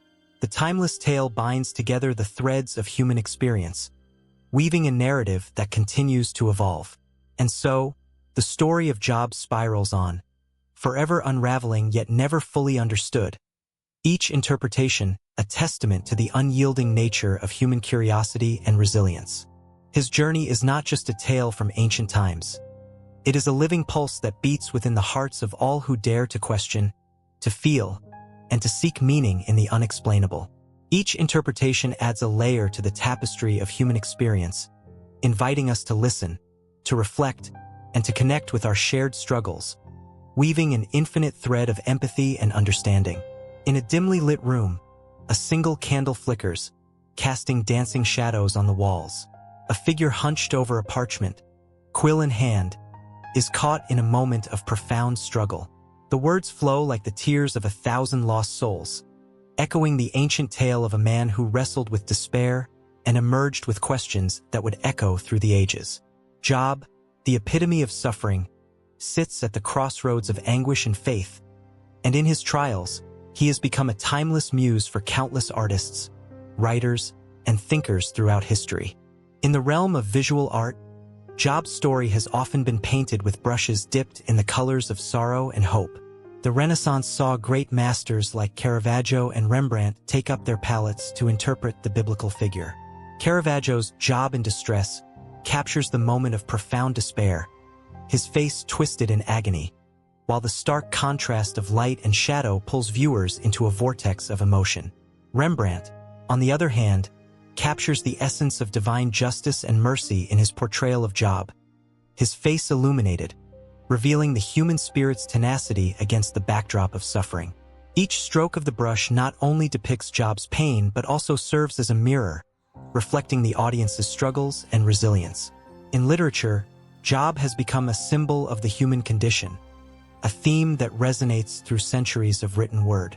From John Milton's Paradise Lost to the works of Thomas Hardy, the essence of Job's trials is woven into the fabric of narrative. Milton, grappling with loss and redemption, draws parallels between Job's unyielding faith and the trials faced by humanity in the quest for meaning. The soul-stirring verses resonate deeply, pulling readers into a whirlpool of empathy and reflection. Hardy's characters often echo Job's unrelenting struggle against fate, reminding us that life's cruelty can test the limits of our endurance. Yet it's the unwavering spirit that shines through the darkest of nights. Even in modern literature, Job's influence persists. The existential questions posed in Kafka's works echo Job's profound dilemmas, as characters grapple with absurdity and the search for justice. In the realm of poetry, W.H. Auden's verses encapsulate the essence of Job's plight, where he navigates through despair yet finds flickers of hope.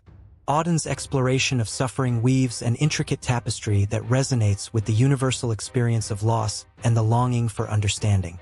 Each poem is a heartbeat, a reminder that suffering binds us together in our humanity. Job's impact extends beyond traditional forms of art and literature into the realm of theater. Dramatic portrayals of his story have captivated audiences for generations. The play The Invention of Morel, by Adolfo Bioy Casares, reverberates with echoes of Job's suffering amidst the search for truth, offering intricate layers of narrative that challenge the audience to confront their own fears and desires. The stage becomes a sacred space where anguish is laid bare, igniting a collective resonance among spectators, as they witness the timeless dance of suffering and redemption. Film, too, has taken inspiration from Job. The cinematic lens has captured his trials in powerful ways, transcending the boundaries of time and culture.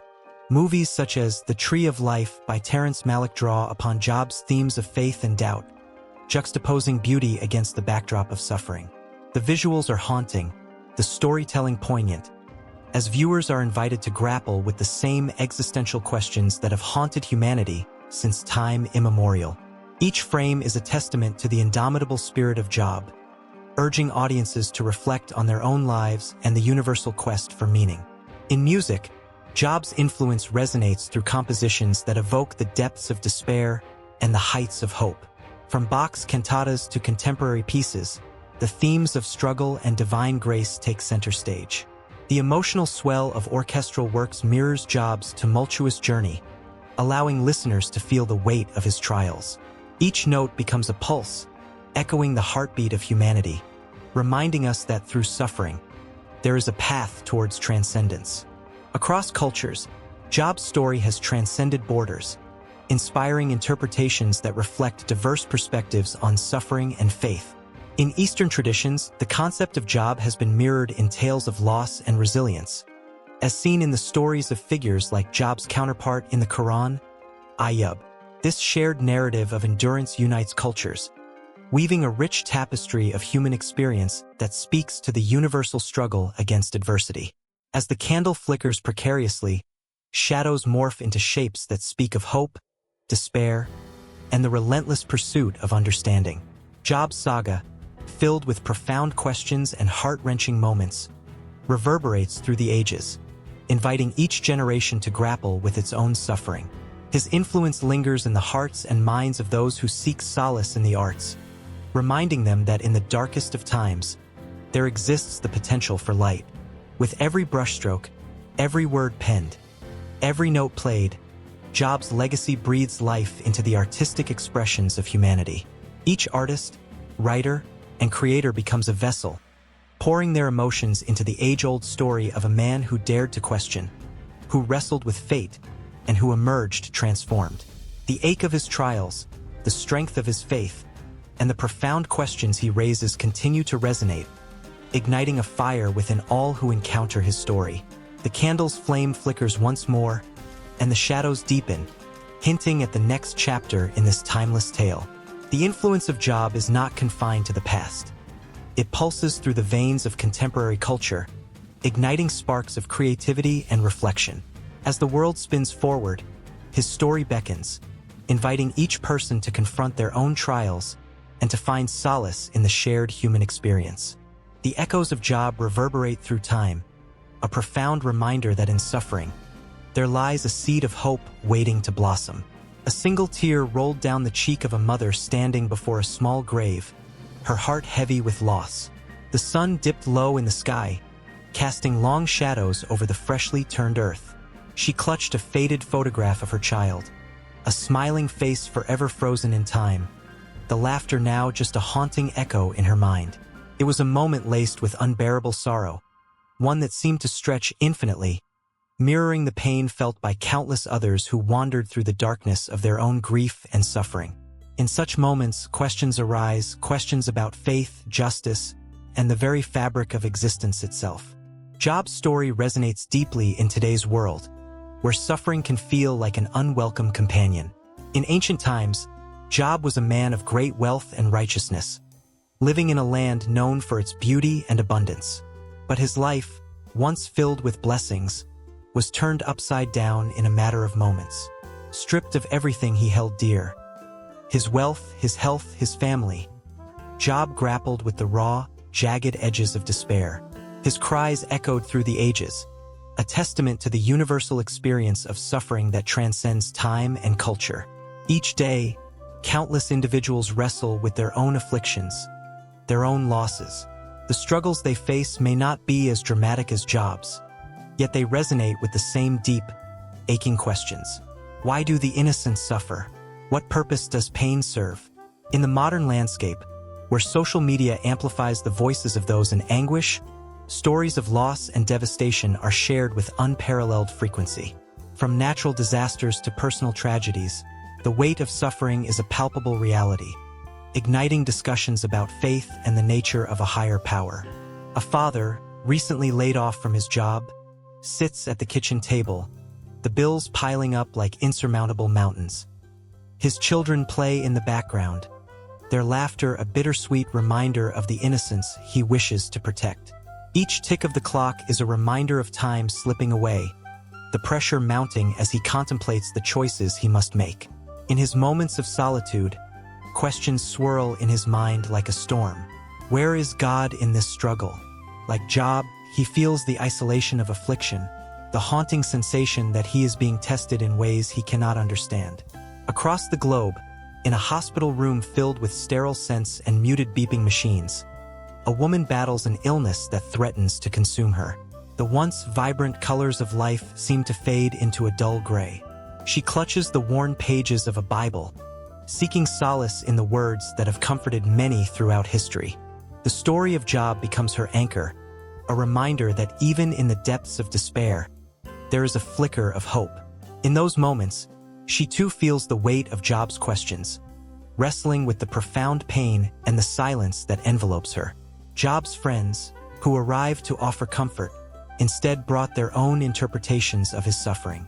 They attempted to explain his afflictions with their rigid beliefs about sin and retribution, failing to grasp the complexity of his plight.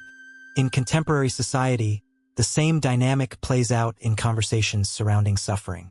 People often feel compelled to provide answers, to assign blame, or to offer simplistic solutions to profound problems. Yet, like Job, many find that these responses fall short. The struggle to reconcile faith with suffering remains a deeply personal journey, one that cannot be easily explained or understood. As the story unfolds, Job demands answers from God, his cries echoing through the ages. He questions the very nature of justice, challenging the notion that righteous individuals should be immune to suffering. His defiance resonates with the modern seeker who grapples with similar questions in the face of tragedy. The world is filled with stories of those who found themselves in the depths of despair, yet emerged with a renewed sense of purpose or understanding. These narratives serve as a bridge, connecting Job's ancient struggles with contemporary experiences of loss. In the face of overwhelming misery, a young woman stands in front of a group of friends, sharing her own tale of heartbreak. Her voice trembles as she recounts the loss of her partner, the love of her life, taken too soon. Tears glisten in the eyes of her listeners as they sit in stunned silence, absorbed by the raw vulnerability of her truth. In that moment, she embodies the spirit of Job, declaring that while she may feel abandoned, her search for meaning has only just begun. Her pain is a catalyst, igniting discussions about faith, resilience, and the human experience. The relevance of Job's story is evident in the myriad of ways people seek to make sense of their suffering. In support groups and therapy sessions, individuals share their burdens, exploring the depths of their pain and the flickers of hope that emerge even in the darkest moments. Those conversations echo Job's lament, as the participants wrestle with their own questions, seeking not just answers but connection. They find a sense of solidarity in shared experiences, a reminder that they are not alone in their struggles. In the shadows of life's trials, the story of Job continues to inspire and challenge. It serves as a beacon for those in despair, a reminder that suffering can lead to growth, deeper understanding, and profound compassion. As more people begin to embrace the complexities of their own journeys, they discover that faith does not always come in neatly packaged answers. Sometimes, it emerges in the quiet resilience of the human spirit, in the moments of honest vulnerability, and in the unwavering bonds forged through shared suffering. The tale of Job, with its relentless exploration of suffering and faith, threads through the contemporary narrative like a golden strand, connecting past and present. His story is not merely a relic of ancient culture. It is a living testament to the ongoing struggle of humanity. Each word, each heartbeat, reverberates across time, a poignant reminder that even in the depths of despair, the quest for meaning continues unabated, weaving its way through the tapestry of existence, inviting all to reflect on their own journey through pain and faith. In a dusty corner of an ancient land, a man sits alone on a mound of ash, the remnants of a once prosperous life swirling around him like the winds of fate. His skin, weathered and cracked, tells stories of days filled with laughter and love, but now it is marred by despair and loss. Job, a figure etched in time, embodies the struggle of the human spirit against the relentless tide of suffering. He is not just a man. He is a vessel of anguish, a canvas painted with strokes of tragedy and resilience. As the sun dips below the horizon, casting long shadows over the arid landscape, Job's heart feels heavier than the weight of the world. The echoes of his children's laughter haunt him, each memory a dagger to his already shattered soul. He remembers their tiny hands clutching his fingers, their innocent giggles filling his home with warmth. Now, silence reigns, a cruel reminder of what has been taken from him. His thoughts spiral, a tumultuous wave crashing against the shores of his sanity, threatening to pull him under. But beneath the surface of his torment lies a complex web of emotions. He is angry, not just at the world that has turned its back on him, but at God, the very being he once revered. How could the Almighty allow such suffering? The betrayal stings like 1,000 bee stings, igniting a fire within him that cannot be extinguished. Job stands at a crossroads, a battleground where faith and doubt clash violently. Each day, he wrestles with despair and hope, feeling as though he is trapped in a nightmare with no escape. The whispers of his friends are like a swarm of bees buzzing in his ears, their well-meaning words cutting deeper than any blade. They preach righteousness and rebuke, suggesting his suffering is a result of hidden sin. Job's mind races. He knows his heart has been pure. The accusations feel like a heavy stone, pressing down on his chest, making it hard to breathe. His once strong spirit wavers, flickering like a candle in a storm, but he clings desperately to his integrity, each affirmation of his innocence a lifeline in the churning sea of doubt. In the silent hours of the night, Job's mind becomes a battlefield. Doubt creeps in like a thief in the night, stealing away the last remnants of his peace. He questions everything: the love of friends, the justice of the universe, and the very existence of a compassionate God. His heart aches from the weight of unanswered questions. Why does suffering exist? Is there a purpose behind the pain? The loneliness wraps around him like a dark cloak, suffocating and heavy, pushing him toward the edge of despair. Yet, in the midst of his emotional turmoil, a flicker of resilience sparks to life. It is a fragile flame, but it burns brightly enough to illuminate the darkness just enough for him to see. Job begins to speak, not to his friends or to the empty sky, but to himself. He reflects on the good times, the blessings that once filled his life. Each thought brings him a moment's solace, a reminder that even in the thick of sorrow, moments of joy existed. He recalls the smell of fresh bread baking, the warmth of a child's embrace, the sound of laughter echoing through the fields. These memories are his sanctuary, fleeting yet powerful, offering a glimpse of the life he once had. This emotional tug-of-war intensifies, a relentless cycle between despair and flickers of hope. As Job gazes into the distance, the horizon shimmers with an ethereal light, a promise of something beyond his pain. He yearns to understand, to grasp the meaning behind his suffering. The questions swirl in his mind like a tempest, each one a gnawing reminder of his existential plight. How can he reconcile the goodness of God with the evil that has befallen him? Each moment of clarity seems to be swept away by the wave of doubt crashing over him. Days turn into nights, and nights into weeks, yet time feels frozen in Job's world. He feels like a ghost wandering among the living, disconnected from the joy that others seem to find so easily. The laughter of children at play stabs at his heart, and the vibrant colors of life appear dulled, as if viewed through a fogged window. In those moments of acute awareness, Job's heart aches for understanding, for some sign that he is not alone in his suffering.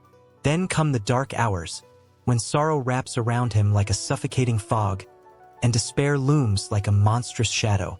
He cries out to the heavens, his voice breaking, a raw sound of anguish that echoes through the stillness. "Why?" he screams, his words hanging heavy in the air. "What have I done to deserve this?" Each cry is a release, a desperate plea for connection in a universe that feels cold and indifferent. His thoughts spiral, creating a cacophony of doubt and fear, each whisper echoing in the recesses of his mind. And yet, beneath the seething pain lies a profound strength, an unwavering determination that refuses to be snuffed out. Job reflects on the very essence of his existence. There is a stubbornness in his heart, a resolve that even amidst suffering, he will not let go of hope. Hope is a fragile thread, yet it is woven into the fabric of his being, shimmering like a beacon in the night. It reminds him that beyond this moment, beyond the ash and ruin, lies the possibility of redemption. As the sun rises once more, casting its warm glow over the desolate landscape, Job sits in silence, grappling with the maelstrom of emotions swirling within him. His heart, though heavy, beats with a rhythm that speaks of survival. He is not just a man of suffering. He is a man of profound resilience, wrestling with the meaning of his existence. Each breath he takes is a testament to the strength of the human spirit, a flicker of light in a world that seems engulfed in darkness. And so, as the winds of change begin to stir around him, Job prepares to confront not only his own suffering but the very nature of existence itself. With each passing moment, the tension builds, leading him toward an inevitable reckoning with his fate. The journey is far from over. It is only just beginning. In a land where the sun kissed the earth with golden rays, and the wind whispered ancient tales through the trees, there lived a man named Job. His life was a tapestry of prosperity, woven with threads of family, wealth, and respect. Cattle roamed his fields, and laughter filled his home. His heart was a sanctuary of joy. Yet, in the vibrant hues of his existence, shadows loomed, waiting to engulf him in darkness. One day, as the sun dipped below the horizon, casting a crimson glow across the sky, whispers of discontent stirred in the heavens. What if, they asked, the very foundations of Job's faith were tested? The celestial challenge was set, a test of loyalty against the storms of life. Would Job, the righteous and steadfast, cling to his faith when the world turned against him? As the days passed, the unthinkable happened. From the depths of despair, calamities began to rain down upon him like a raging storm. His cattle were stolen, his servants slain, and soon, even the very children he cherished were taken from him in a single cruel sweep. Each loss was a dagger to his heart, a merciless reminder of the fragility of life. Yet Job stood, battered but not broken, wrestling with a tempest of grief that threatened to swallow him whole. "Why me?" echoed through the chambers of his mind, a haunting question that lingered long after the tears ceased to flow. His friends, who once shared in his joy, now arrived, eyes wide with disbelief and mouths agape in shock. They offered comfort but quickly turned to pity and blame. "Surely, Job, you must have angered the Almighty. This suffering must be punishment for some hidden sin," they whispered, their words like poison to his soul. In the face of this onslaught, something remarkable began to unfold. Job looked beyond his pain, refusing to succumb to bitterness. His faith, forged in the fires of adversity, began to shimmer like a beacon in the night. Each heart-wrenching moment became a stepping stone, leading him closer to a profound truth. The loss of his earthly treasures transformed into an opportunity to seek something far greater, an understanding of his place in the universe. One evening, as the stars twinkled like diamonds scattered across the vast expanse of the night sky, Job fell to his knees, his heart heavy yet resolute. "Though he slay me, yet will I trust in him," he declared, his voice trembling yet unwavering.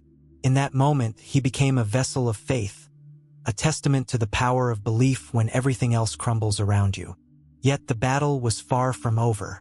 The ground beneath him quaked, and with it came a torrent of doubt. Was his faith enough?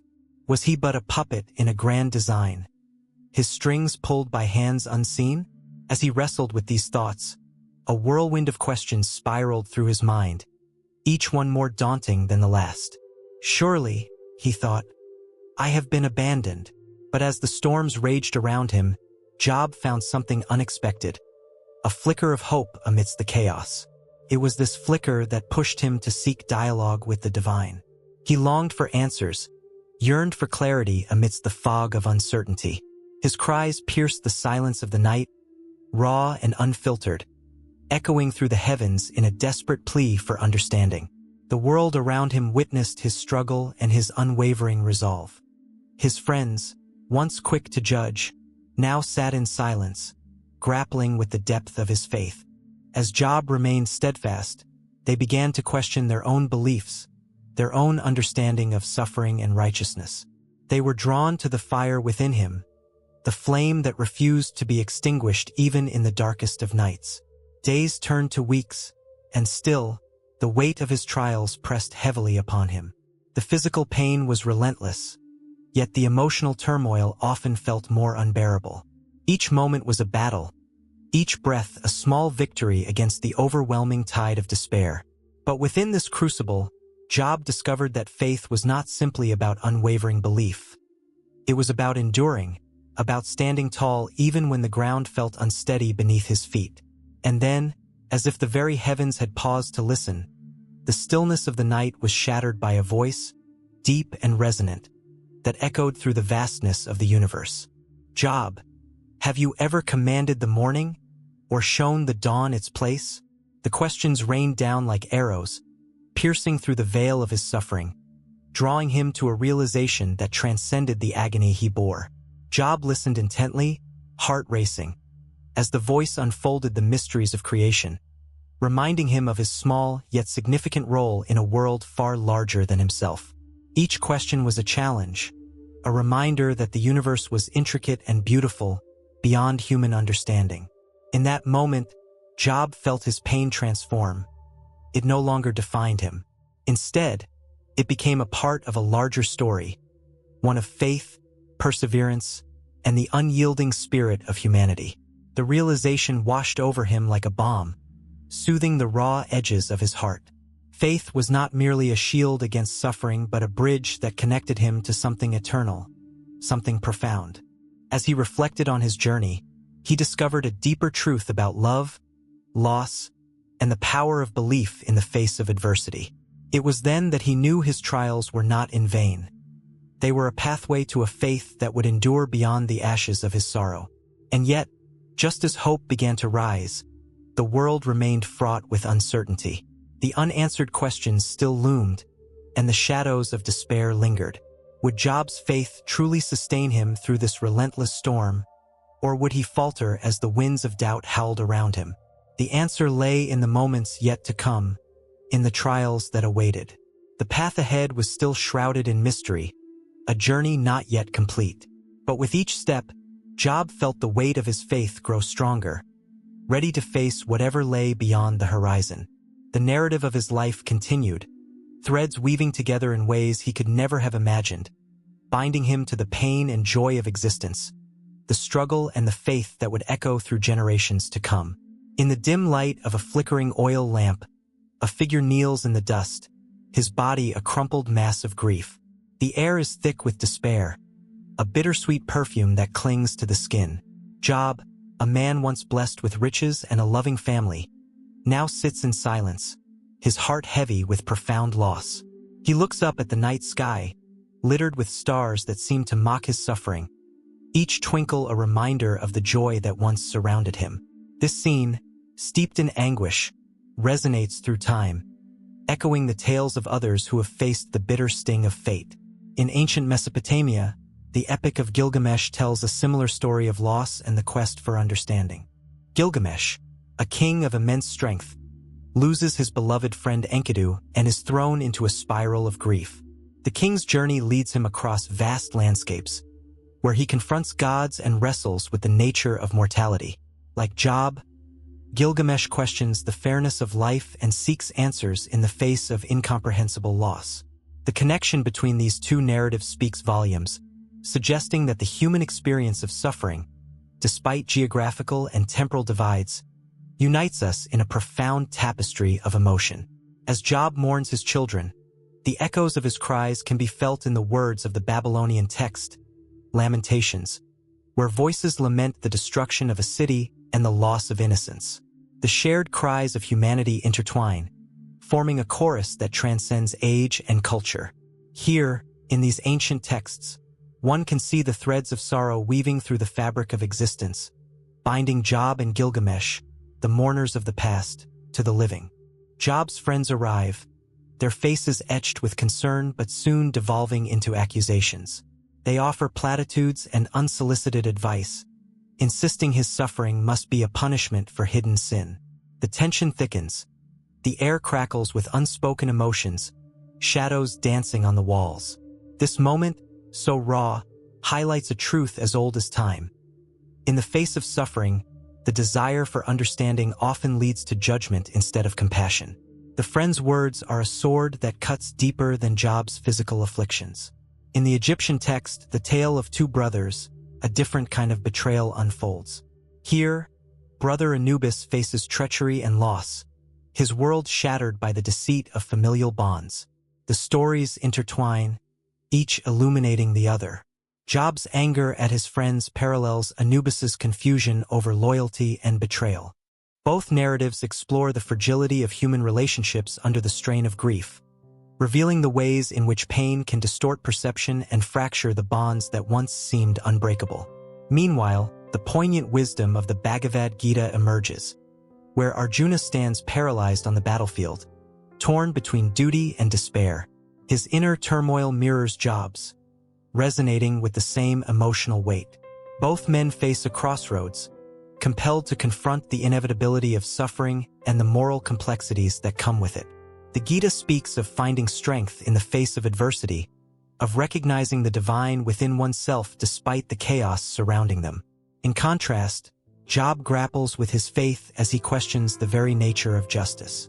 His cries pierce the heavens, demanding answers, shaking the foundations of belief. The sense of urgency increases as Job's plight intensifies. He longs for a mediator, someone to plead his case before a seemingly indifferent God. His voice rises, echoing through time, a haunting refrain of a man stripped bare of everything cherished. In stark contrast, the ancient Greek tragedy of Oedipus presents a hero who unknowingly walks into his own demise, the weight of prophecy crushing him under its expectation. In both stories, the characters are trapped in webs of fate, yet Job's struggle is one of anguish and defiance, while Oedipus's journey is marked by tragic inevitability. As the dialogue between Job and his friends reaches a crescendo, the emotional stakes are impossibly high. Job's anguish becomes palpable, a heavy fog that envelopes everyone present.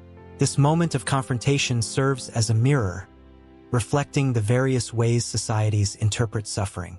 The ancient texts reveal differing cultural narratives, each colored by its unique understanding of morality, justice, and the divine.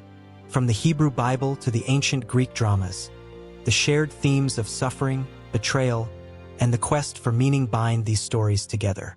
They forge connections across millennia and cultures, reminding us that the quest for understanding in the midst of pain is an inherent part of the human experience.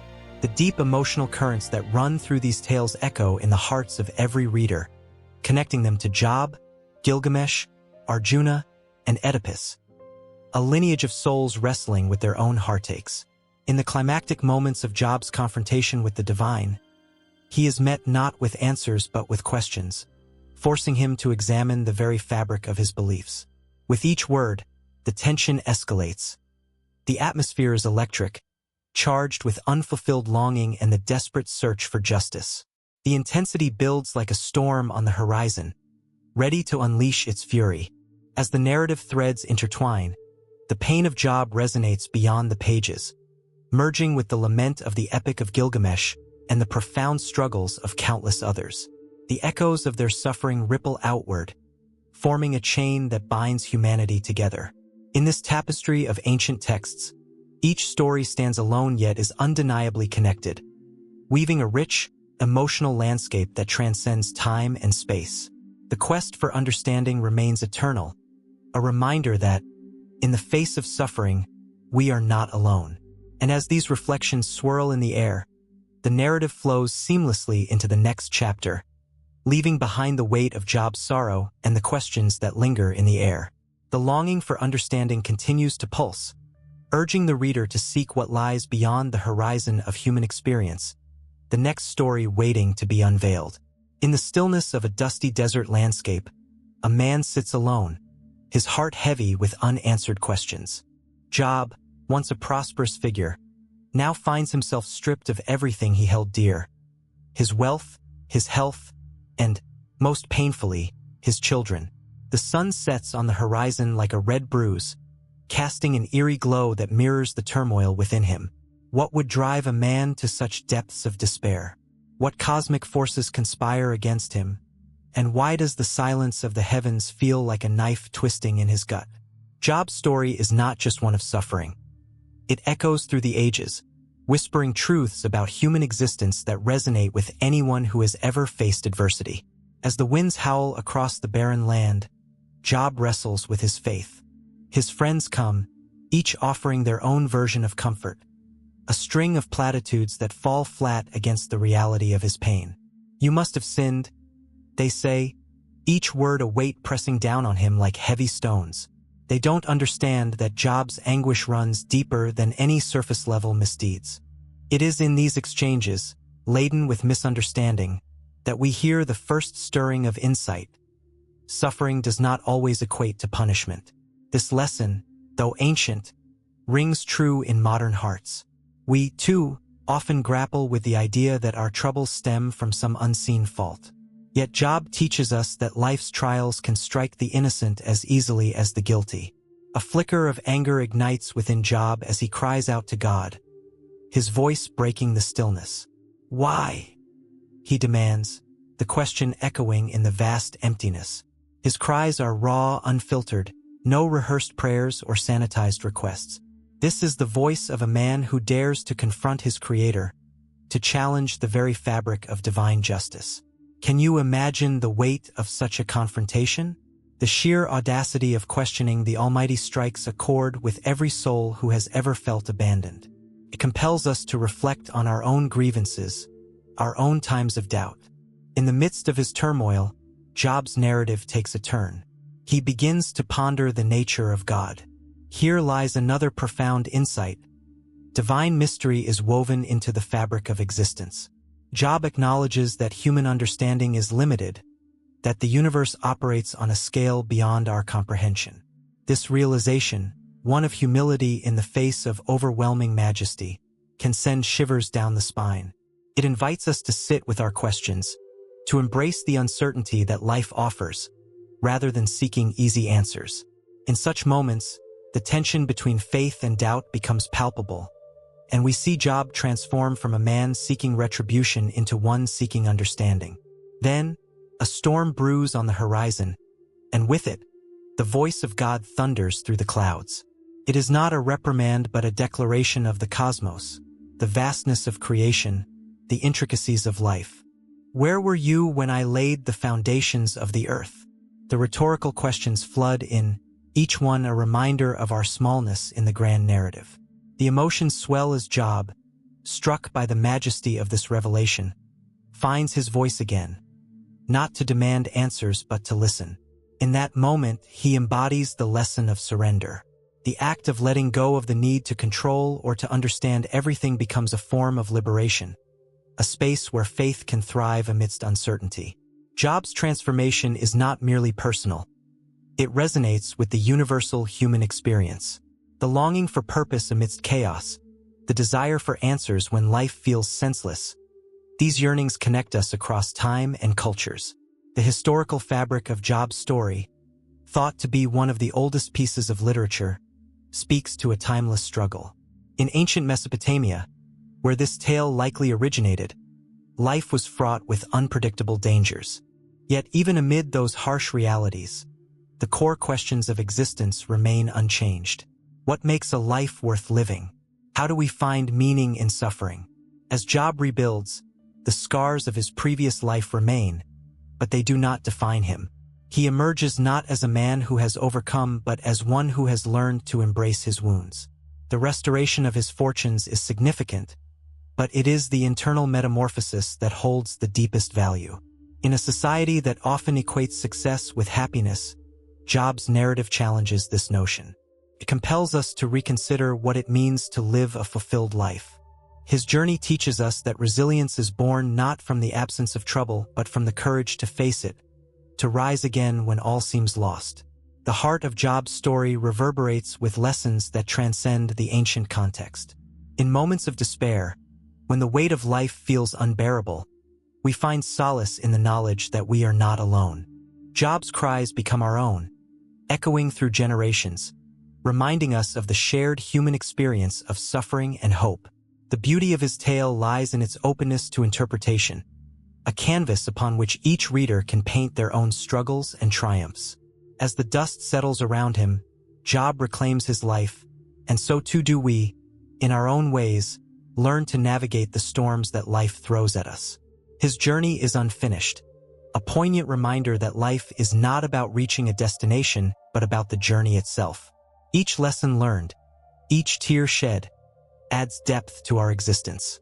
Though Job may have found peace, the questions linger, echoing in the minds of those who dare to ask. With every heartbeat, the narrative continues, weaving through time, urging us to confront our own trials and to find strength in vulnerability, just as Job did long ago. The story spirals onward, ever beckoning, inviting us to reflect, to feel, and to ultimately join in the age-old quest for meaning.